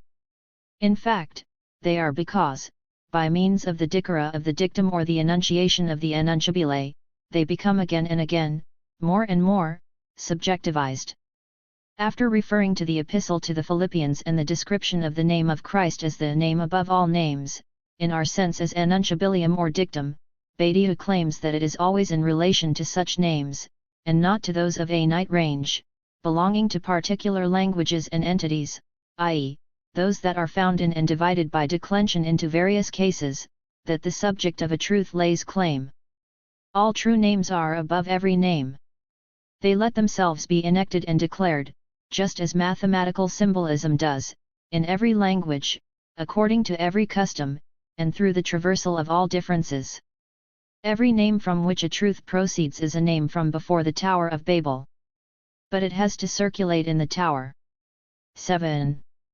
The simile of a place of issue which is older than the Tower of Babel is reminiscent of Luther's polemic against the sapientia propria or the justitia propria, which precisely consists in clouding or obscuring this place from before the Tower of Babel and mistaking what circulates in it for its own cause or truth. I have already pointed out that Luther could not have abolished the law. He also struggled, in an entirely consistent fashion, against the antinomians, just as Badiou speaks out against Marcion precisely because it is simply a mode of the word. The verbum that names above every name can thus be understood as the vehicle that binds together the expression and that which it expresses, but also, and this explains the modes of the word, as that which separates them by means of lex. Subjectivation does not rest once it has been named and delity to this name has become possible. The fact that this becomes possible is contingent. It depends only secondarily on hearing, primarily on the existence of the discourse of the word with its constitutive gaps between the different modes, prior to, before, and in the word. We can think here, in relation to this secondary condition of hearing, of Luther's Dis ex audito, but also of the example at the end of Badiou's book on Paul, when he says that the dissemination of the truth of the subject has nothing to do with the degree of education of the hearer. In both cases the effectiveness of the hearing depends on the underlying efficacy of the verbum in all its modes. What does it affect? A play between names or shifts in subject positions relating to names as understood above, as there are in the realm of the natural VE steps, i.e. non-being, becoming, being, action, and passion, or in the terminology of Aristotle, privation, matter, form, action, and passion, so it is also in the realm of the spiritual, non-being signes, a thing without a name, and mankind in sin. 8. We should understand mankind in sin here as referring to those men who suffer the effect of the word in the mode of the law. Non-being is then an effect of the constitution of the subject of the law. It is not the rare subject mentioned in the quotation above, or it is this only formally, in itself, not yet in potentiality or faith. Luther continues, becoming signes this man's justification, i.e., it signes the subject of the law en route to a name above all names, becoming a subject of truth. This is important, for it would be a mistake to immediately affirm becoming as the status of the subject of truth. Rather, it is the split between the subject of the law and the subject of truth that is itself becoming. The quote continues, being signes this subject's justice, action its practical behavior in life and justice, and passion its becoming complete and perfect. And these VE are in human beings as if in permanent movement, or rather all of them except the primordial non-being and the null being. 9. Both the primordial origin and the null end are excluded here from the sphere of human ascription. This should be understood as a brief response to the question of whether or not Luther is to be understood as an apocalyptic thinker. The answer here is clearly no, because the null end, to repeat, is constitutively excluded from the description of what is present in human beings. And further, because those three, i.e. becoming, being, action, are permanently in movement between the poles of non-being and passion, moving back and forth. 10. Once again, it is precisely by means of the movement between these limit cases that primordial origin and null end are excluded, and it is precisely this anthropology of the early Luther that the Protestant and, above all, Calvinist doctrine of predestination will once again forget, by resubstantializing the null cause, as the Deus absconditus toward whom earthly labor and this worldly asceticism is directed. The middle three modes of becoming, being, and action pass on the path of becoming new from the state of sin into the state of justice and thus get, and here we must listen carefully, for he replaces becoming with non-being, that is, the RST of the three circulating subject positions with the excluded primordially original situation, from non-being through becoming to being. 11. What was the middle of the RST circle becomes here the last of the circulating positions, namely being, se. If this has happened, then also the action is just. From this new being, which in truth is a non-being sed ab hoc ipso esse nuovo, quod est verum non esse, it moves progressively through passion to another new being, i.e., through becoming another it comes into a better being and from there on to yet another alias iri, in esse melius, et ab illo iterum in aliad. 12. Umbra, a. 103. Before I concentrate more on the question I have concerning Badiou and his interpreters, it will be instructive to parallel the above citation with another from Badiou's Ethics. To be faithful to an event is to move within the situation that this event has supplemented, by thinking, the situation according to the event. An eventality is a real break, both thought and practiced, in the specific order within which the event took place. I shall call truth, a truth, the real process of a delity to an event, that which this delity produces in the situation. 13. The real break here is what is brought in addition, the supplement. It is not already there, it does not exist in a different manner as cause before it leads to the declaration, the name, as the condition of delity. The misreading of Badiou as a Marcionist has its roots here. For the rare subject, the real break is supposed to be not a negation of the situation, but a pure supplement, a cause of an entirely different and unrelated order. I will argue that this is not possible and that Badiou affirms this condition too abstractly through a misadaptation of Lacan's thought. However, this does not make Badiou a Marcionist. Rather, it calls for an adjustment of the place of the law in Badiou's reading of Paul, an adjustment bringing him closer into line with the early Luther and with Lacan. The translators of the German edition of Luther's works, Luther Deutsch, edited by Kurt Aland, perhaps go too far in the direction of interpretation when they translate the sentence that follows the above citation, quer verissime homo semper est in privat ioni, as mankind in the sense of a human being in his or her being human is in reality and truth incessantly in the state of being sublated aufgehoben. After all, they also previously translated the Aristotelian privation as non-being nicht sein. However, they are not entirely wrong even if it is noted by all those who wish to too quickly turn a false Hegel back into a false Luther that the completed subject position originally opposed to non-being, that is, suffering patio, does not appear here. If non-being is identical with completion, then this is not because of a terminus ad quem, an absoluteness understood as anal substantial cause. This is exactly the notion which marks Protestantism's own forgetfulness of its inception, but instead because of a movement in the situation of order, under the assumption that, as Badiou says, God is not the God of being, is not being. 14. The terminus ad quem in the series that Luther had previously set out is patio. The God who does not attain to movement in the situation is the God of passion, is dead. The place of non-being, non-esse and privatio, is doubled, as the place of being by means of movement in the situation and as the God who makes this place possible, who makes possible, by means of his non-being, his death, that in this place movement in the situation can take place. But the doubling of God appears only as a doubling, or, to be exact, a tripling, of the modes of the word. It is this, a heritage of the existential ontological line of Paul readings, which is forgotten in the history of Protestantism as much as by Badiou. In his interpretation of Paul, Badiou does not make this step of doubling, neither in a Marcionist philosophy of historical adaptation, by claiming that a new truth supersedes an old truth, nor in an existential ontological or phenomenological doubling, tripling, of the word, as in front of the word and in the word, and, retroactively, temporally before the word, the third mode. I do not wish to follow this by measuring Luther and Badiou up against the authentic Paul. I want to ask is whether Luther's interpretation, despite the entirely different history that it has produced or to which it has contributed, cannot serve instead as a descriptive model of the way in which concrete universality or universal singularity appears through and in the structure of an order or generic situation. And might not this interpretation serve as such a model precisely because it does not deny the subject of truth its necessary double, that is, the subject of law? Badiou's anti-dialectical Paul.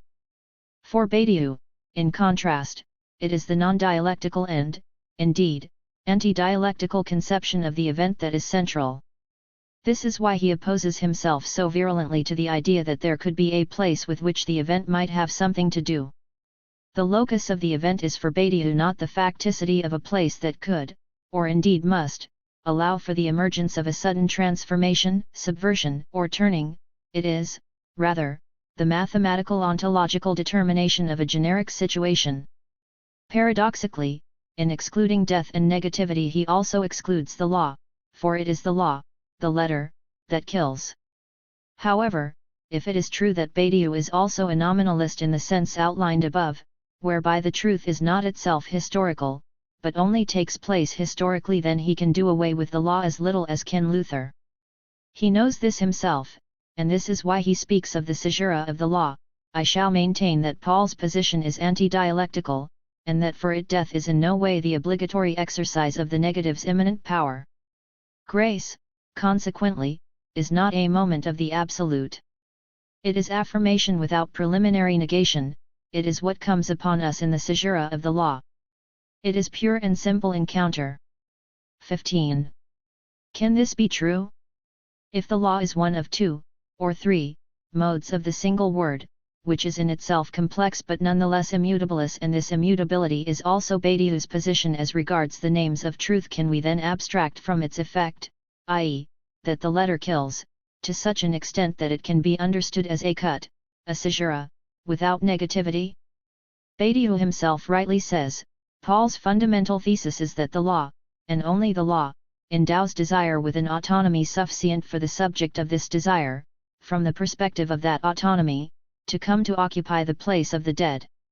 The law is what gives life to desire. But in so doing, it constrains the subject so that he wants to follow only the path of death. 16. If I understand him correctly, Badiou wants to claim here that this death is not something negative, but instead the positivity of the drive in the register of the pleasure principle. He seems to take over from Lacan the idea that sin is not desire as such, for if it were one would not understand its link to the law and death. Sin is the life of desire as autonomy, as automatism. 17. This is taken over from Lacan then, but I would claim falsely. Lacan counterposes doji to automaton, both considered as aspects of the scinear in the mode of the law, once as restitution and a second time as repetition. We can here translate tai chi as the fate of the subject as it is determined by the scinear, and we can translate automaton as what succumbs to the pleasure principle. The automaton directs itself towards objecta as object. Tai chi produces the objecta as cause and is repeated by it. We might even say that there are two modes of knowledge, knowledge of the law and knowledge through the law. They are separated by an abyss, just as death drive and eros are separated. This then is also true if Umbra, A. 105. We consider that precisely as object A, nothingness is not nothing but always contains something of the one beyond the possibility of symbolization. The real appears here as cause by way of the symbolic, the imaginary restores itself and the generic situation as object. Badiou's formulation of this ambivalence seems to hint that its further elaboration might have compelled him to assume another attitude with respect to negativity.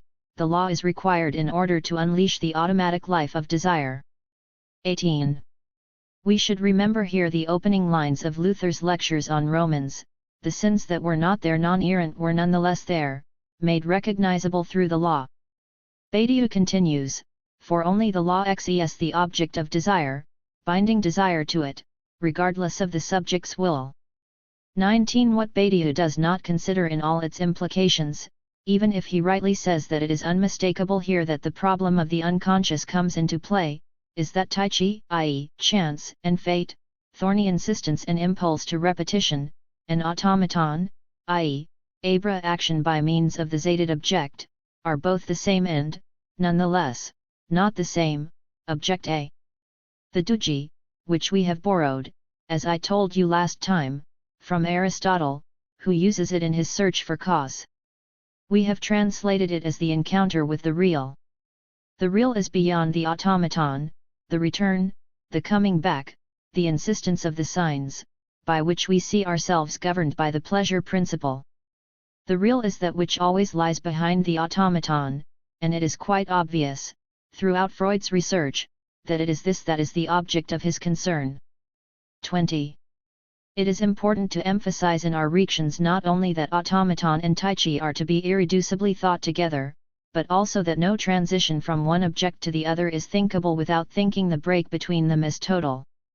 It is the death of the subject as automaton, of the subject of the law, of that subject that counts the situation itself as one, the counting of counting, or, we might also say, the counting of division.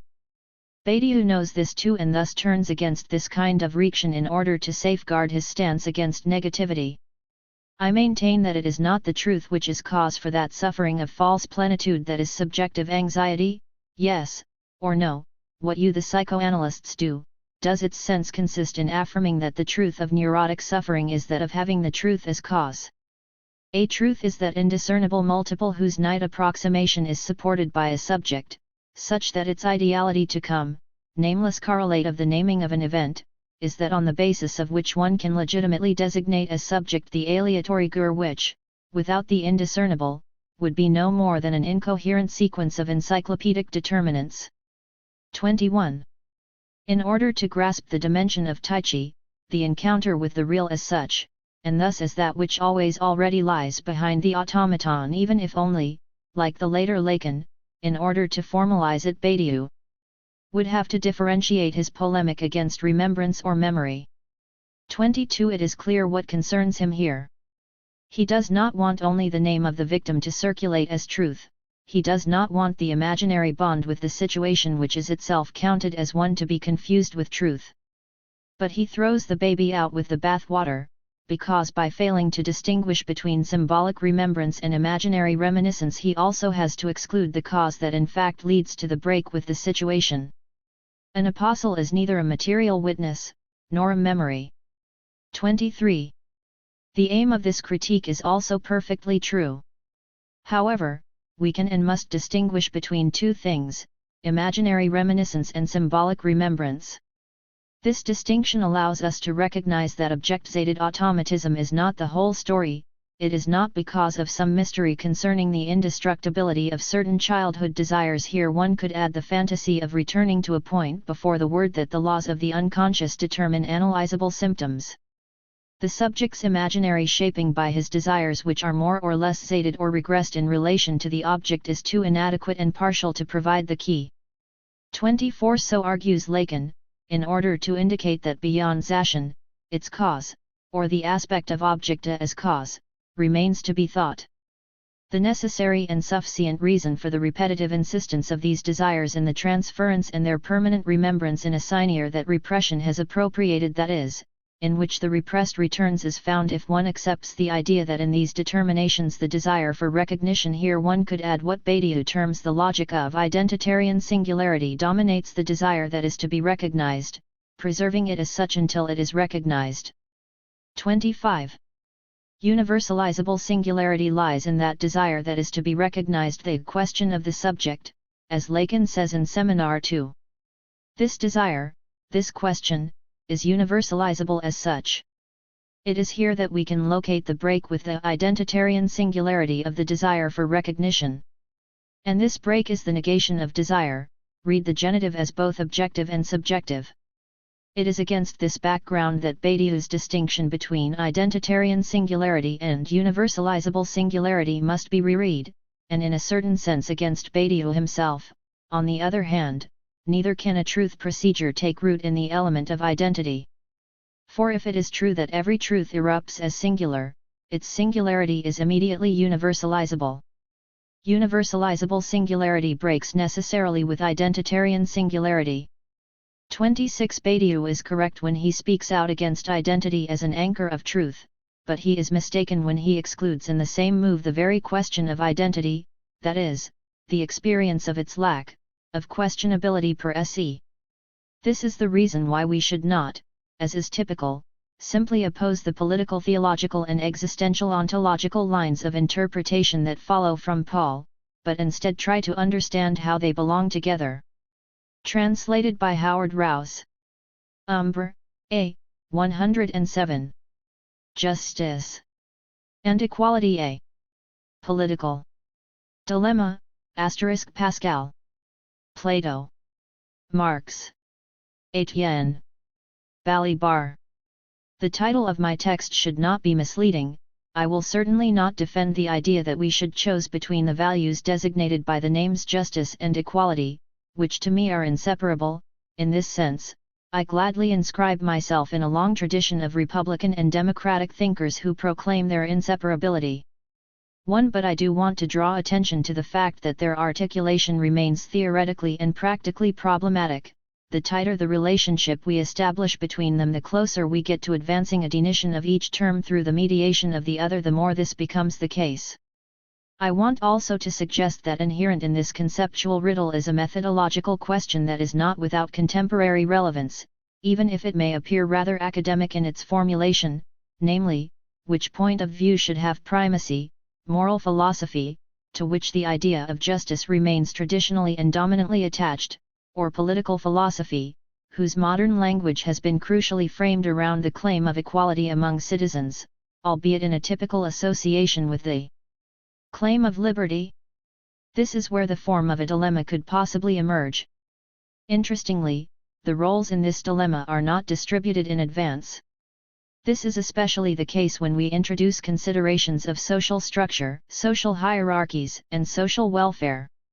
It appears that considerations of social justice and injustice are much needed.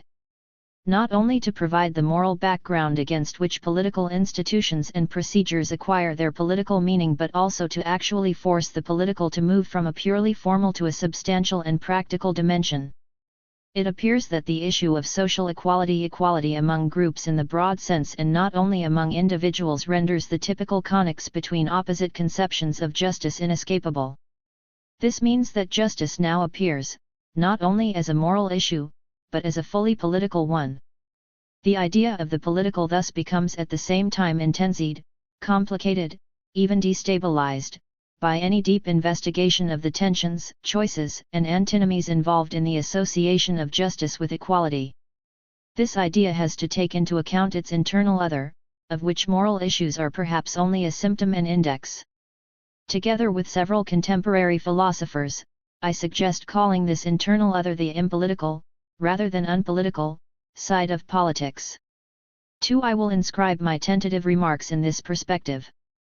A preliminary remark: each of the concepts with which we are dealing, justice and equality, but also correlative notions of order, rights, power, freedom, society, community, and so on, is profoundly equivocal, that is, constantly shifting between different denitions that are not arbitrary, but that wreaked practical necessities and constraints for which there is no null procedure of simplification. 3. To elaborate a little on the title of a remarkable essay by Ranabir Samadar, from which I draw much of my inspiration here, this equivocity brings to our attention the fact that there is not only a game of justice, but also several competing language games of justice, heterogeneous but interfering. For and behind the multiplicity and tension of these language games lies the fact that justice and equality are irrevocably and essentially contested concepts. 5. It is not only that this connexual character built into the very denition of the notions at stake here gives them a polemical character. Nor are we only, therefore, permanently confronted with the opposition between antagonistic denitions of justice and equality, none of which would have the capacity to impose itself in an absolute manner, either from a logical, moral, or political point of view. This means that we are bound to make choices, to hold a partisan discourse, and all the more so if we seek universality and generality. There is yet a more disturbing effect: although we are not able to reconcile all the different points of view concerning justice and equality, because they are in fact incompatible, we are also not able to eliminate any of them, we must constantly face the return of repressed denitions from within our chosen point of view. This double-bind situation can be found in every classical theory of justice or theory of equality.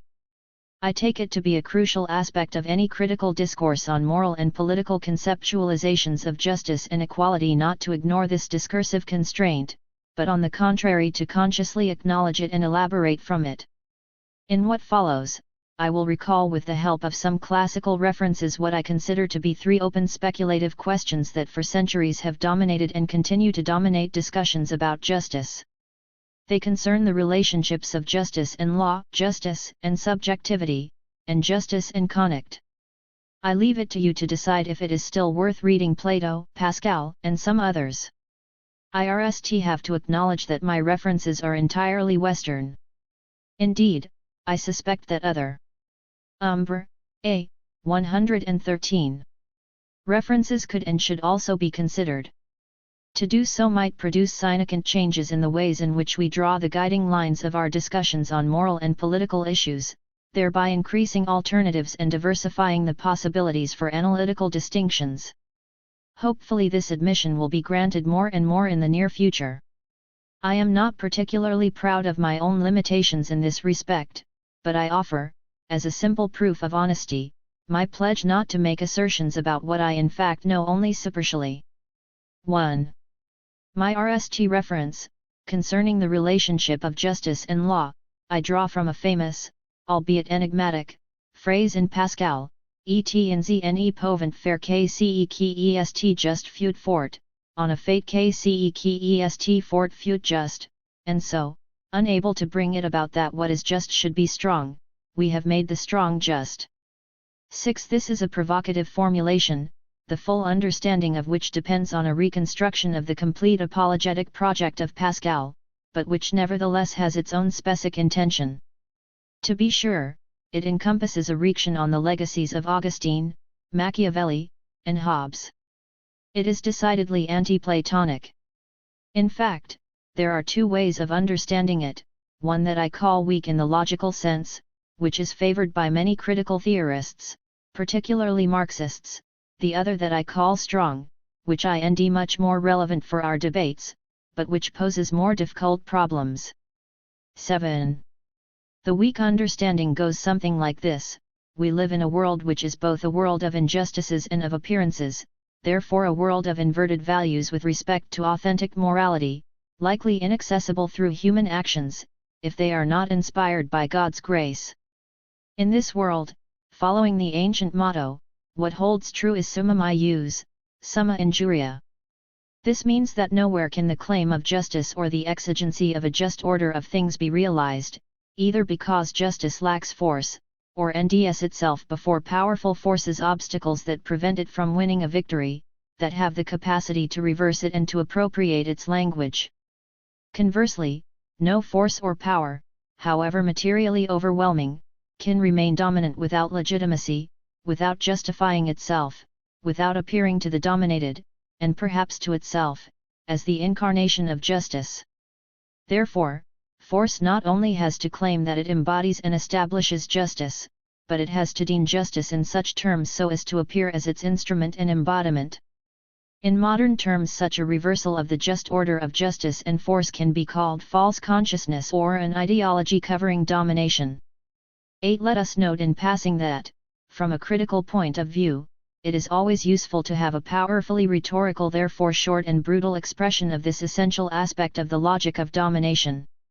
This remains a weak reading compared with another one. I understand it like this. First, for justice as such to be endowed with force or power, or for the just to also be the strong, politically, socially, ideologically, or, as Bruno Clement would add, rhetorically, would represent exactly the impossible. We can also understand this in the following way: it is precisely this element of impossibility that will never be realized as such, either in the realm of politics or in relations of power, but that will nevertheless keep haunting them, that will not be eliminated from them. Second, or conversely, for what Pascal calls force probably less an anarchic or brutal force than the Hobbesian sovereign's monopoly of legitimate violence to be or become just, therefore establishing or imposing justice among men, within society. This is possible, this is the possible. In other words, this is the political, understood as a challenge, a practical project, and a risk. So, the formula suggests that the implementation of justice cannot be thought as deriving purely from its own idea, but can be envisaged and attempted through the mediation of its own opposite, of what immediately contradicts it, namely, power in the broadest sense. But this attempt is, by its very nature, risky. It is in a sense a wager in which the odds are perhaps overwhelmingly against the initial project. With this description of a more realistic understanding of Pascal's phrase, which is also a more dialectical one, we can immediately associate two classical questions that form its correlatives. The RST question concerns the negative side of every endeavor that seeks justice by means of strength or empowerment.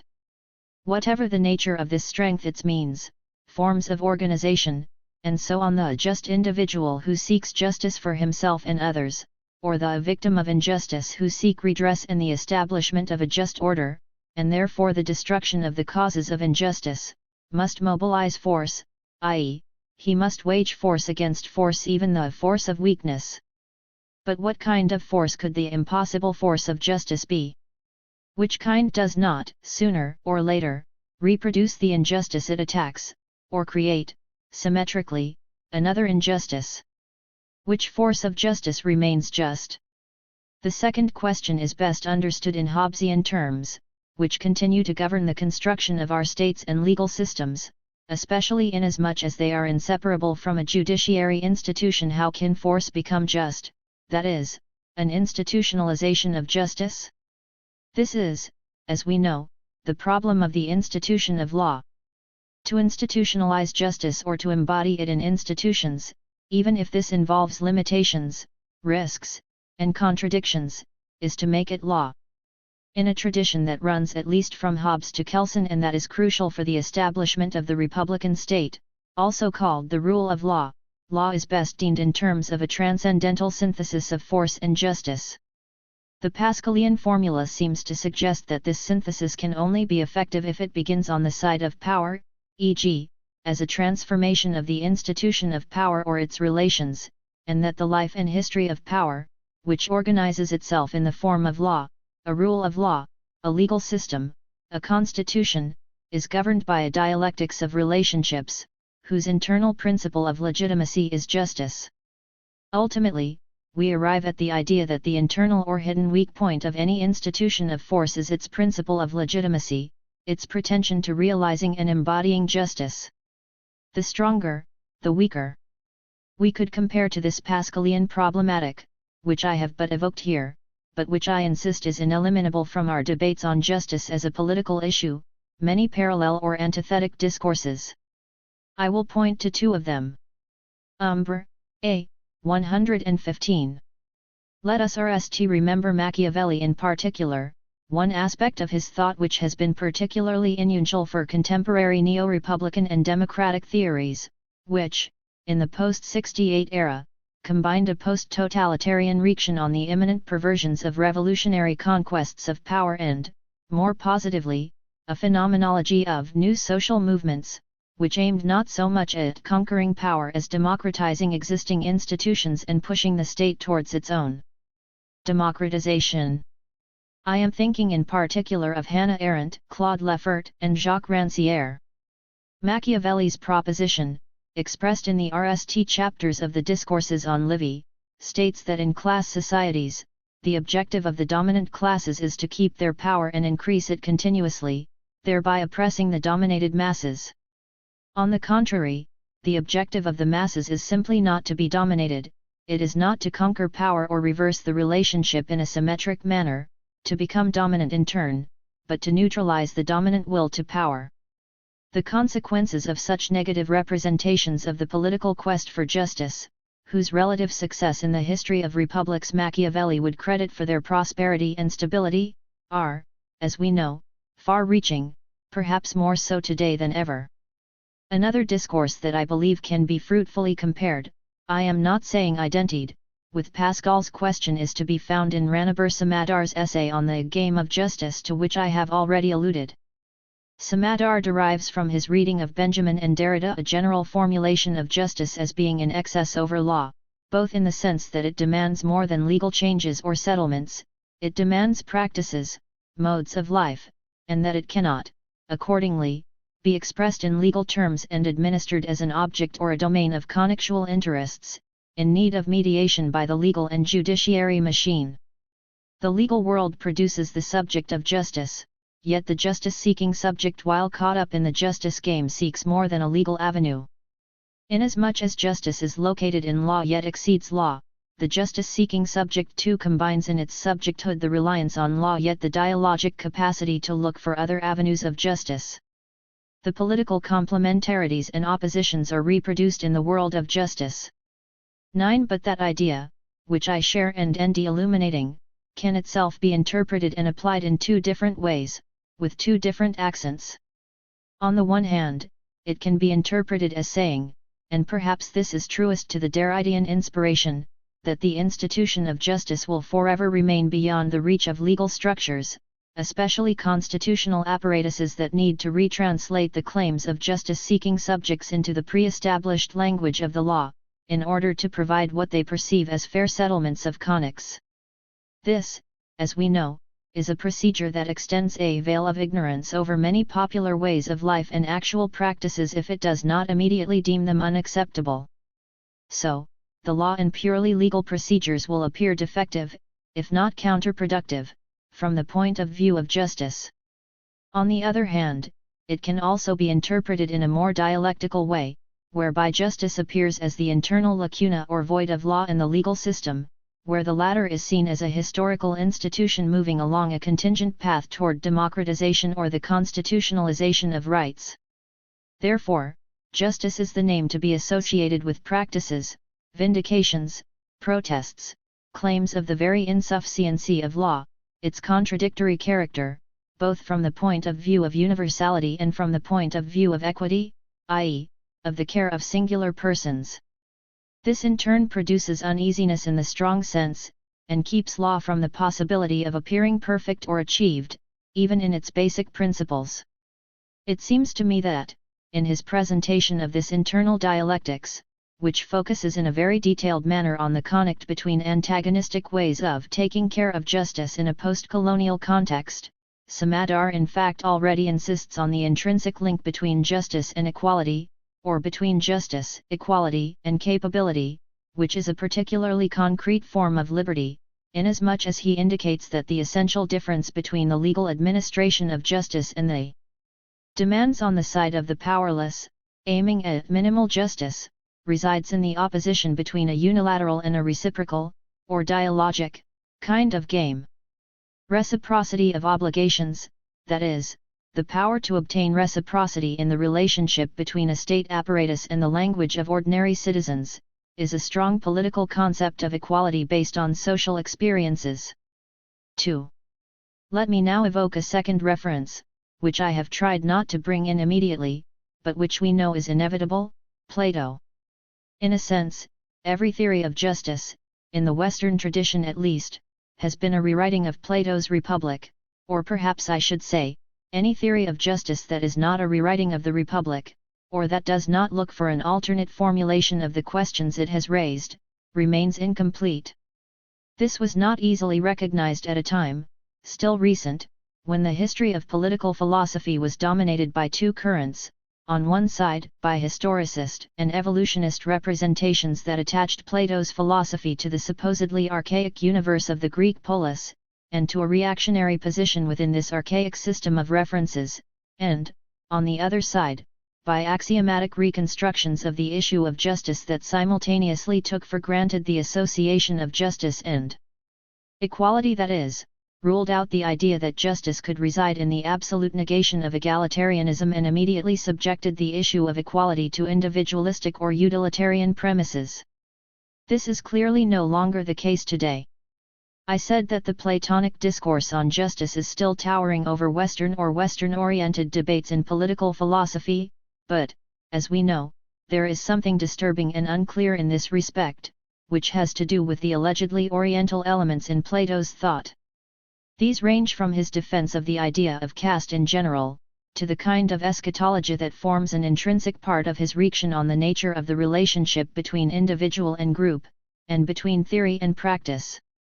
But this allegation also testifies to the completely inadequate representations of the boundaries and supposed incompatibilities between East and West, which themselves are very Western ideas. I leave this question open for another discussion. Plato's philosophy, as we know, strongly orients the discussion on justice in many different, controversial, but also exciting ways in many respects. Later philosophers have had to propose variations, transpositions, or replies to Plato, from Aristotle to Rousseau, from Hegel to Habermas. I will recall 3 obvious ones. However, I will also suggest that there is a fourth one, a supplement, if you like, which for us will be the most important insofar as it ties the other 3 together. The RST reason for Plato's lasting importance is his radical critique of justice as equality, which Umbra, A. 117. In modern times became an obsession for those who wanted to defend an alternative idea of justice as equality, or equality as the absolute prerequisite of justice, so that they had to refute Plato's catastrophic vision of the effects of equality as well as his understanding of the content of this term, the most interesting among them being those who, like Rousseau, tried to propose what we might call a Platonic reversal of Plato on this point.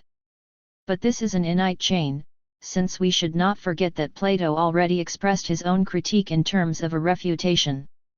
Not only a refutation of the dominant ideas or ideology of the democratic regime of his own city, which he held responsible for the worst catastrophes and injustices, to begin with, the trial against Socrates and philosophy, but a refutation of the contemporary discourse of the sophists which, in many respects, was already a complete justification, from a universalistic point of view, of equal liberty as a civic principle.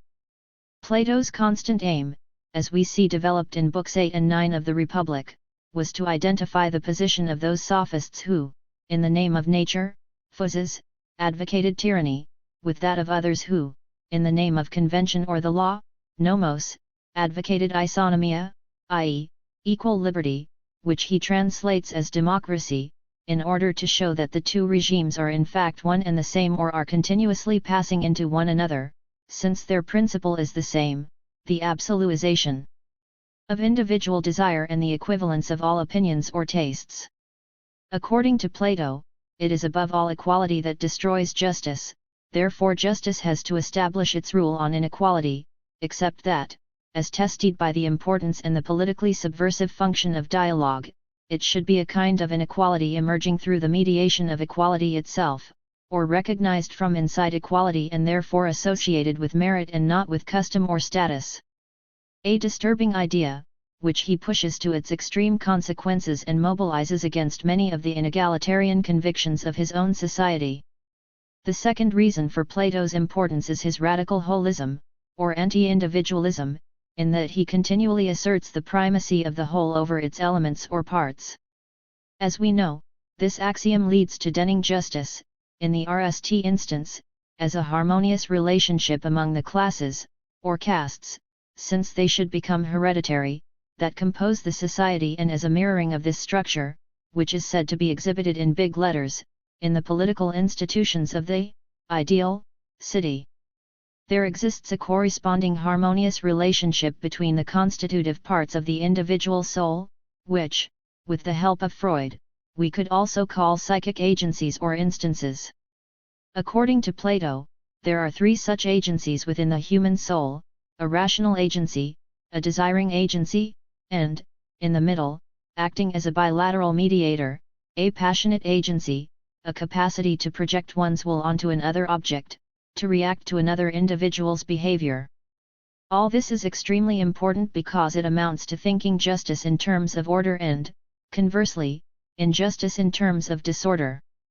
10. Plato not only provides a definition of order that is general enough to encompass many variations and be translated into various institutional patterns, he also makes 3 statements from which it will prove extremely difficult to depart. 1. The relationship between justice and injustice is one of order versus disorder. Therefore, a critique of what presents itself as order can only escape the reproach of admitting disorder by demonstrating its capacity to bring about a superior order, a genuine order, or an order that is not only apparent, but real. All of Hegel and some of Marx are here already. 2. What makes injustice unacceptable and unbearable is not only the suffering that it causes, but also the disorder that it produces. Or, if you like, suffering itself is an aspect of disorder, and as a consequence it is unthinkable that a claim of justice, a demand for compensation and redress for injustice, or a revolution against injustice take the form of a demand for disorder as such. Disorder is ultimately what has to be avoided at all costs. But we may indeed admit that the definition of what will be deemed disorder, or anarchy, is a historically and politically volatile matter, completely subject to political debate and choice. This is where Plato's own, sometimes hysterically enacted, anti-democratic ideology enters into play. 11. 3. This leads to a criterion that is provided repeatedly in the text, the criterion of conflict, or, more precisely, civil war. Following a formulation concerning descent, stasis, which is crucial for the understanding of Greek politics, Plato describes civil war as the emergence of two nations within the nation, two cities within the city, fighting each other as if they were enemies, and perhaps worse than that, destroying the possibility for the whole, or the common good, to prevail in the end. 12. Civil war, in this sense, is perhaps not injustice as such, but derives immediately from it, reproduces it independently, and therefore imposes its counterpart. Consensus, at some basic or transcendental level, is the other name of justice. No consensus without justice, no justice without consensus or its possibility. Arendt, who was no great friend of Plato, fully endorses this thesis. 13. And Habermas, with his notion of procedural justice based on the primacy of the dialogic function, retrieves the same idea in a manner adapted to his conceptualization of the liberal public sphere. In other words, the realization of justice through conflict is perhaps not unacceptable, it is perhaps even inevitable, realistic, and moral at the same time, but the idea of justice as conflict, attributed to Heraclitus, is absurd, nihilistic. 14. Who escapes this absurd nihilism? Do we? In a moment I will move to a discourse of social conflict, referring in particular to Marx, which might invert that position and which will have therefore to entirely change, at a metatheoretical level, the terms of the relationship between whole, parts, conflict, order, and disorder, and not simply refute the anti-democratic, political consequences derived by Plato from his own premises. The third reason for Plato's importance lies in his idealism, or literally speaking, in his definition of justice as an idea. We know that what characterizes the idea, or form, eidos, in Plato is that it forms a model of reality more real than reality itself, or through which reality cannot but be measured, i.e., understood, produced, or transformed. In other words, justice is transcendent, and it is this transcendence that commands a certain relationship of theory to practice, a logical anteriority of theory, a subordination of practice, and above all, again, a relationship of inequality. Practice can approximate theory, or the model. Umbra, A. 119. But it can never replace it, become indiscernible from it, or become fully adequate to it. This ontological relationship of immanence versus transcendence, nitude versus inity, conditioned or conditional versus unconditional, has been almost entirely removed from modern epistemology and technology, not to speak of the implicit ontology of mercantile and consumer society, which is officially based on an exact reversal of this thesis. But, on the other hand, it is almost inexpugnable from politics, and I would gladly say from revolutionary politics, in the broad sense, i.e., in the sense of changing the word, transforming the situation, conditions, structures, or dispositions embodying injustice, be they personal or impersonal. 15. Reformists might ignore the notion of the transcendence of the model that practice only approximates, but only at the cost of at some point admitting that they change nothing, nothing that matters, nothing that is not reversible. Revolutionaries in the broad sense can hardly be absolute empiricist materialists, pragmatists or anti-Platonists in that sense. Marx's famous 11th thesis on Feuerbach notwithstanding, philosophers have only interpreted the world, in various ways. The point, however, is to change at 16. In order to change, one needs a model, however minimal. Perhaps this is one of the reasons why Marx tried to avoid the term justice itself, though he certainly could not completely avoid the idea. Communism is an idea, and it is even in a sense an idea of order.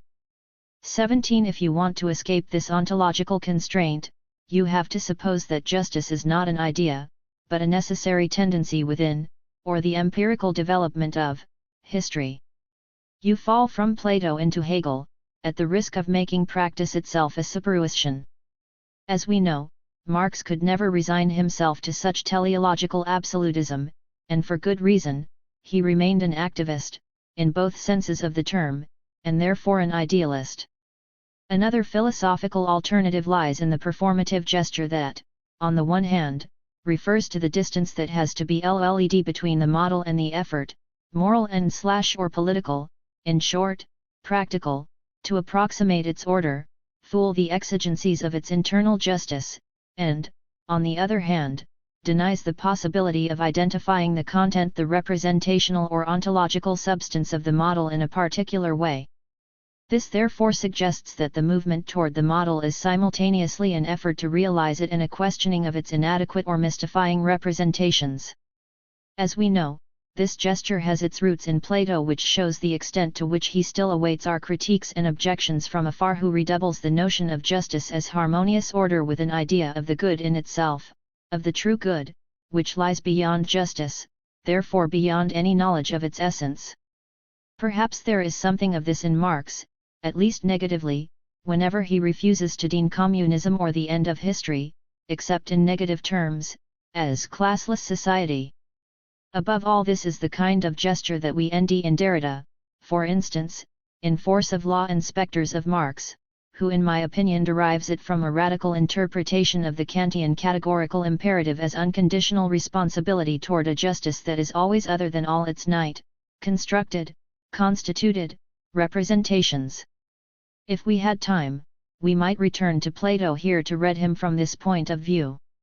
Plato's model of social justice is an amazing combination of revolutionary utopia and conservative elitism or aristocratism, both converging in his critique of democracy, which, it must be said, is practically unrivaled and has therefore been continually repeated. In a sense, he is the RST and the arch-revolutionary conservative.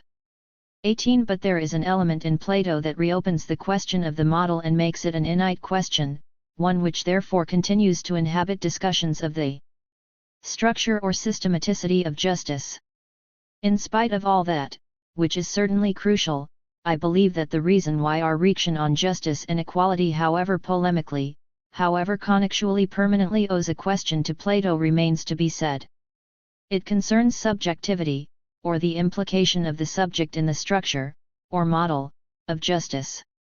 Or, better said, it concerns the impossibility of isolating the denitive or essential underside of justice from an understanding of the process of subjectivation that forms an intrinsic part of and condition for the realization of justice itself. I borrow a modern, even a postmodern, terminology that I think is perfectly acceptable here, precisely because Plato is pre-modern, i.e., because there is no idea in his philosophy of a given subject as an originary reference or invariant element, either as a living individual or as a point of moral responsibility. This is not to say that there is in him no idea of subjectivity, whether as interiority, as reaction, or as the power to frame the world. But nothing is given. Or, if you like, what is given is a complex system of forces, tendencies, capacities, virtualities, which have to combine in one way or another, orienting their combination in one or another direction to produce a different kind of self. 19. It is interesting to compare this with its Aristotelian transformation and, I would say, rationalization, itself also expressed in terms of the importance of the educational process, or the education for justice, which basically takes it for granted that the various parts of the soul, vegetative, sensitive/moving, and intellectual, form an always already XED, natural hierarchy, anchored in the nality of life. But Aristotle and modern Aristotelians think that the accomplishment of just actions, individual and collective, requires a certain disposition, hexis, of the individual, a certain quality or virtue. This disposition should, conversely, be formed, prepared, and embodied in individuality itself, so that the realization of justice becomes more likely, itself a natural consequence. But the just man or good citizen remains a virtuous voluntary instrument of the realization of an objective order, of a just measure, for example the just distribution of goods, which can be deemed outside of and prior to his action. In Plato, however, we have a complete reciprocity and interdependency between the subjective and the objective. The constitution of justice is, from one point of view, nothing other than the constitution, formation, or recognition of the just man. From another point of view, psychological or anthropological, the constitution of the just man is nothing other than the emergence of the just order. Neither of these two positions can exist or even be thought apart from the other. The subject-object relationship is a vanishing distinction, continually expressed in order to become dialectically suppressed. This also means that to transform the social structure is to transform the human, to change human nature, and, conversely, to move either from justice to injustice, in the sense of degeneracy, or from injustice to justice, in the sense of perfection. This is the guiding thread for the whole exposition in the comparative discussion of the different political regimes and their corresponding human type. 20. 2 brief remarks. First, the way in which Plato established the intrinsic correspondence between justice as social order and justice as subjectivation, starting with the famous analogy between the big letters Umbra, A. 121. In which we can read the composition of the city, or the relationship that it establishes between needs, powers, capacities, and the small letters in which we try to decipher the contradictory movements of the human soul and the meaning of individual attitudes toward different kinds of good, is closely linked with his famous doctrine of the philosopher king, i.e., his idea that the making just of man and society depends on the highly unlikely event of a perfect fusion of power and knowledge. Power, which is the opposite of knowledge, would nevertheless become its attribute. What is more likely, and, in the end, probably inevitable, is that the multitude would not only deprive the philosopher of any access to power but, worse than that, would succeed in perverting both his goals and his use of knowledge, thereby transforming the philosopher into a sophist. Here, Plato is not only idealist, he is also elitist and an intellectualist. More than this, we discover that behind the obvious holism of his representation of the just social order, in which every class has its hierarchical function and every individual has to be located within a single class, there lies a deeper element of individualism.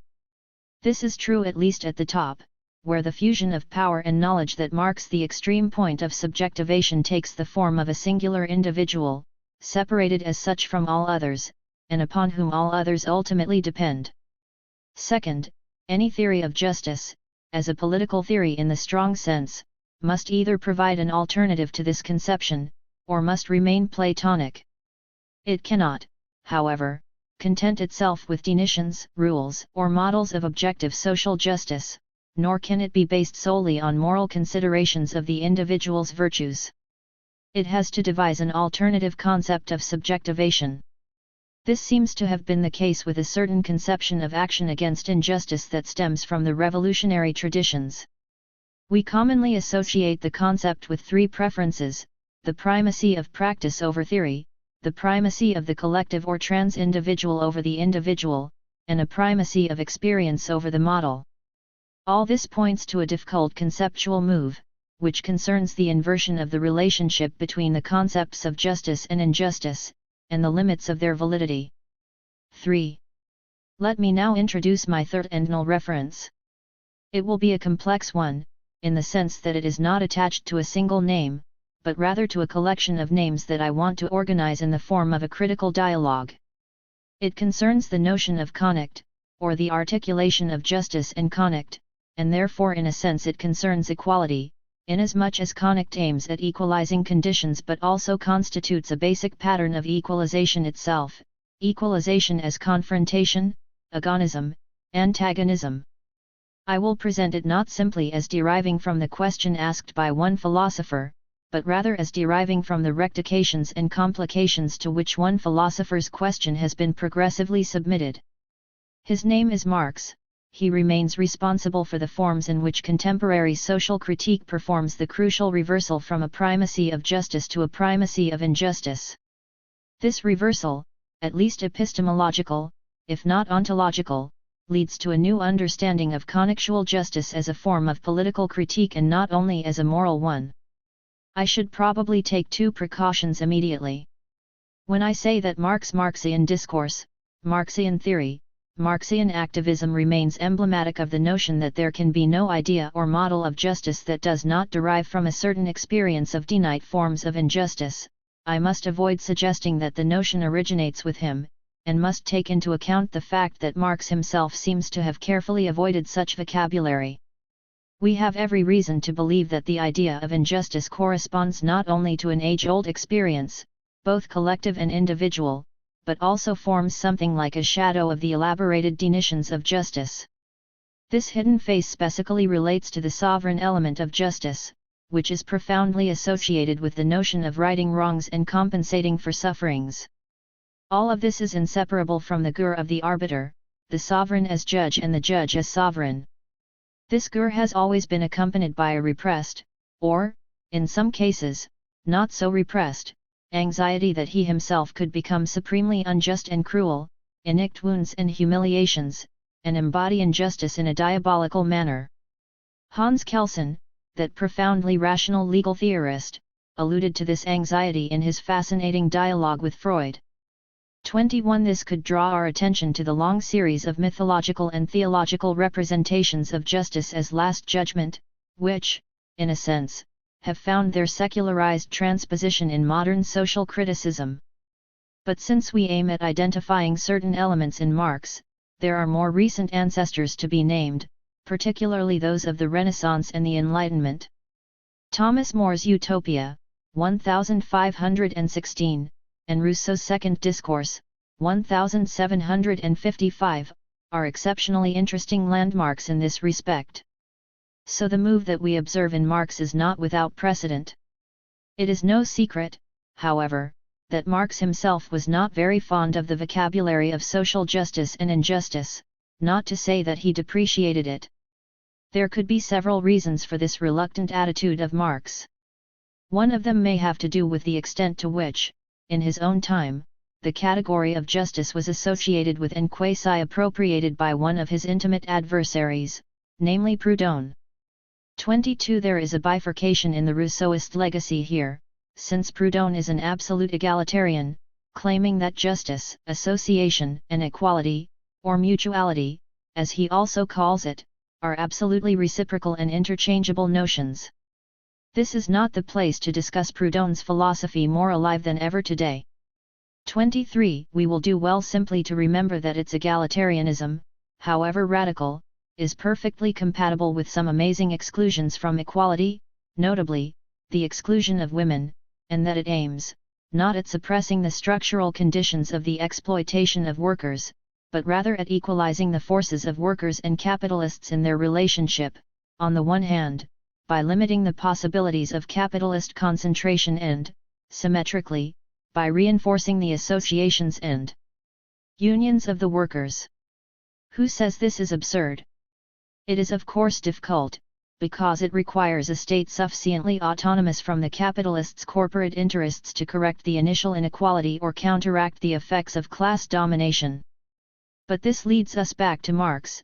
The main reason why he does not speak of justice is probably that, for him, the forms of justice and injustice are clearly on the side of effects, depending on a more decisive structural cause or set of structural causes. So, much as justice and injustice are beyond the realm of law, modes of production.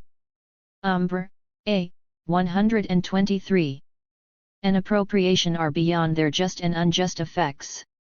But here we must pause and invert the argument, since, for Marx, there was an originary experience of injustice that logically preceded the analysis of the structure of exploitation itself, or whose introduction into the analytical pattern of exploitation, evolution, and transformation in fact commanded its critical character. In the intricacies of the enormous theoretical machine constructed by Marx under the title Capital, which he left unished and therefore open to many diverse continuations, this point of introduction can be very precisely located.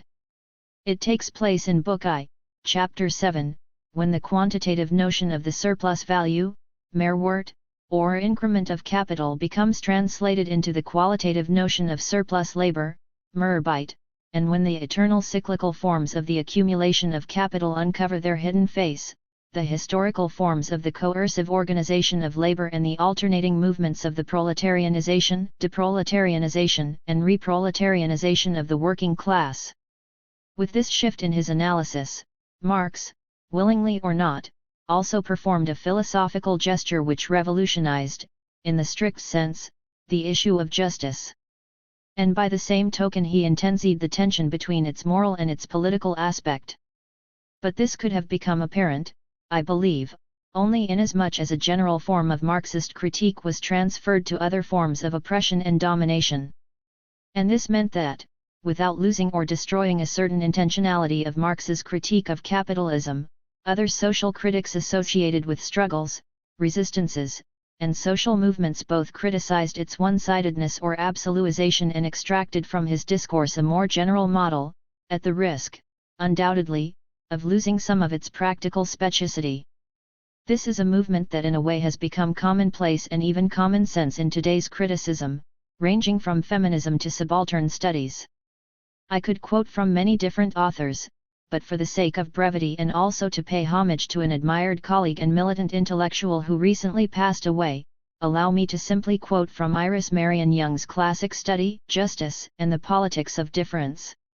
24. Criticizing what she calls the distributive paradigm in moral theory, but without purely and simply adopting a holistic point of view for which each group would have to administrate the issue of justice in terms of its internal order and division of labor, she focuses on experiences or phases of oppression that cross the boundaries of institutions and solidarities, thus renewing the gesture that we end in Plato with respect to the injustice of traditional hierarchies. She broadly distinguishes VE types: exploitation, marginalization, powerlessness, cultural imperialism, the production of stigmatized otherness through the imposition of a dominant cultural norm, and violence, against weaker individuals and groups. She then proceeds to analyze the symmetric problems related, on the one side, to the institutional character of these forms of injustice and, on the other side, to the modes of insurgency, that is, resistance turned active, collective, and political, corresponding to each of them.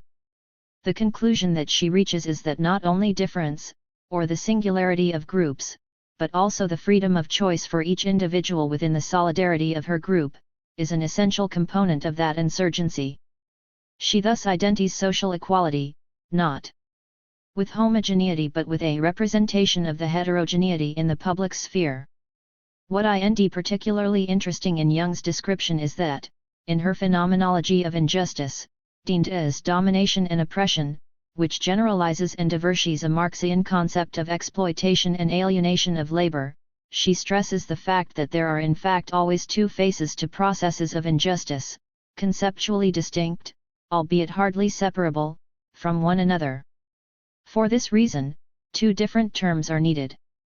Oppression, in the strict sense, relates to the discrimination that prevents some individuals from developing and exercising one's capacities and expressing one's experience, and therefore, to the institutional constraint on self-development. Domination relates to the institutional constraint on self-determination that prevents one from participating effectively in determining one's action and the conditions of one's action. 25. She seems to me to retrieve in her own way what, elsewhere, I have described more abstractly as equal liberty in the insurrectional sense. I myself have insisted on the fact that there is no way to assert in both a direct and a positive manner the political identity of equality and liberty, but only a way to demonstrate, and in fact experience, that their negations produce simultaneous effects that amount to emptying citizenship of its reality. 26. While I agree with the idea that oppression and domination, or the negation of equality and the negation of liberty, contribute to a general and complex definition of injustice, the critical definition of justice, which will also of necessity be a polemical one, can nevertheless only be expressed dialectically as negation of the negation.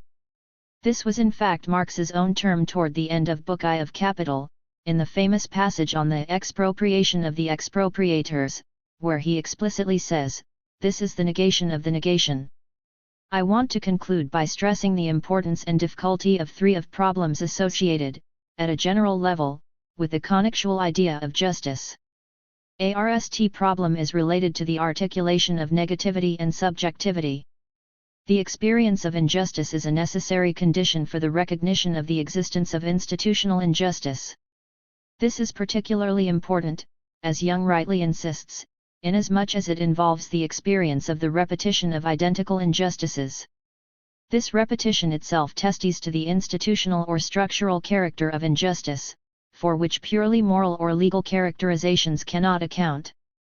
Thus Marx described the reproduction of the conditions of exploitations, the permanent attraction and repulsion of the worker from the factory system. But recognition from the standpoint of the victim is not the analysis of structure.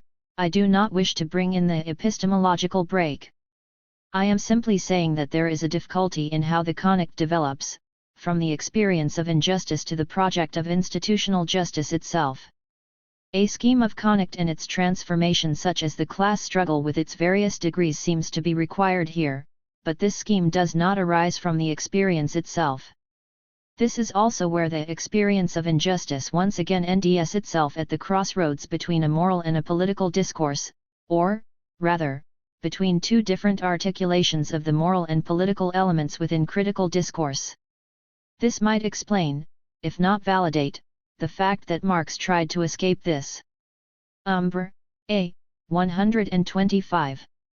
Dilemma by choosing a third term, science, which led him, and, even more so, his followers, into scientism, from which Althusser paradoxically tried to recover through epistemology, or scientific discourse in the second degree. This RST difficulty is closely related to a second one, which we can call, in Lyottardian terms, the difficulty of the effects of the differend. It is not by chance that Lyotard, when formalizing his idea of a wrong that is redoubled by the fact that it cannot be expressed in the dominant language of the judge, or spoken to the judge, the established system of justice which becomes identified with the representation of social interests as a whole, RST referred precisely to Marx's concept of the proletariat, whose perception of surplus labor is in fact incommensurable with the capitalist's notion of prod or accumulation. 27. The word incommensurability is also central to Jung's phenomenology. 28. And it is not by chance that Spivak and others have borrowed and reelaborated the Lyottardian notion of the differend in order to conceptualize the heterogeneity or paradox of a subaltern condition of oppression which expresses itself while being deprived of the instruments of collective and public expression. This is the problem of the alternative public sphere and, consequently, of rationality. The other side of the differend is the fact that what is incommensurable will only indirectly be brought to the fore, in the language of metaphor or metaphrasis. Not only are conics about crucial issues of injustice dissymmetric, they are also continuously repressed. Otherwise, they become retranslated in the language, categories, and modes of regulative administration that comprise the establishment of power, e.g., what is today universally called governance. Third, and nally, this brings me back or would bring me back to issues of totality, totalization, and the relationship between the whole and the processes of subjectivation. I will leave these for another occasion, not only because I have abused the reader's patience but because I myself am uncertain about the Platonic terms in which the question has to be renewed. I don't want to reduce the idea, the model, or the form to the minor status of a dream or utopia, however much I value certain insurgent uses of these terms. For example, I have a dream. I can only suggest that if processes of subjectivation that represent the other dimension of justice, on the side of individual and collective practices, virtually converge toward the imaginary goal of a just society, they are also bound, because they are inseparable from the conics that feed them and give them meaning, to remain indefinitely embedded in displacements and new beginnings, rather than in recognitions, reconciliations, or null revolutions. But this seemingly negative or aporetic formulation also signals something positive, which is very important to us: justice, as emancipation from injustice, as negation of the negation, is not only an effort, it is also a permanent invention. While it runs after emancipation, it also already runs after the forms, contents, and institutions of justice, which are not imposed from outside the effort, the struggle. Not remembered, like a lost ideal, but rather discovered, like an insurrection without models. 4. The three lines that I have been following, Pascal and the antinomy of justice as force and force as justice, Plato and the constitution of subjectivity as the psychic image of the whole, Marx and Jung and the articulation of justice, injustice, and connect, seem in fact to indicate a common question, albeit a very speculative one, that of an articulation of immanence and transcendence through the emergence of an internal void. What was suggested by Pascal and retrieved by Derrida and Samadar was not an accidental excess of justice over law, but an internal excess. It does not affect the realm of law from the outside, from some theological or social other realm that, by nature, would be non-legal or illegal, but from within the intrinsic heterogeneity of the legal realm. This could also be rephrased as, law is never anything else than the permanent connect between opposite practical representations of law. For that reason, those who are excluded from justice by the law are led to include or incorporate themselves into the public sphere by changing the law, or imposing a change in the rule of law. What Plato and his legacy suggest is the necessity of ending a convergence between the metaphysical question of what still lies beyond the realm of essences and the political-ethical question of the element of hyper-individualism paradoxically inhabiting the Platonic primacy of the whole, which culminates in the model of the philosopher-king who incarnates the identity of contraries, of knowledge and power. A modern problematic of the collective processes of subjectivation as anonymous effects of communication does not solve or suppress this question, but it certainly does displace and re-articulate it. Finally, the hardly sketched discussion of Marx's notion of the primacy of injustice and its generalization as justice in connect or justice through struggle against injustices by Jung and certain other contemporary social critics leads to a difficult moral and political riddle concerning the condition of the victim and his or her place in this discourse. We are not returning to a point before the political institution of justice, as allegorically depicted once and for all by the Greek tragedies, to identify justice with the claim of the victim, or his or her vengeance, but we must take into account the fact that connect itself, the reality of injustice and the necessity of justice, is made visible and audible only by the void that the victim creates or performs within the plenitude of the social fabric. The analogies that I am suggesting here do not amount to delineating a new metaphysics of justice. But they have a family air which, I believe, makes it more likely for us to understand in which sense, to imitate a Spinozistic formula, the just effort or struggle towards justice, or non-injustice, is indeed already justice itself. Umbra, A. 127. Revolution. And repetition. Kojin. Karatani. Repetition in the state. Historians often say that one risks a repetition of history if one is ignorant of history. If we know history, though, can we thereby avoid its repetition? And is there really such a thing as the repetition of history? This kind of problem has never been thought through. Historians, who are supposed to be scientific, have never addressed it, even if they intuitively acknowledge it. I believe that there is a repetition of history, and that it is possible to treat it scientifically. What is repeated is, to be sure, not an event but a repetitive structure. Surprisingly, when a structure is repeated, the event often appears to be repeated as well. However, it is only the repetitive structure that can be repeated. Marx is the thinker who attempted to elucidate this repetitive structure. Marx's view of history is generally considered to be based on development in stages rather than repetition. But he did think through the problem of repetition in one of his early works, the 18th Brumaire of Louis Bonaparte. The opening sentences of the text refer precisely to the repetition of history, Hegel remarks somewhere that all facts and personages of great importance in world history occur, as it were, twice. He forgot to add, the first time as tragedy, the second as farce. One here Marx emphasizes that what happened between the French Revolution of 1789 and Napoleon's coronation was repeated 60 years later by the Revolution of 1848 that resulted in Louis Bonaparte's coronation. There are, however, more repetitions. In the RST place, the history of the RST French Revolution followed the pattern of ancient Rome's history. These were repetitions as representation. But it is not because the past design was adopted that these repetitions occurred. Representation becomes actual repetition only when there is a structural similarity between the past and the present, that is to say, only when there is a repetitive structure inherent to the nation that transcends the consciousness of each individual. It is probably in the philosophy of history that Hegel wrote what Marx refers to, by repetition, that which at RST appeared merely as a matter of chance and contingency, becomes a real and radiate existence. 2. Hegel refers to the event in which Octavian became the RST Roman emperor after his adoptive father Caesar was assassinated. Caesar sought to become emperor when the city of Rome could no longer maintain republican principles in its expansion, and was murdered by those who chose to defend the republic. It was only after Caesar's assassination, however, that the Roman people accepted the empire and emperor as inevitable reality.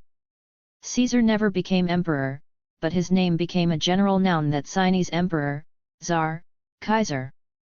Marx might have forgotten this context when he wrote that Hegel remarks somewhere.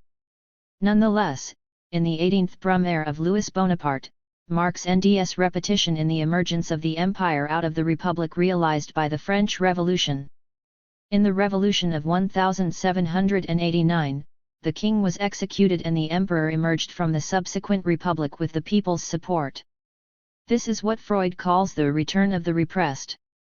The emperor is the return of the murdered king but is no longer the king himself. The emperor stands for an empire that transcends the boundaries of the city or nation-state. It is because of this structure that Caesar's event appears to be repeated in other places and times. For example, Napoleon, who gained power in the French Revolution and its subsequent wars, attempted to counter British industrial capitalism by establishing a European Union. Napoleon crowned himself emperor and established an empire not because he was mindful of the past but because of the politico-economic situation of the time. Indeed, Napoleon's concept could be called a prototype of the European Union, but at this point in history, his scheme could be more properly seen as a precursor of Hitler's Third Reich, the conquest of Europe. Concerning this point, Hannah Arendt states the following. The inner contradiction between the nation's body politic and conquest as a political device has been obvious since the failure of the Napoleonic dream. The Napoleonic failure to unite Europe under the French AG was a clear indication that conquest by a nation led either to the full awakening of the conquered people's national consciousness and to consequent rebellion against the conqueror, or to tyranny. And though tyranny, because it needs no consent, may successfully rule over foreign peoples, it can stay in power only if it destroys RST of all the national institutions of its own people. 3. Umbra, A. 133. Napoleon's War of Conquest can be called the RST example of a nation-state's imperialistic expansion resulting in another nation-state. In the 20th century, imperialism thus produced nation-states all over the world. Generally speaking, modern states were formed by separating themselves from Old World empires. States derived from the same world empire share a common cultural and religious background even if they compete with one another. If they were threatened by a state originating from another world empire, they would nevertheless be united based on the identity of the Old World empire. In other words, they return to the empire. But if a nation-state expands and tries to become an empire, it cannot avoid becoming imperialistic. Thus the modern nation-state, on the one hand, subsists in its reaction to the empire, but, on the other hand, is inclined to abolish itself and return to the empire. This paradoxical structure causes the repetition inherent to the state. Repetition in capital. Marx refers to another repetition in the 18th Brumaire, the economic crisis of 1851, which helped Bonaparte gain support from the state apparatuses, such as the military and the bureaucracy. Only under the second Bonaparte does the state seem to have made itself completely independent. As against civil society, the state machine has consolidated its position. For it is at this point that Marx discovers the encounter between the two kinds of repetitiveness of the state and of capitalist economy. No one at that time paid attention to the repetitiveness of this crisis. It was assumed that the commercial crisis was the result of the revolution of 1848 and resolvable by economic policies. Marx did not sufficiently investigate the problem of the periodical crisis. He thought that this crisis did not advance the revolution because the crisis was not yet full-blown.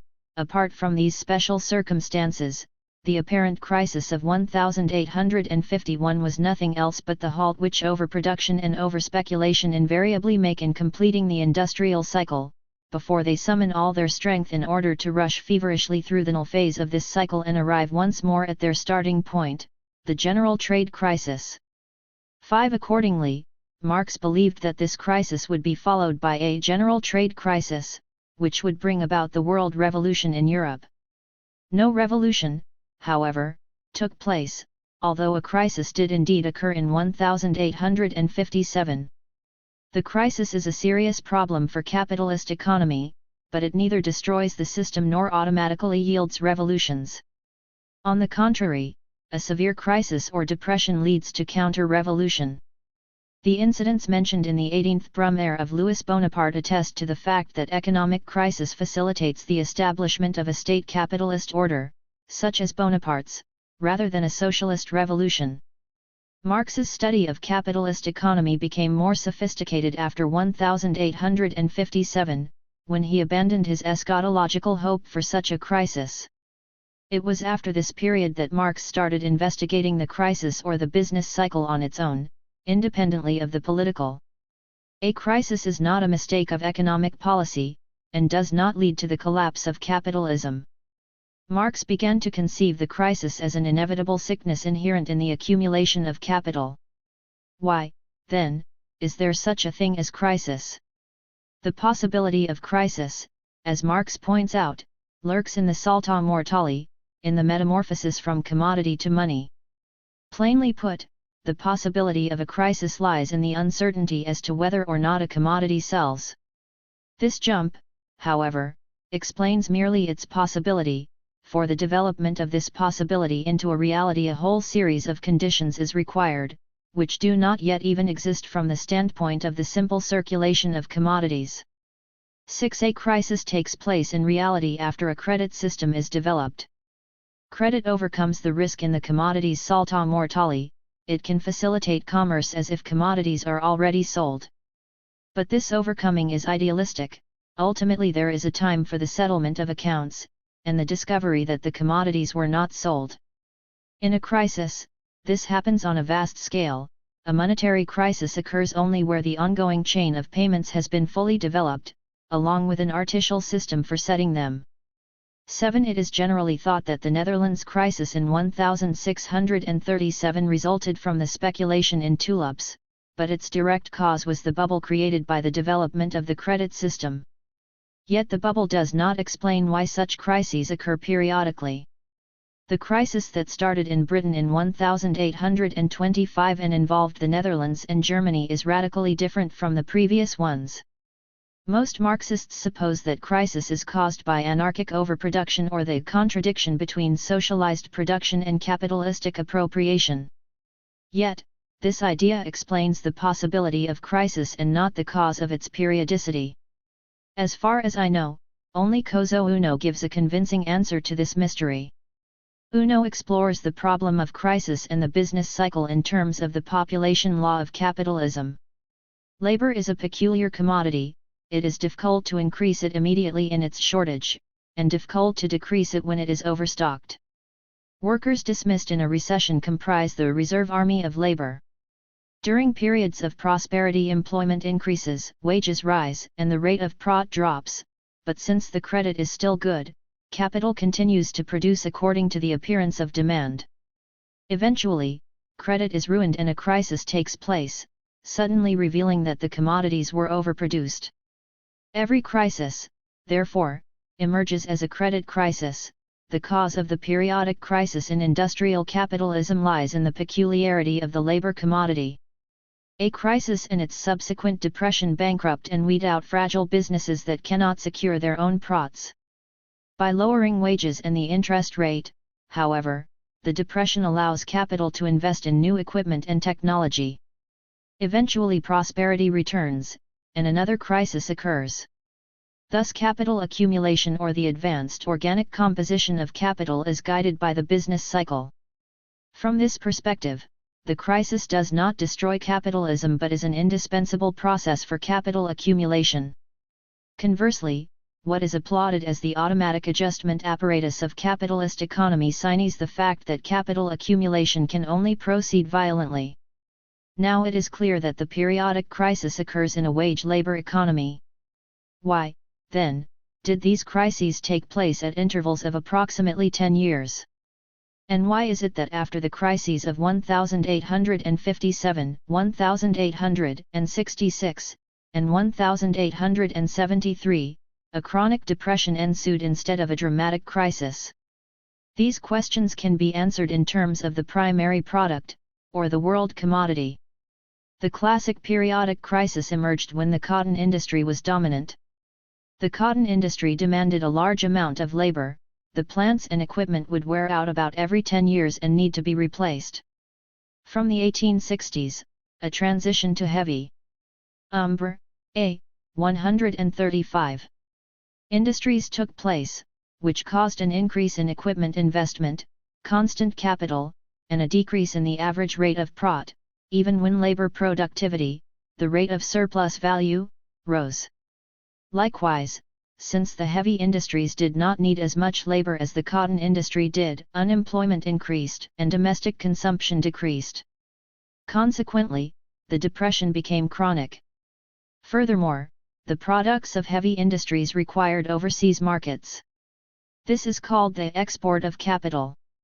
In this case it was the state's role to secure these markets.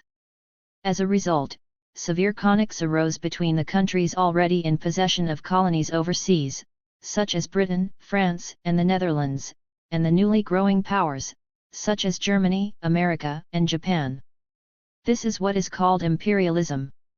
The business cycle Marx grasped in Capital takes the form of a short wave that was later called the jugular cycle. On the other hand, Kondratiev described a long wave that has a FTY or 60-year cycle. In my view, the difference in length is not important. The long wave is a phenomenon that is caused by the change in world commodities. The transformation of world commodities from woolen, to cotton, to heavy industries, to durable consumer goods, to the information industry have resulted in long, severe depressions, if not crises. These transitions cause change not only at the level of technology but also at the level of society in general. In spite of the difference in appearance, the basic principle that Marx pointed out is still relevant: capital accumulation is possible only through violent reconfiguration, and this is exactly what compels capitalist society to repeat. Nonetheless, this principle does not suffice to probe the repetition of history as a social formation. Social formation viewed through mode of exchange. In Capital, Marx provides a far more profound insight into the repetitiveness of capitalist economy than he does in the 18th Brumaire of Louis Bonaparte. Yet the repetitiveness at the level of the state, which had been set forth in the 18th Brumaire, was never mentioned again by Marx. He regards the state as merely a superstructure determined by the economic structure.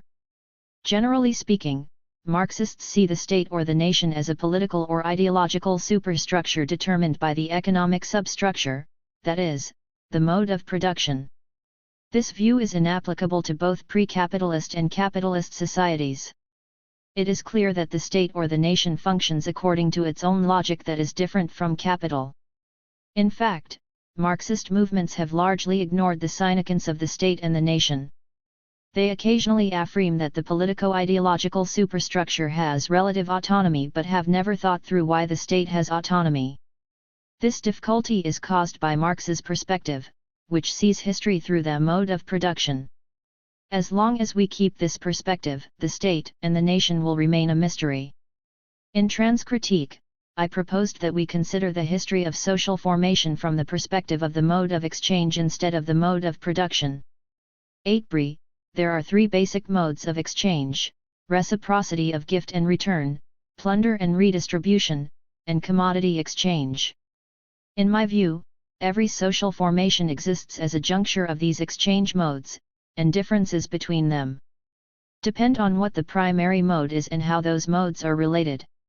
In the capitalist social formation, commodity exchange is dominant, but the other modes of exchange and their derivatives still exist in moded forms.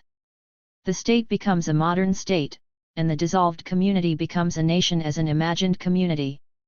Thus the three modes of exchange are transformed into the trinity of capital, nation, and state. 9. From this point of view, it is obvious that the state has an autonomy that is completely different from that of capital. They are rooted in different principles of exchange. In Capital, Marx abstracts capital away from the state and the nation by bracketing the dimensions of other exchange modes because he is attempting to grasp the system caused by commodity exchange in its purity. It is better, though, to explore how each of the other modes of exchange forms a system, as Marx does concerning the system of capitalist economy, than to complain of his not dealing with the state and the nation. Anthropologists such as Mauss and Levi-Strauss, for example, have attempted to describe the reciprocal composition of society. We should begin the same work regarding the state. As stated above, the periodical crisis does not take place until society is completely reorganized by the mode of commodity exchange and the commodification of labor. Differently put, it is not until capitalist economy experiences the periodic crisis that it can manifest its autonomy. The same is true of the state's autonomy, only the repetition proper to it can attest that the state is autonomous. Historical stages of capitalism. The history of social formations must be viewed by considering the relation between two subjects, the state and capital. The repetitiveness of the state and that of capital should be examined at the same time. The state and capital complement each other even while they are opposed to each other. Neither of them can be reduced to the other. In Capital, Marx brackets the state. Clearly, this bracketing makes capitalism at the stage of imperialism a mystery. At the stage of heavy industry, the state's interventions in the economy are strengthened. Heavy industries require a large amount of investment by the state rather than by corporations. Due to the lack of state interventions, Britain fell behind Germany in heavy industrialization. This phenomenon, not to mention the Keynesian welfare state, is unintelligible if the state is bracketed. Facing these new situations, Marxist economists have been forced to revise and develop the principles of capital. Their revision and development are actually the renunciation of capital.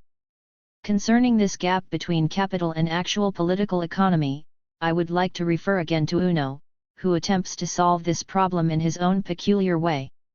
Uno conceives that what Marx grasps in Capital is pure capitalism, the principles of capitalist economy and its functions when commodity exchange is widely prevalent. However, there is no such thing as pure capitalism. Britain at the time of Marx's sojourn might have come closest to it, but capital is not limited to the economy of one state, even if it employs Britain as the model. Capital deals with world capitalism, and therefore omits the problem of taxation, which Ricardo put great stress on, by bracketing the state. Uno insists that, in actual social formations, the state intervenes in the economy, and this intervention appears as an economic policy. Umbra, A. 137. That forms the historical stages of capitalism. The stages suggested by Uno are mercantilism, liberalism, and imperialism. Moreover, he distinguishes the stage after the Russian Revolution from imperialism. Capitalist states adopted economic policies, such as Keynesianism and fascism. Capitalism after 1930 is generally called late capitalism, but it can also be called Fordism or welfare state capitalism. Robert Albritton, following Uno's theory, names this stage consumerism. 10. In my view, these stages can also be characterized by changes in the world commodity. The mercantilism stage is characterized by the wool industry, liberalism by the cotton industry, imperialism by heavy industry, and late capitalism by durable consumer goods, such as automobiles and electric appliances. A new stage of capitalism began in the 1980s, when information became the world commodity.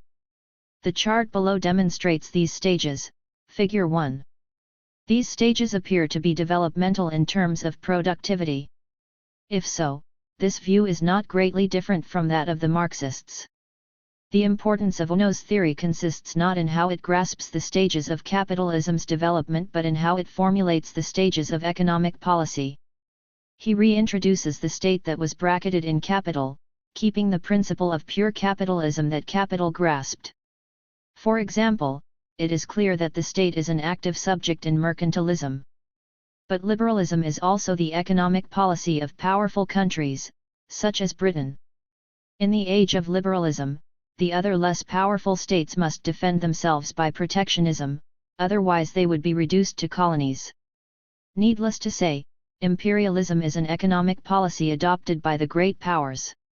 Under this policy the state has an explicit role, and fascism and state welfare capitalism are no exceptions. These, too, are economic policies of the state, which is now equivalent to capital. Uno thus formulates the stages of capitalism by introducing the dimension of the state. As a result, there arises another kind of repetitiveness distinct from economic development. Clearly, imperialism is a repetition of mercantilism.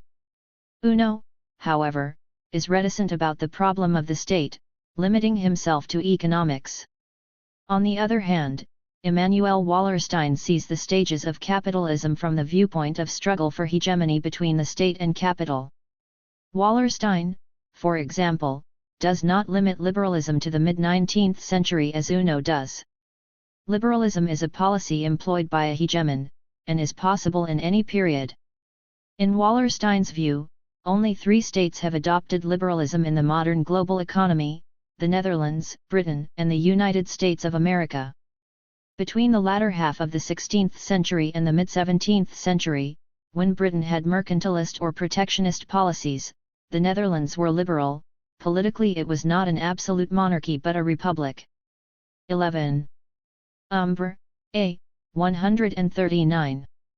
According to Wallerstein, the shifts in hegemonic power have the following pattern: marked superiority in agro-industrial productive efficiency leads to dominance of the spheres of commercial distribution of world trade, with correlative prots accruing both from being the entrepot of much of world trade and from controlling the invisibles transport, communications, and insurance. Commercial primacy leads in turn to control of the financial sectors of banking, exchange, deposit, and credit, and of investment, direct and portfolio. 12. A state thus establishes hegemony, proceeding from production to commerce and then finance.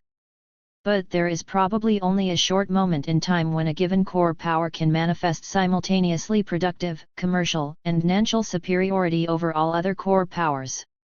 13. That is to say, even if hegemony is lost in the dimension of production, it can still be maintained in that of commerce or finance. The Netherlands and Britain actually retained hegemony in commerce and finance long after they lost it in production. The Dutch maintained hegemony in distribution and finance even after Britain overwhelmed them in manufacturing in the latter half of the 18th century.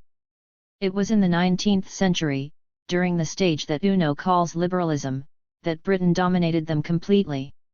However, if the period of British hegemony is called liberalism, so should be the period of Dutch hegemony. Mercantilism, on the other hand, is a period of the absence of a hegemon, such as the period when the Netherlands lost the hegemony that Britain and France consequently fought over. The absence of a hegemon can also be found at the stage called imperialism, after 1870, when America, Germany, and Japan fought for the hegemony that Britain was losing. From this perspective, it is no wonder that similarity can be found between the stages of mercantilism and imperialism. The development in capitalism stages cannot be purely linear, since it requires not only a change in world commodity but also a long depression. That is to say, it requires a repetition inherent to the capitalist system. On the other hand, it entails mortal struggles for hegemony among states and therefore a repetition inherent in the dimension of the state. Accordingly, the stages of world capitalism can be seen as the repetition of the stages of imperialism and liberalism, see Figure 1. In this chart, for example, mercantilism is a transitive stage from Dutch to British liberalism, that is, a stage in which the Netherlands was declining but Britain and France were not powerful enough to replace it and struggled against each other. Also, the stage of imperialism after 1870 is marked by Britain's decline and Germany, America, and Japan's attempt to redivide the territories formerly held by the previous imperial powers. The stages of world capitalism thus form not only the linear development of production but also the alternation between the stages of liberalism and imperialism. In my view, this alternation operates in a cycle of 60 years. As a result, the history of the modern world repeats every 120 years. It is uncertain that this cycle will continue, but it might be productive as a heuristic hypothesis. The current stage. The 1990s is considered the stage of neoliberalism. It is often said that America, like the old British Empire, so overwhelmingly holds hegemony that its policies are representative of liberalism. While America was the hegemon before 1990, it started declining economically from the 1970s, as was indicated by the end of the gold standard in 1971. America is following the course that the Netherlands and Britain once trod. While declining in manufacturing industries, America retains hegemony in finance and commerce of natural resources such as oil, grain, and energy. During the age of British liberalism, war posed no danger to Britain. Between 1930 and 1990, especially between 1945 and 1975, America was as liberal as 19th-century Britain. The developed capitalist states were under American protection, cooperated with each other by regarding the Soviet bloc as the enemy, and adopted domestic policies of worker protection and social welfare. Contrary to appearances, the international Soviet bloc and domestic socialist parties stabilized world capitalism, rather than threatening it. The Cold War is therefore the stage of liberalism with America as the hegemon. Since the 1980s, Reaganite and Thatcherite policies, such as retrenchment of social welfare, deregulation of capital, and tax reduction, have been adopted in the advanced capitalist states. These policies are generally considered neoliberal, but they are not inconsistent with the imperialism that was dominant in the 1880s. Lenin insisted that the stages of imperialism could be historically characterized by capital export. Capital seeks the global market because the domestic market is never sufficient for it. Arendt described the imperialism of the 1880s as a liberation of a state tied to capital from the yoke of the nation. Rejecting the nation's demand, the state abandoned its domestic workers and supported the capital that went abroad economically and militarily. 14. This is also happening in the neoliberal stage. Globalization started in the 1970s, when the advanced countries suffered from a falling rate of profit and chronic depression due to the saturation of the market with durable consumer goods. Moreover, America lost hegemony in the production of these goods because of Japan and Germany's significant development. As a result, American capital had to end its way in the global free market. This global competition, however, is impossible without American military hegemony. The current stage of capitalism is more neo-imperial than neoliberal. According to Antonio Negri and Michael Hart, America acted not as an imperialist state but like empire because it sought the approval of the United Nations in the Gulf War of 1991 when it had overwhelming military hegemony. The importance of the Gulf War derives from the fact that it presented the United States as the only power able to manage international justice, not as a function of its own national motives but in the name of global right. 15. I cannot agree that America is empire and yet non-imperialist. No nation or state can avoid falling into imperialism if it attempts to become empire. 10 years after the Gulf War, the Iraq War disproved the idea that America is not imperialist but empire. America pursued unilateralism rather than the approval from the United Nations. To be sure, Negri and Hart do not pursue the idea of the American empire. For them, empire is a place that has no place.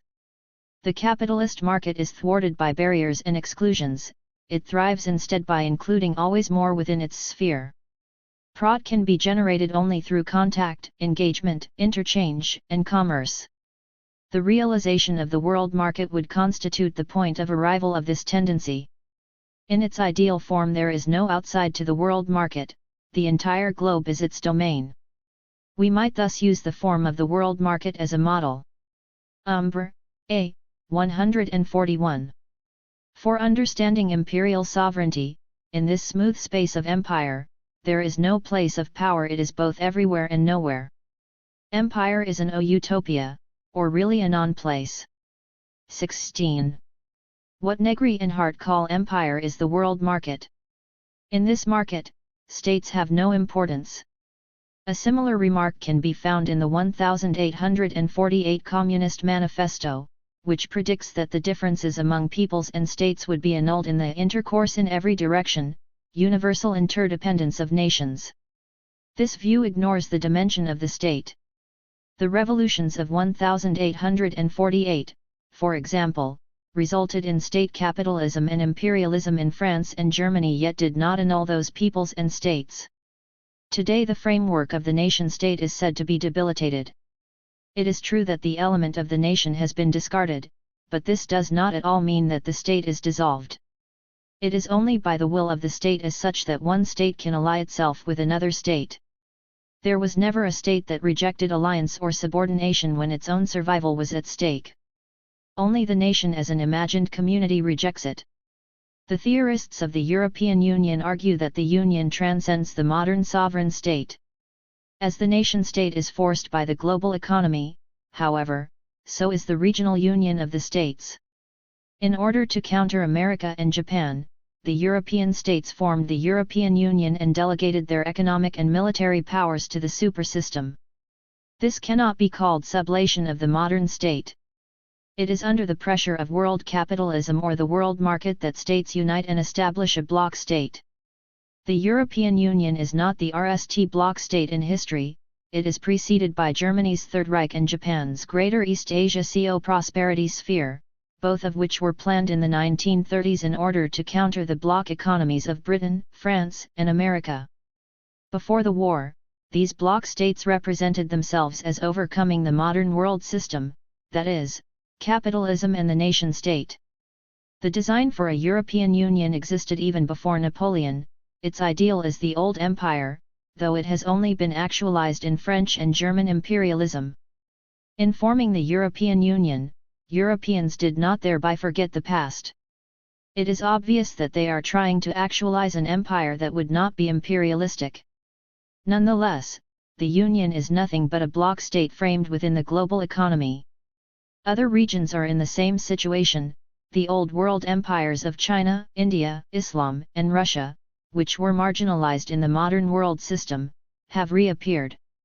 In each region, since the nation-state was formed by separating itself from the world empire, there is on the one hand a shared civilization, and on the other hand, a past full of divisions and struggles. The states bracket their memories as nations and form a community by reducing their own sovereignty. Yet this phenomenon occurs precisely due to the pressure of world capitalism that now dominates the states. Renan once pointed out that the oblivion of history is necessary for a nation to be built, and his remark is applicable to the formation of the bloc state. Like the nation, it is also an imagined or created community.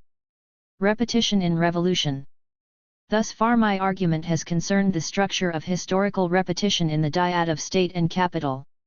In this section, I would like to point out how the counter-movements against the state and capitalism socialist movements in the broadest sense have changed in accordance with the world historical stages of state and capital, and how those movements also have the same repetitiveness as the dyad of state and capital.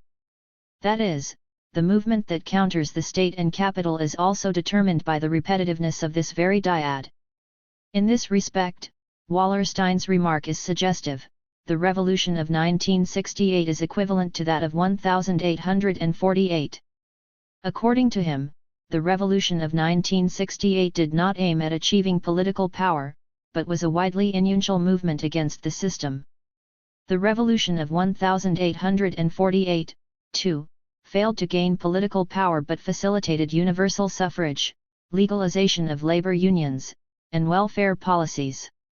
Moreover, the Revolution of 1968 revived various kinds of socialism and utopianism, including young Marx's thought, which had been repressed since 1848. I would like to take special note of the fact that the Revolution of 1968 broke out exactly 120 years after the Revolution of 1848.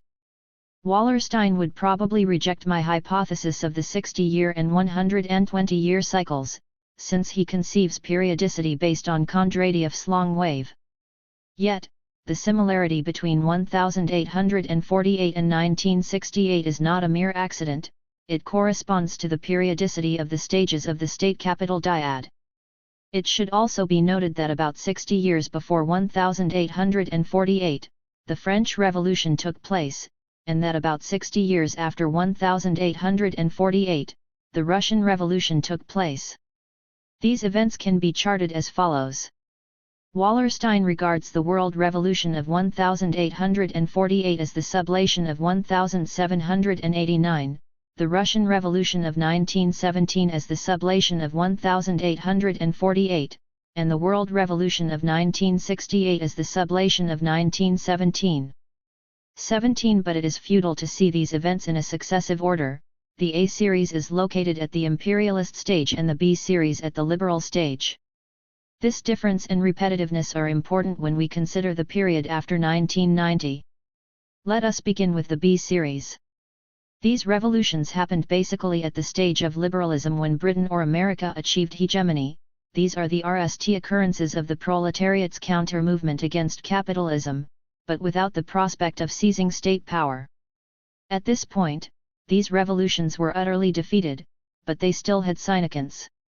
In the aftermath of the 1848 revolution, the uprising of the proletariat compelled each state, which was equivalent to capital, to employ socialist policies. In short, the revolution yielded a prototype of the welfare capitalist state. Against this tendency, imperialism after 1870 emerges as that which liberates the dyad of state and capital from the control of the nation. They. Umbra, A. 143.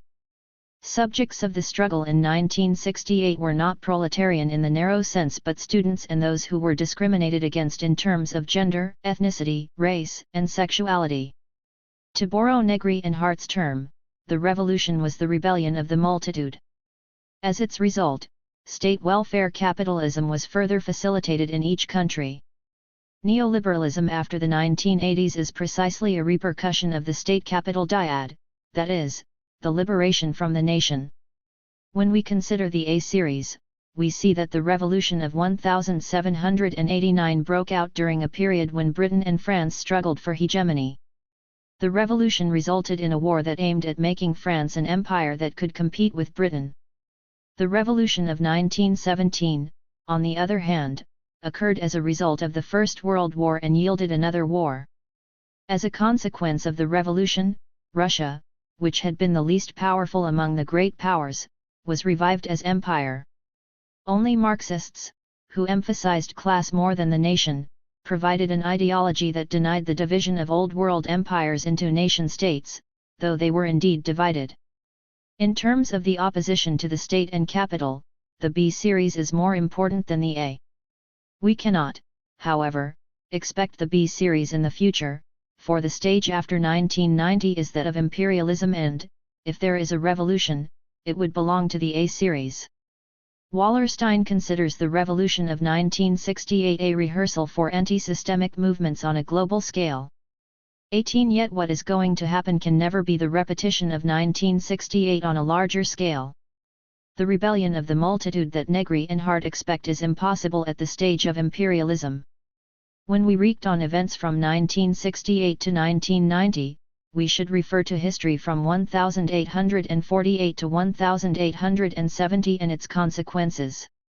19 As the world after 1870 could not await the return of 1848, so we, who live in the world after 1990, cannot expect the return of 1968.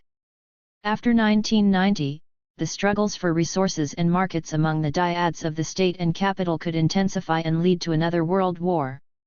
This world war could cause the rebellion of the multitude or could be caused by that rebellion. Either way, in the RST half of the 20th RST century, any action of counter-movement against the state capital dyad should take the possibility of war into account. It is worth noting that Kant wrote perpetual peace during the war that broke out with the French Revolution. Peace generally means the state of the absence of war. But what Kant calls peace is the end of all hostilities in which there is no state and in which the Hobbesian state of nature ends. That is to say, Kant's peace signs the sublation of the state. Therefore, what he terms the kingdom of ends or world republic signs a society in which the state and capital are sublated. 20 In this sense Kant's thought could be called anarchist. Unlike anarchism, however, Kant started with the notion that the state can be a state only in relation to other states. Anarchists and Marxists conceive the sublation of a state only within a state because they assume that the state is a secondary superstructure. Yet, the state is autonomous and exists only in relation to other states. Supposing this autonomy of the state, Kant speculated on how the state can be sublated. The design of a federation of states is merely a RST step toward a world republic, which is the regulative idea of reason. Hegel scoffed at this idea as being unrealistic, but for Kant, it was real. Kant thought that a federation of states could be achieved not by human reason or goodwill but by human antagonism, that is, by war. This antagonism is different from Hegel's cunning of reason and can be called the cunning of nature.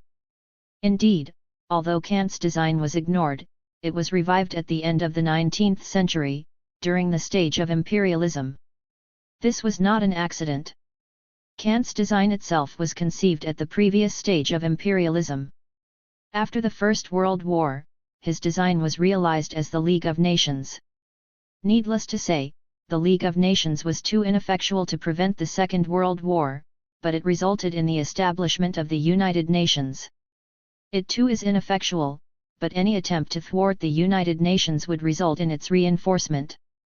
At the stage of imperialism, there is no way to avoid the repetition caused by the dyad of state and capital other than to repeat the counter-movement initiated by Kant. Translated by Hiroki Yoshikuni. Reviews.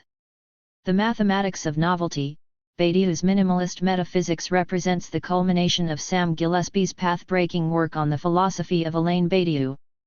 One of the most gifted and promising philosophers of his generation, as Joan Kopjek put it in her tribute to him in the 2004 issue of Umbra, Gillespie was largely responsible for introducing Badiou's writing to the English-speaking world through the 1996 issue of the journal, which he co-edited with Siji Jotkand.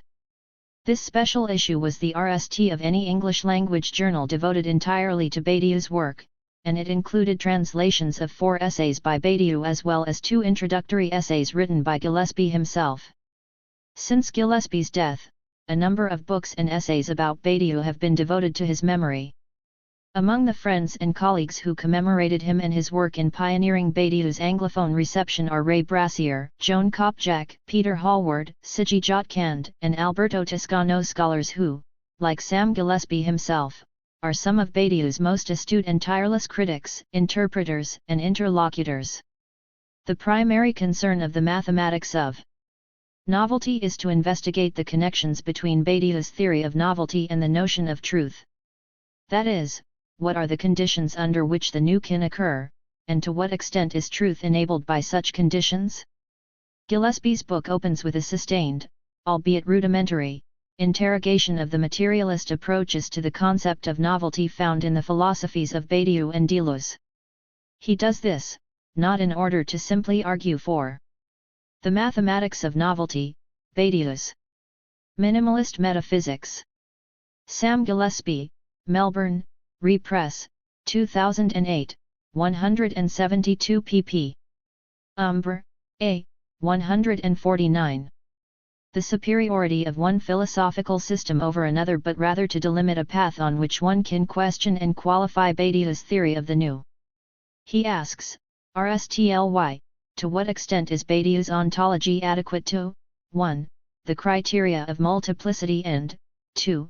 The possible occurrence of an event and its subsequent truth procedure. Secondly, how does Badiou reinvigorate the category of truth from its classical strictures as unchanging and thus antithetical to novelty? Finally, how are the previously mentioned sets of problems related? The subsequent chapters confront these questions clearly and carefully, presenting a rigorous exposition of the core of Badiou's ontology.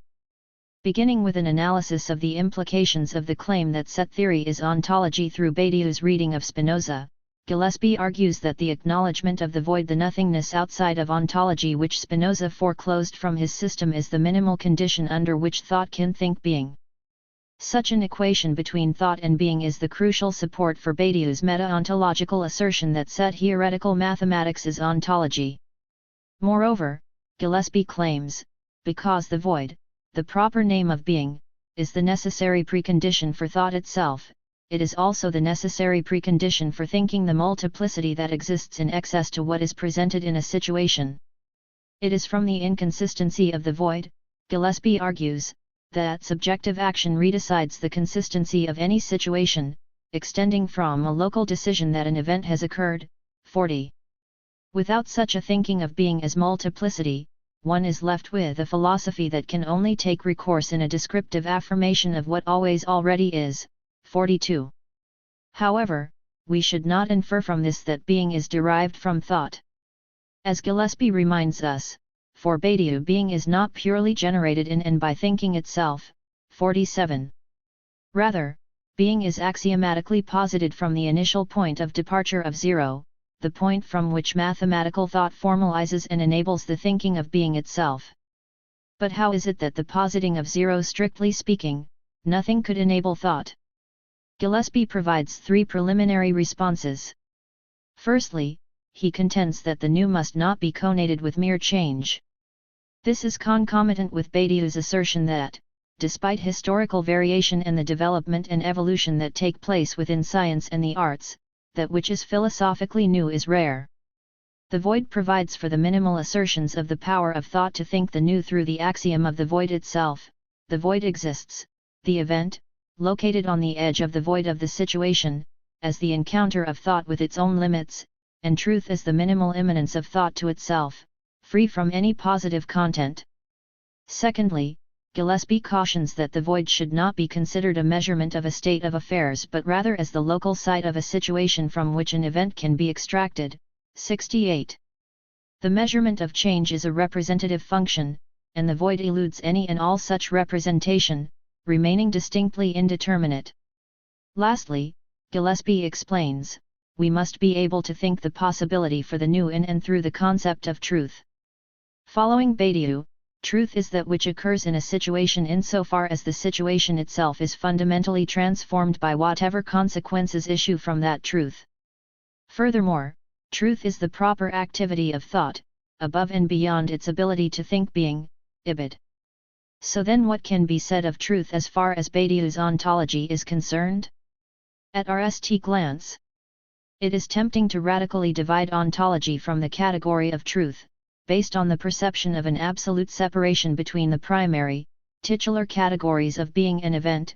On the one hand, being, proper to ontology, is simply what is, the event, alternatively, is fundamentally undecidable from the perspective of ontology. It can only retroactively come to be through a subjective truth procedure. Gillespie maintains, however, that such an opposition is patently erroneous. It is impossible to think the category of truth apart from the foundations that mathematical ontology provides. The challenge, Gillespie continues, is to examine the extent to which the appearance of a truth is enabled through the mathematization of being. 72. Thinking through the relation between ontology and truth requires a renewed interrogation of truth as a philosophical category as well as an investigation of what foundations are necessary for such a conception of truth. Moreover, Gillespie contends it is only a sufficient understanding of Paul Cohen's generic set theory that will allow us to comprehend Badiou's category of truth. The mathematics of novelty is in large part a detailed and patient study of Badiou's ontology, and the chapter containing the outline of the connection between truth and ontology is certainly the most difficult of this slim volume. Overall, however, Gillespie's exegesis of the mathematical foundations of Badiou's ontology is one of the clearest and most approachable introductions to the meditations of being and event ever written, the heroic efforts of Peter Hallward and others notwithstanding. This is particularly true of the sections on the twin theories of the generic enforcing, as well as Gillespie's discussion of the relation between the ontology of a situation and the truth that ruptures it. As Gillespie argues, the necessary connection Badiou must make between ontology and truth necessitates a subreption of the indiscernible, an imposition of an order to give consistency to what is fundamentally inconsistent. 95. That is, in order for Badiou to avoid a problematic tautology in his theory of the event, it is necessary to posit a phenomenology of sorts that would account for what occurs when subjects recognize or are seized by events. Because the category of the event cannot be derived from Badiou's formal ontology, according to Gillespie, one must look to an additional, phenomenological framework for an elucidation of the way in which events mobilize subjects to engage in truth procedures. Not surprisingly, Gillespie NDS such a supplementary schema in Lacan's teachings on affect and on anxiety in particular. While the set theory of Cantor and Cohen provides the basis for Badiou's ontology, his theory of the event clearly derives from Lacanian psychoanalysis.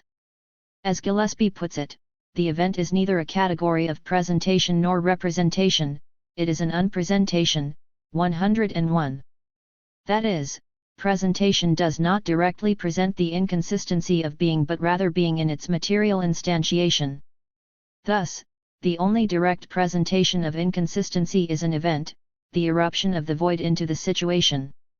As clear as Badiou may make this point himself, Gillespie points out that for Badiou's philosophy to move beyond the sterility of the system put forth in being an event, it must be supplemented by two operations that cannot be derived from set theoretical ontology, ibid. Namely, one must be able to think the categories of being and truth in particular situations without resorting to subtraction. Equally necessary is a phenomenology of subjectivity that would unite particular situations to subjective action. For Gillespie, this comes, as mentioned above, in the form of an isomorphism. Umbra, A. 151. Between Lacan's conceptualization of the relation of the subject of psychoanalysis, the speaking subject, to its own real or indiscernible being, and Badiou's theory of a subject seized by the incalculable of an event. In short, Gillespie argues that subjectivity toward a particular truth is propelled by a form of what Lacan theorized as the drive. More specifically, for Lacan, the confrontation of the subject with the nothing that is the subject's own being, anxiety, the lack of lack, is the catalyst for subjective action. As Gillespie explains, a person is compelled to go into analysis less on the basis of a compulsive need or desire for something, as because of an underlying anxiety that makes life unbearable. 119. The process of analysis is thus a way for that subject to give form to the indiscernible being in which such anxiety is rooted, namely jouissance, or that part of it that supports subjective activity, objecta. Objecta is the correlate of Badiou's event insofar as both provide a minimal basis for the subject's confrontation with being. While the operation of forcing causes the subjective excess of indeterminate being, the event, to pass from a strictly subjective principle into a universal truth, and thus is what distinguishes Badiou's subject from Lacan's subject. Gillespie reminds us that forcing is not possible without the activity of a militant subject whose framework is provided by Lacan through the category of affect, specifically anxiety. After explicating the central categories of Badiou's philosophy, being, truth, the event, and the subject, Gillespie confronts the questions of what, in the end, philosophy is for Badiou. That is, what is philosophy capable of? Set theory, from Cantor to Zermelo and Frankl, is a scientific innovation that reinvigorates the classical philosophical category of ontology in such a way that it allows Philosophy to react on and think the compossibility between the novelties produced in science, art, politics, and love that issues from a shared basis in a common ontology. Badiou's mathematical ontology changes the question what is thought, from a determination of thought as substance to a conception of thought as capacity. Gillespie shows that, in opposition to a descriptive affirmation of the world in which, for example, Deleuze's thought places novelty, Badiou's philosophy situates the new in complete exteriority to the situation, or world, that is, in the void. Philosophy is not a description of truth procedures that have occurred, but rather a call to action for truth procedures to occur.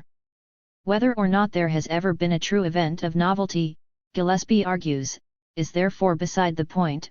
It is simply enough to know that there can be events insofar as we are capable of thinking nothing. 148. It is in this radical separation of itself from the world that philosophy becomes an imperative to try out through militant activity, ibid. The mathematics of novelty is in the end an exercise in such philosophical activity, both militant and elegant, at once a clarification and a transformation of Badiou's thought.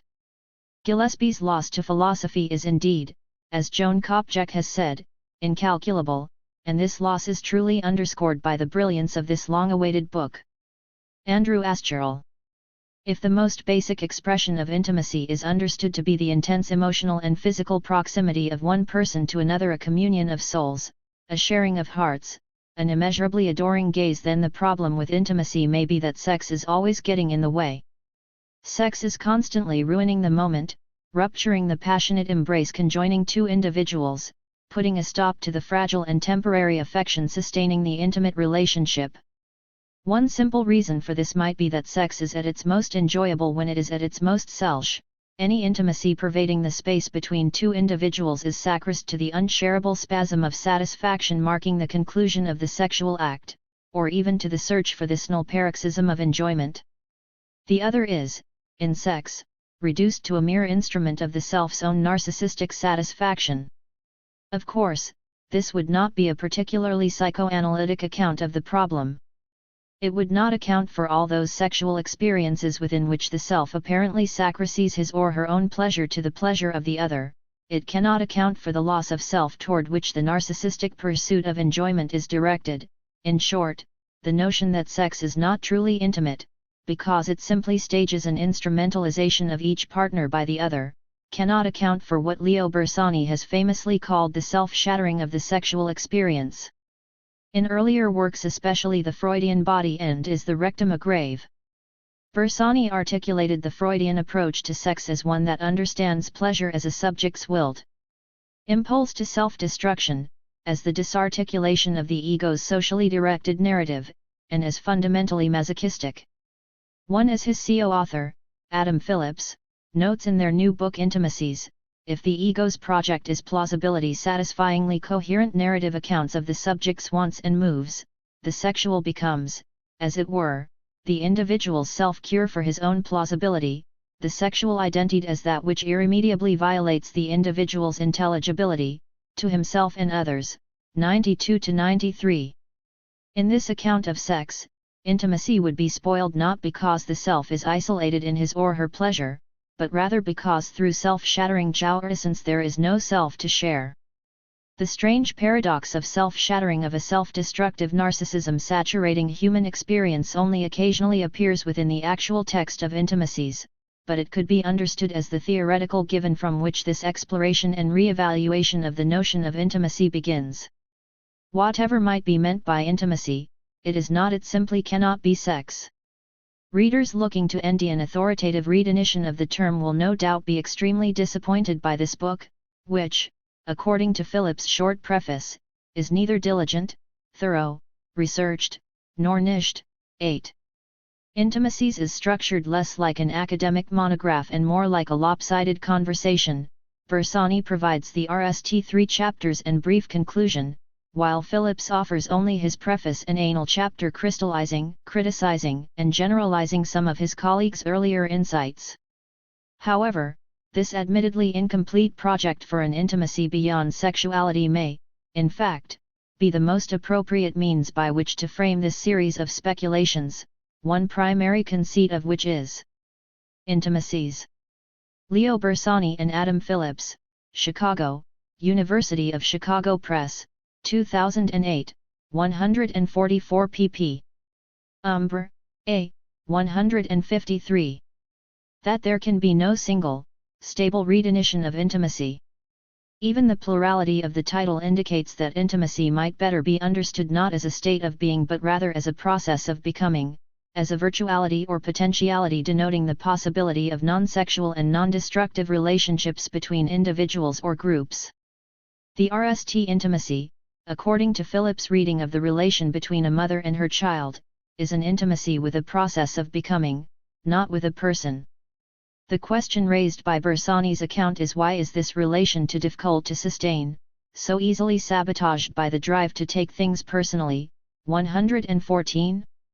The book itself stages the kind of structural incoherence, the resistance to analytic closure and subjective certainty, that characterizes this new account of an intimacy without object.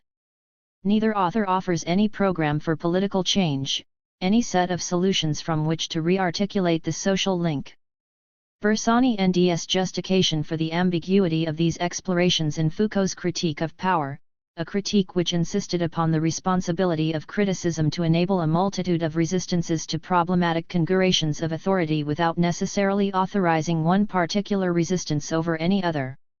As in Foucault's work, this book seeks to provoke questions rather than afford answers without, that is to say, replacing one form of mastery with another, without the prescriptions for a new normativity. 95. Both authors make a compelling case for this disorderly method of inquiry, although it must be said that this organization of ideas often takes off in compelling or inventive directions only to lose the thread of its own argument, as though the text itself were distracted by the very energy of thought driving its elaboration. The RST chapter consists principally in a reading of Patrice Leconte's L'Homme condenses trop in times, trans. Intimate Strangers, and Henry James' novella The Beast in the Jungle as a kind of extended prolegomena to the general question from which intimacies emerges: what can psychoanalysis teach us about the problem of intimacy, and how can it guide our search for an intimacy without, or against, sex? Bersani provides an admittedly unsympathetic reading of James' story in order to augment Leconte's incisive exploration of an intimacy between two people purged of their sexual selves. 27. Viewed through the LMS staging of an analytic encounter, psychoanalysis could be understood to free desiring fantasies from psychological constraints, thereby treating the unconscious not as the determinate depth of being but, instead, as derealized being, as never more than potential being. 28. Here, a number of fascinating questions concerning the nature of love and desire within a Freudian or Lacanian context are raised, only to be immediately abandoned along with Bersani's literary and filmic focus. By the end of the RST chapter, the preceding analysis is simply subordinated to a new central question: are there no other versions of this intimacy, ones that might emerge from larger relational elds? 30. The second and third chapters generally pivot around this question. Chapter 2, titled, in a surprisingly unambiguous fashion, Shame on You, concerns the emerging subculture of bareback sex. Bersani elevates this increasingly popular set of sexual practices as a paradigmatic example of the search for new models of intimacy, decidedly and unironically condemning barebacking as socially irresponsible, morally bankrupt, and politically vacuous deviant behavior. He argues that barebacking in its various forms signals an internalization of homophobic expectations and a desperate grasp for a subjectivity beyond the politics of shame endemic to heteronormativity. Moreover, Bersani argues, barebacking is insane for obvious reasons. It is a manifestation of a sexualized death drive and an irresponsible spreading of disease and death. Its participants appear at once idiotic, saintly, and heavily drugged. It is completely non-viable politically and socially. 47-8. Finally, in an argumentative move that is truly shocking considering Bersani's earlier pioneering insights into the socially and politically disruptive potentials of sex as self-shattering, he suggests that nothing useful can come from this practice, the practice of sexually repellent and staggeringly irresponsible behavior. 49-50, 55. While it is essential to acknowledge Bersani's own privileged place intellectually and personally within the history of AIDS activism, and Barebacking's apparent indifference to that history, it is difficult to reconcile his dismissive vituperation toward this particular subculture with his groundbreaking insight into the constitution of death and sexuality in his earlier works.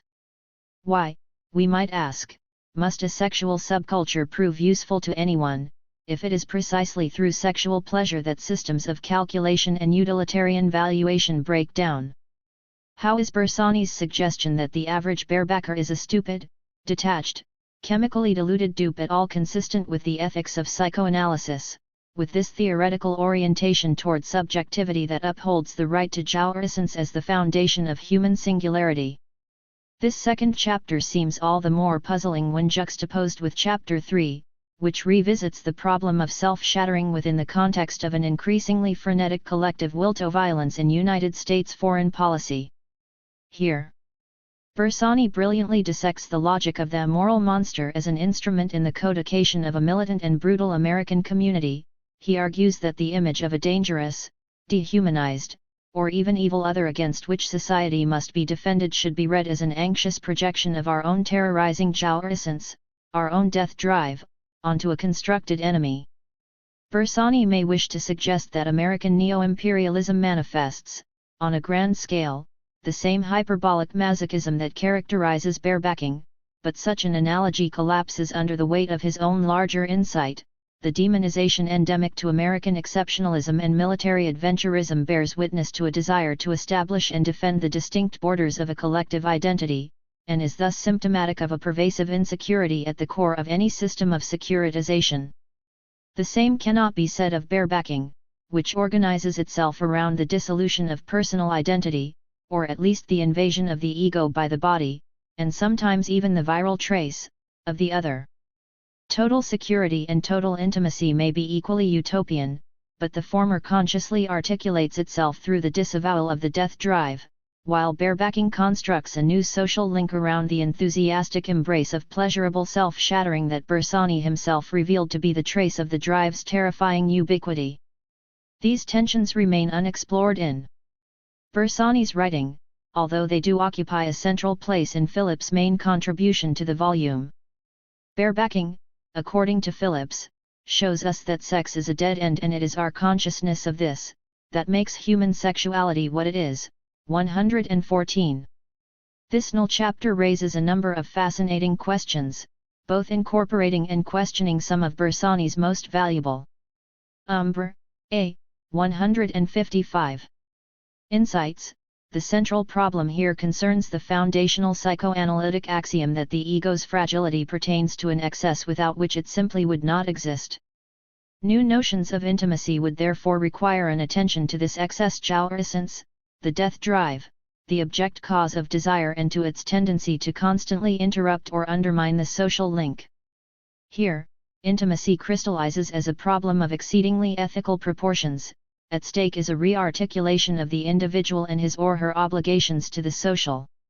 Against the collective wisdom that ethics names the responsibility to respect the difference of the other, Phillips and Bersani both suggest that this love thy neighbor attitude provokes the very aggression against which it is opposed and mistakenly disregards the universal problem of primary narcissism. In a truly incendiary critique of the multiculturalism of shared differences, Phillips provides a thinly veiled allusion to waterboarding, the interrogation procedure used by the Central Intelligence Agency to simulate a sense of drowning in its victim, to be encouraged, to be educated, to be forced to drink what you would by desire spit out, is a form of torture. 102. Ethics would thus require, paradoxically, that we have the courage of our narcissism. 98. This is a clarification of Bersani's null suggestion, in Chapter 3, that new forms of intimacy may be cultivated through what he calls impersonal narcissism, a notion that he also pursued in his earlier book Homos. To this would be a reciprocal self-recognition that attempts to operate beyond the limited dichotomy of sameness and difference, and that presupposes the coexistence of individuals not as sovereign subjects, but as incalculably singular. 86. There is, then, an ontological dimension to the problem of intimacy. one that forces a reconsideration of the ground of being upon which singular subjects appear to themselves and to each other. This null argument recalls and even complements philosophical considerations of this problem, most notably those of Jean-Luc Nancy and Giorgio Agamben, but Bersani's null reactions may lay the groundwork for further investigations into the particular value of psychoanalysis as a theoretical orientation from which to consider community. This unpolished, often disjointed, and internally inconsistent book may, for all its shortcomings or perhaps because of these shortcomings, offer a formal and analytic model from which to rethink what it means to be together, with or without sex getting in the way. Nathan Gerlich. More often than not, the anniversaries of major historical events are accompanied by the opportunity, if not the forced obligation, for philosophical reaction. And as the 40th anniversary of May 1968 falls upon us, the passing of time once again provides academia with the impetus to hold conferences and exhibitions to both mark the event and question the lasting consequences that the riots of '68 may still hold for the world today. So it may not be coincidental that the cover to the British edition of Slavahik's most recent work, Violence, 6 Sideways Reactions, bears the image of a Parisian youth in the midst of hurling a stone at the police before him, a scene frozen in time that encapsulates the spirit of those 2 months. For even after the passing of 4 decades, the events of '68 still loom large in the revolutionary imagination as a time of emancipatory potential that appears all but lost in the current belief that qualitative social change is yet still possible through the dual liberal mechanisms of democratic formalism and multicultural tolerance. In his bric-a-brac of reactions on violence, 1, Eck offers an elucidation of the vicissitudes of this complex dialectical concept, which has of late been obscured by the images of Muslim fundamentalist violence, random university shootings, and natural disasters that have come to dominate Western media. Indeed, one of Eck's central arguments in Violence is that it is due to a pronounced emphasis on what he refers to as subjective violence that a more fundamental violence is obfuscated, a violence which sustains the very zero-level standard against which we perceive something as subjectively violent, too. So, while certainly not shying away from the idea of violence as a necessary component within emancipatory politics, the core of Eck's analysis in Violence focuses upon those forms of violence that covertly coordinate and mediate the very definition of violence within Western democracies. As Eck notes, at the forefront of our minds, the obvious signals of violence are acts of crime and terror, civil unrest, international conflict. But we should learn to step back, to disentangle ourselves from the fascinating lure of this directly visible subjective violence performed by a clearly identifiable agent. We need to perceive the contours of the background which generates such outbursts. A step back enables us to identify a violence that sustains our very efforts to GHT violence and to promote tolerance. 1. So as to RMLY ground this distinction between subjective and objective violence, Eck begins his reactions by turning to an almost forgotten event in Soviet history. In 1922, the Bolsheviks carried out the expulsion of anti-communist intellectuals, economists, and theologians, forcing them into exile by means of a ship named the Philosophy Steamer. Citing Leslie Chamberlain's recent study on the topic, Eck recounts the fate of Nikolai Losky, a Russian intellectual whose life was uprooted as he and his family were forced from their homeland into exile in Germany. Describing the vertiginous effects that this apparently irrational decision of Lenin's would have on what he intuits to be the innocent victims of a mad regime, Chamberlain writes that Losky simply couldn't understand who would want to destroy his way of life. What had the Loskys and their kind done? His boys and their friends, as they inherited the best of what Russia had to. Violence.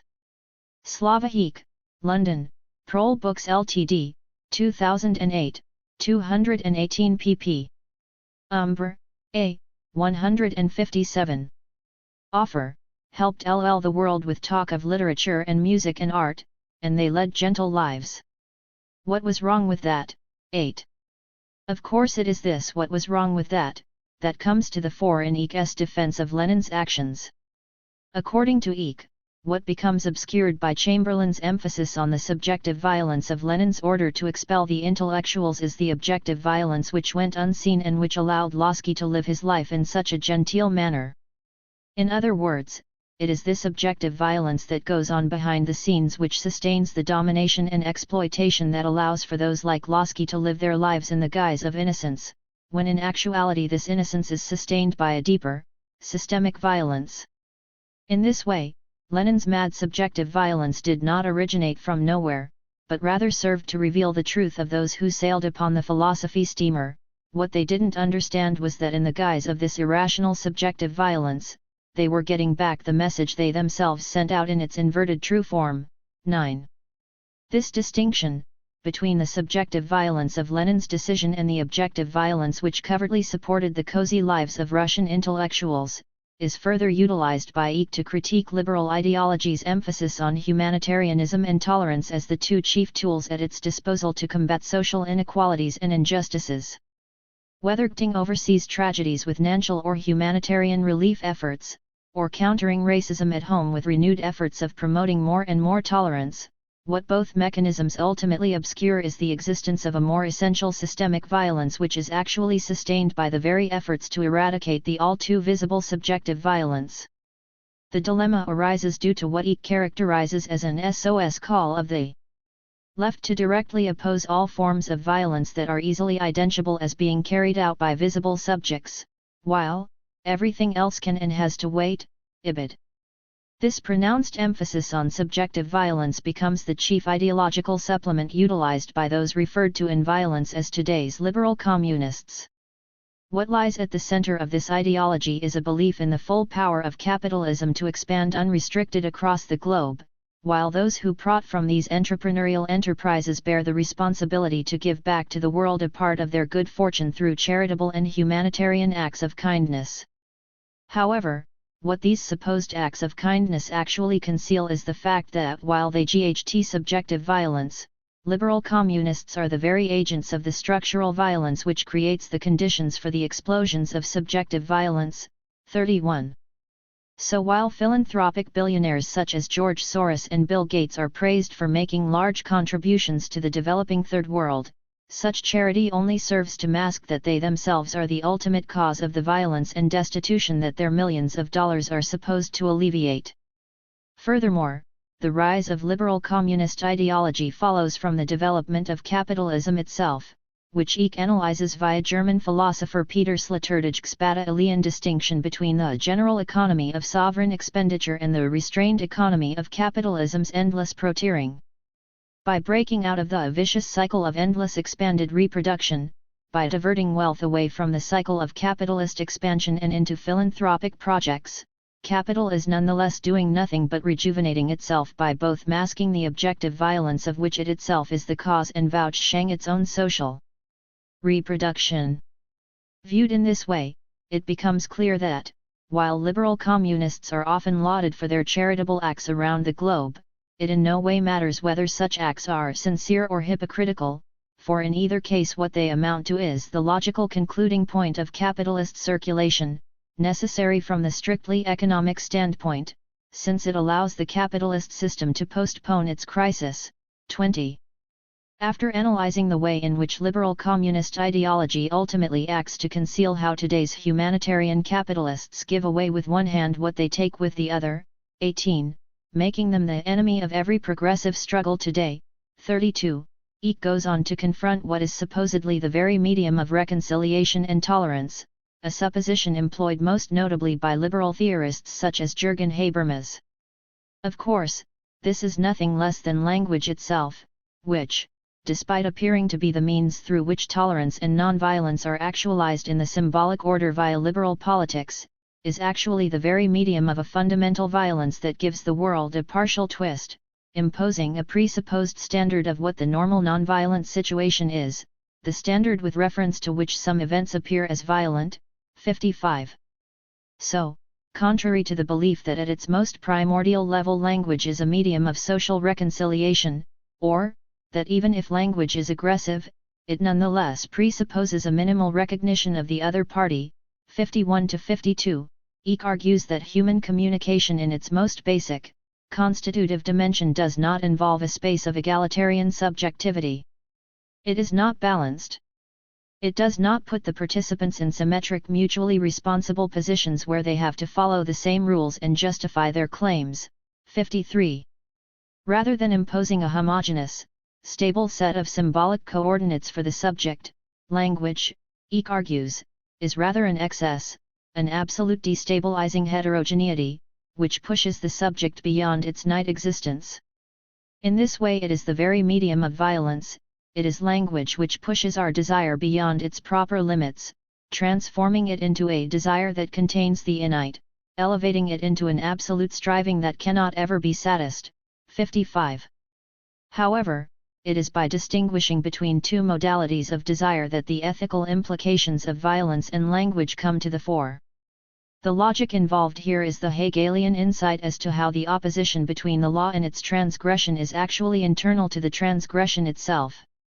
In other words, it is the law that is the ultimate transgression that determines precisely what accounts for the particular transgressions against it. As was noted above, it is language that gives the world a partial twist, a violence that implements the standard against which violence itself is measured. And as the transgression that actually establishes what a transgression is, desire can be viewed as either night or innate, depending upon the stance it takes in regards to that transgression which imposes the initial distinction between absolute and particular transgression. In other words, those desires that are in harmony with the world, which empty their coordinates within the absolute transgression, are anti-ethical in that they sustain the inertia of egotism and pleasure-seeking. 55. Maintaining the subject within a domain of post-political biopolitics that favors expert management, administration, and security over old ideological struggles. Contrary to this position, desires that contain the innate Umbra, A. 159 are ethical precisely because, by reaching for the good, they are no longer a particular transgression enacted within the framework established by the absolute transgression, but rather are transgressions which aim at the absolute itself. However, because those desires that act as the source of the good are set against the very framework that initially deemed exactly in what the good consists, Eck is quick to emphasize that an irreducible ambiguity accompanies such innate desires, as the source of the good is a power that shatters the coordinates of our night existence. 56. So from the perspective of the previous set of coordinates maintained by the absolute transgression, the good cannot but appear as its very opposite, evil. This, of course, cannot be otherwise since what the good undermines is the very presupposed standard by which the good and violence had previously been measured. Later, Eck expands upon his analysis of ethics and subjectivity in order to account for a form of politicization that is in opposition to today's predominant emphasis on the multicultural politics of tolerance. Relying on the work of Wendy Brown, Eck contends that the rise of tolerance as today's post-political ersatz, 119, is a direct consequence of the abandonment of emancipatory projects, ultimately resulting in the culturalization of politics by which political differences become naturalized and neutralized into cultural differences. Because of this naturalization, Eck argues that identity politics and tolerance arise to supplement the lack of a true emancipatory politics, becoming the predominant mode of a liberal discourse which privileges the particular, i.e., culture, while obfuscating the universal dimension of subjectivity. Put differently, by directly identifying the subject with its culture, i.e., its particular life world, the split between the particular and the universal is reduced to the particular itself. Hence, what becomes lost is the key dialectical insight as to how universality becomes for itself only insofar as individuals no longer fully identify the kernel of their being with their particular social situation. In a given social structure, universality becomes for itself only in those individuals who lack a proper place in it. 127 to 128. However, what is of crucial importance for Eck is the fact that universality is not external to the particular, but is rather inscribed within it. The particular itself is split into its particular and its universal aspects. This is essential for two reasons. First, it follows that every particular position is haunted by its implicit universality, which undermines it. 132. the universal within the particular is nothing less than the negative force that directly undermines the content of every particular position. Secondly, in order for a culture to maintain its particular identity, it must repress the universal dimension which is active at its very heart, that is the gap between the particular, its identity, and the universal which destabilizes it from within. 133. Eek maintains that the consequences of this assertion directly undermine the idea of cultural autonomy, as well as any argument made in defense of cultural practices that appear as inhumane or barbaric in the eyes of Westerners. So, for instance, while protests against clitoridectomy or patriarchy may arise from within the protester's particular cultural life world, they do so only from the position of the universal, the negativity that arises from within the particular itself.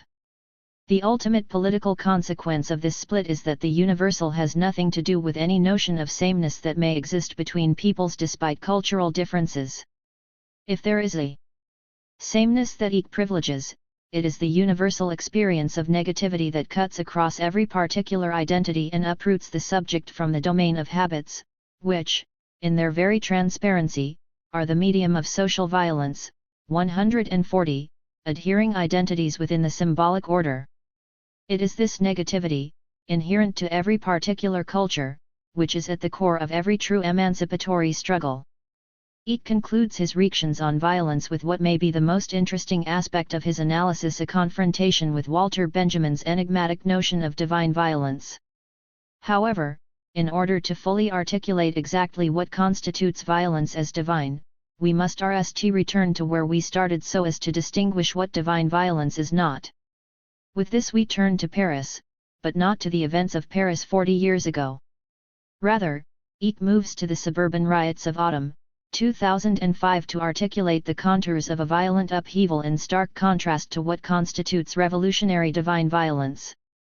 Put succinctly, what Eek nds at the heart of the 2005 outbursts is nothing less than the lack of any articulable utopian vision. Contrary to the events of 68, the riots of 2005 were not carried out to achieve any particular demand, but were rather undertaken as a means to gain recognition as such.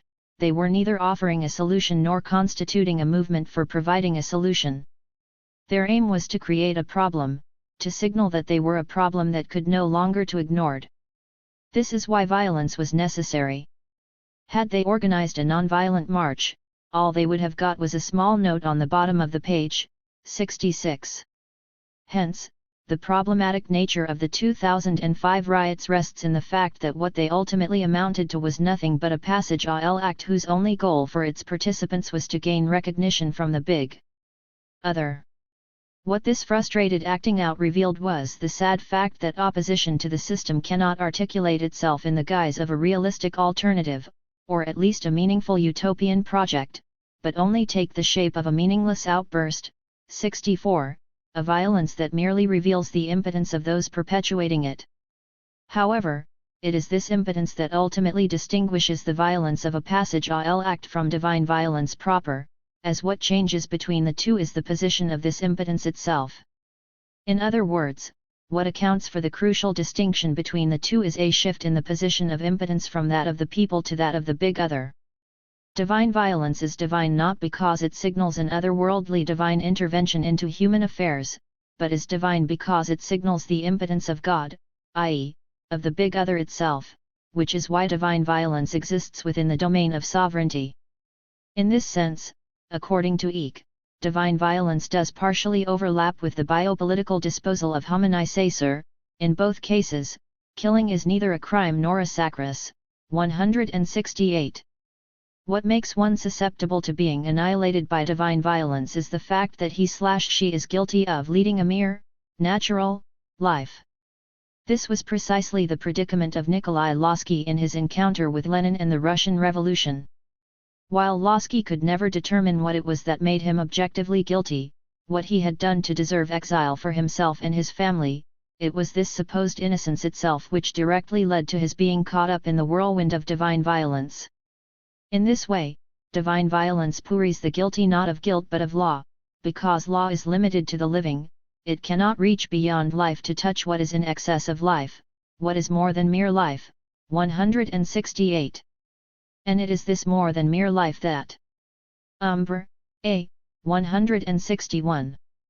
Deans divine violence as pure drive, the excess of life, which strikes at bare life regulated by law, ibid, as opposed to mythic violence, which both imposes the rule of law and maintains it against those outbursts of divine violence that threaten to undermine it. Ultimately, what he opposes to mythic violence is a violence that is paradoxically composed of cruelty and love. The underlying paradox is that what makes love angelic is cruelty itself. Its link with violence, it is this link which raises it over and beyond the natural limitations of man and thus transforms it into an unconditional drive. 173. As opposed to the mythic violence that reduces life to mere life, or, in Badiouian language, to the domain of being, divine violence is of the order of the event in that it can only be recognized by those who are directly engaged within it. In other words, there are no objective criteria by which to distinguish violence as divine. As Benjamin himself notes, only mythic violence, not divine, will be recognizable as such with certainty, because the expiatory power of violence is invisible to men. 169. So, precisely because there is no big other to legitimate revolutionary violence as divine, the risk to read and assume it as divine is fully the subject's own, making the participation and responsibility of the subject his/her own work of love. 172. As opposed to mythic violence, which reduces the excess of life to mere life, the domain of pure violence, the domain outside law, legal power, the domain of the violence which is neither law-founding nor law-sustaining, is the domain of love. 173. Kyle Fetter. In his new book, The Lacanian Left, Psychoanalysis, Theory, Politics, Yanis Stavrakakis articulates political theory with Lacanian insights, deepening the path he began with Lacan and the Political, 1999. His new work not only recapitulates his articles from the last few years, but also integrates his political thought on the reactivation of radical democracy against the politics of fantasy of both utopian and post-democratic thinking. 268. This text is an important achievement in articulating the notion of jouissance and current political theory. It aims to construct an open-ended typology of jouissance, able to guide the critical study of political phenomena. 17. In the RST part of the book, Stavrakakis analyzes representative figures of what he calls the Lacanian left, such as Cornelius Castoriadis, Ernesto Lacau, Slava Heek, and Elaine Badiou. In the second part of the book, Stavrakakis analyzes a series of political phenomena, such as obedience, national and transnational identities, and consumerist post-democratic society. He connects psychoanalysis with traditional political theory, the behavioral and psychological sciences, sociology, and marketing and consumerism. By doing so, he considers how these ELDs are being restructured by different Lacanian readings.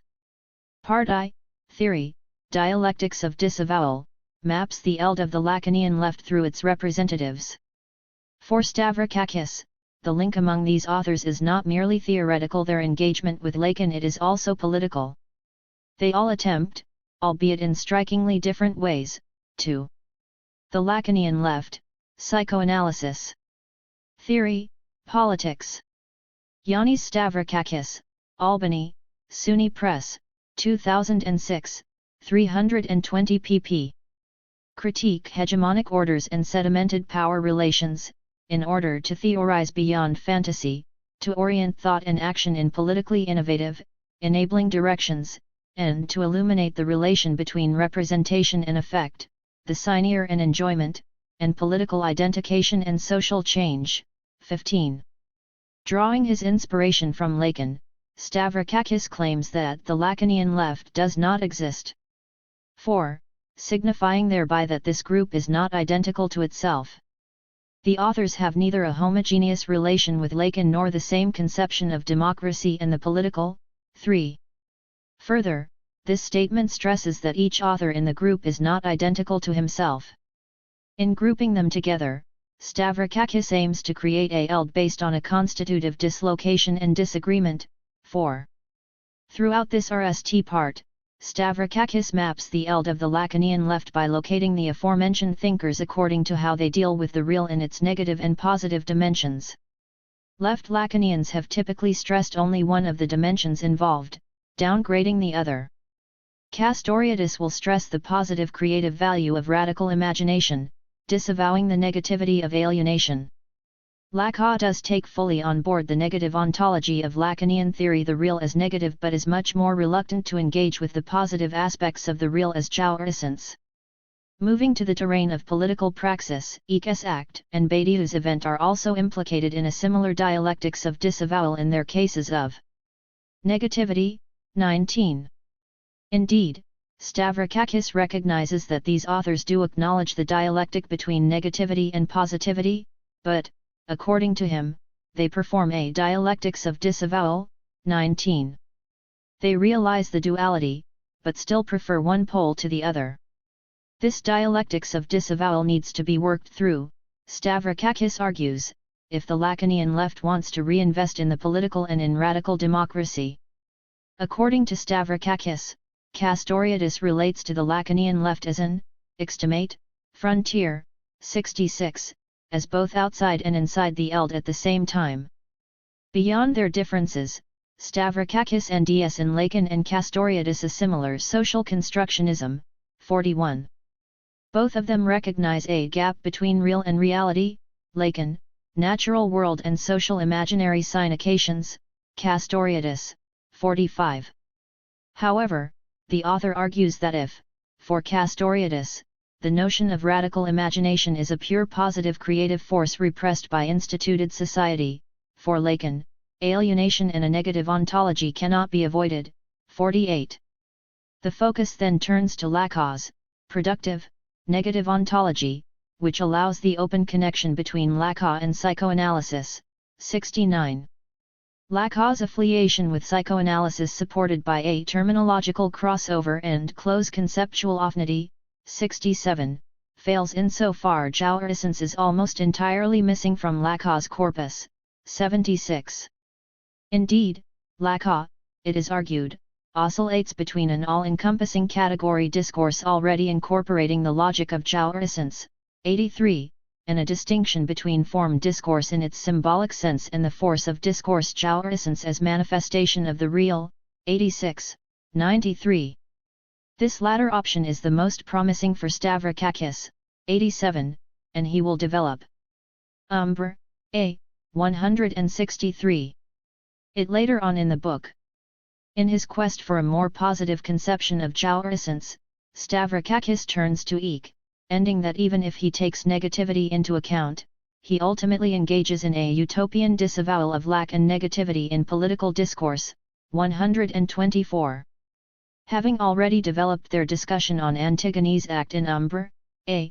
2003, Stavrakakis here maintains, contra Eke, that is not Antigone, but Greek tragedy in general that allows for an institutionalization of lack. For him, Antigone can only ground an optimistic politics of the miraculous act. 121. Her suicide is the only purely positive act. 114. The only act that will not be reinscribed in the symbolic. All other acts, insists Stavrakakis, do misra. 138. In deepening his reaction on Eke's notion of the act, he compares it with Badiou's concept of the event. While Eke's disavowal of negativity leads him to appropriate the most optimistic elements of Badiou's concept of the event, Stavrakakis emphasizes that negativity does play a role in the event. 150-6. Following Lacan's distinction between situation and situatedness, Stavrakakis splits the event into the event as such and its eventness, that is, the possibility of the event as such. 127-156. For him, what matters is not delity to the event, but to its eventness, that is, to its own possibility and recurrence, which entails endorsing an indel-delity. 127. If the RST part of the book is primarily theoretical, 19, the second part of the book, Analysis, Dialectics of Enjoyment, deals with concrete issues. 163, of stability in politics, insofar as jouissance is an important factor in explaining what sticks. 167. Here, Stavrakakis drafts what I would call a political economy of jouissance, from the enjoyment of obedience, to national, utopian, post-democratic, and democratic enjoyment. He argues that obedience and hegemony rely on the manipulation of emotion, on the mobilization of transference, on processes of affective attachment and libidinal investment, 180, and not on mere rational consent or symbolic power. Accordingly, for him, national identity shows that no identity can be constructed without effectively manipulating libidinal investment and jouissance. 207. Following Eck, he also asserts that every identification is bound to produce its obscene other or theft of enjoyment. 202. Stavrakakis nevertheless concludes that the force of national identity does not preclude the possibility of articulating alternative administrations of enjoyment in the future. 222, such as transnational identity. He then analyzes the attempts to create a transnational European identity, which so far have failed to connect the symbolic dimension of the project with a positive enjoyment and feeling of identity. On the contrary, as he notes, these efforts have aroused a nationalist and obscene reaction to European identity. 222.5. For him, the issue is to rechannel this violent resistance and to end a way to relate ethically to antagonism and jouissance. 226. Stavrakakis then turns to today's society, which shows as its enjoyable symptom a particular, capitalist, administration of jouissance, a unique crystallization of desire marking consumerism and advertising. 228. He explains how consumerism rests in the logic of desire and the promises of the object A. 238-9, creating a virtual utopia. 241. According to him, no critique of consumerism will ever be effective without acknowledging this fact and formulating an alternative administration of enjoyment. 235. Indeed, the logic of consumerism has been able to found a post-democratic society based on a politics of jouissance. On the one hand, in post-democracy, the social space can be represented as a space in which people pursue their diverse private enjoyments and antagonism is neutralized. 266. On the other, post-democracy depoliticizes the social link, promising a jouissance avenir, to paraphrase Derrida's démocratie avenir. The jouissance that post-democracy promises is an innately deferred one. 263. Administration is, as he explains, the political practice of post-democracy, by which the lack of jouissance is reduced to a lack that can be administered through consumption acts. 266. Yet not everything is harmonious. Western post-democratic society also condemns and attacks the other's jouissance. 265. Contesting these pessimistic options, Stavrakakis proposes a truly ethical conceptualization of democracy, not merely as an aggregate of different interests or a constitutional structure based on human and political rights, but above all else as an institutionalization of lack and antagonism, as the possibility of instituting a sustainable and interminable questioning which permits the re-exive self-creation of society. 257.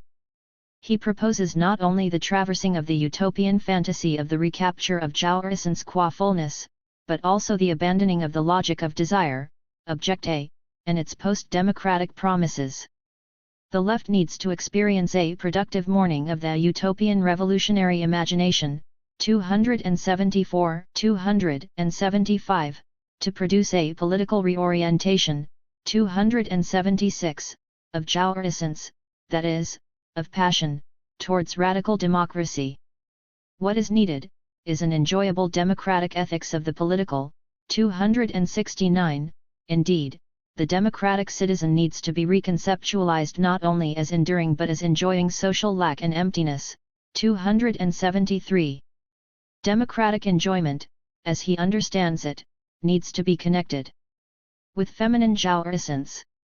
Democratic passions mobilize a jouissance beyond accumulation, domination, and fantasy, an enjoyment of the nodal or not whole. 279. Taking into consideration the overall strategy of the book, certain important considerations come to mind. Firstly, an observation must be made with respect to the way he maps the Lacanian left. As useful as this map can be, the problem is that it offers a perhaps too clear pattern. 19. This neat map might stereotype the different authors' positions. What is worse, it seems unwittingly to connect the authors thus mapped in a teleological Hegelian argument, with Stavrakakis at the end, synthesizing them all, balancing negativity and positivity. The book, nevertheless, cannot be completely reduced to a synthesis or middle point between the negative and the positive, because Stavrakakis scrupulously attempts to think a more specific relation between these two poles of the real. In that sense, Stavrakakis' focus on the role of enjoyment, jouissance, in political life, 16, is productive, and may open onto a more consistent discussion of his typology of enjoyments as a whole. Secondly, Stavrakakis' naming and construction of the eld of the Lacanian left can be extremely fruitful, if only in terms of highlighting the import of Lacanian insights into politics. Stavrakakis' concept reveals its productivity when we contemplate that it goes beyond the VE male authors he considers. Throughout the book, we encounter a considerably larger number of intellectuals who make this eld possible by their central, decentered, or extimate interventions. We could mention, among others, Chantal Mouffe, Joan Kopjak, Thalia Dragonas, Siren Oselkuk, Jason Umbra, A. 165. Klinos, Marshall Alcorn, Todd McGowan, Ava Zyruk, and Judith Butler. It is Stavrakakis' merit to have articulated them in a broader theoretico-political strategy. Thirdly, this book allows us to envisage the challenges of the further development of the Lacanian left by warning us about, but also by incidentally performing, some of its difficulties. The whole argument of the book shows that the articulation of psychoanalysis with politics and other elds cannot be a mere complementary addition of the RST to the others. 77. This would end in a mere substitution or addition of terminology. Also, Lacanian theory does not merely supply more knowledge about political phenomena. Against this, Stavrakakis contests that the issue is not to know more, but to know differently, through an ethical awareness of the limits of knowledge imposed by the real of experience, that is, in a positive institutionalization of Lacan theory. 10. Sooner or later the real re-emerges and dislocates theory. 7. Moreover, and this is important to point out, the reality of the object of political science is dislocated by this encounter with the real. 6, 14, 16. Yet, sometimes, Stavrakakis falls into the very shortcuts he warns us against. Perhaps this is because his argument is based on a stark analytical distinction between the symbolic and jouissance.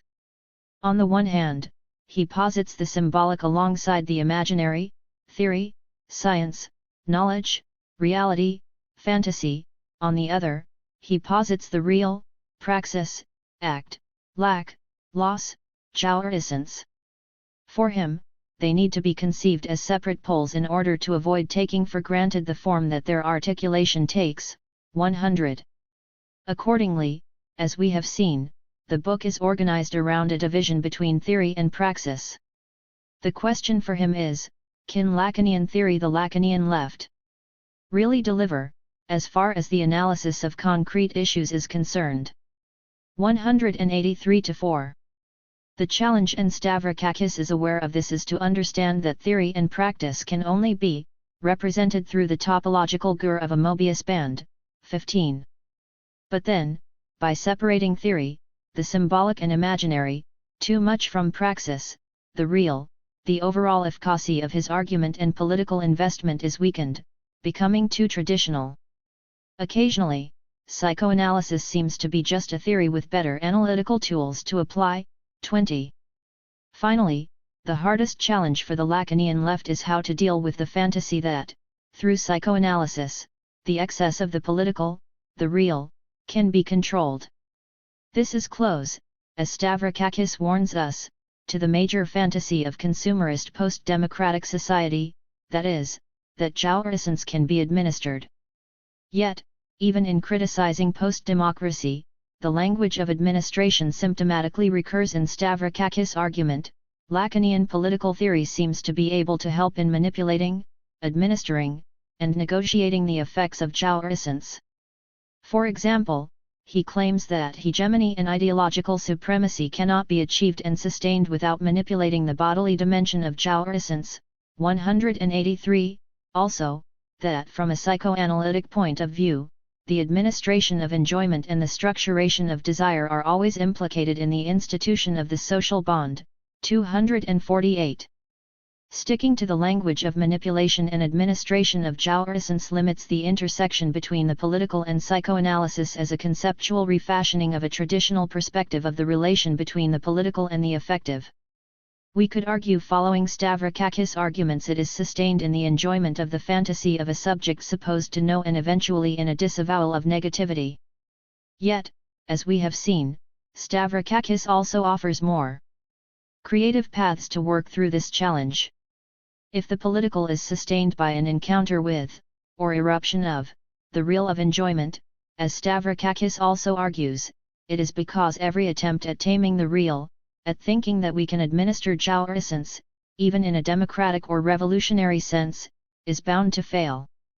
To work through this failure does not imply a rejection of democracy, but a mourning of the utopian fantasies of fullness and a confrontation of the political in its real negative and positive dimensions. Sol Peles.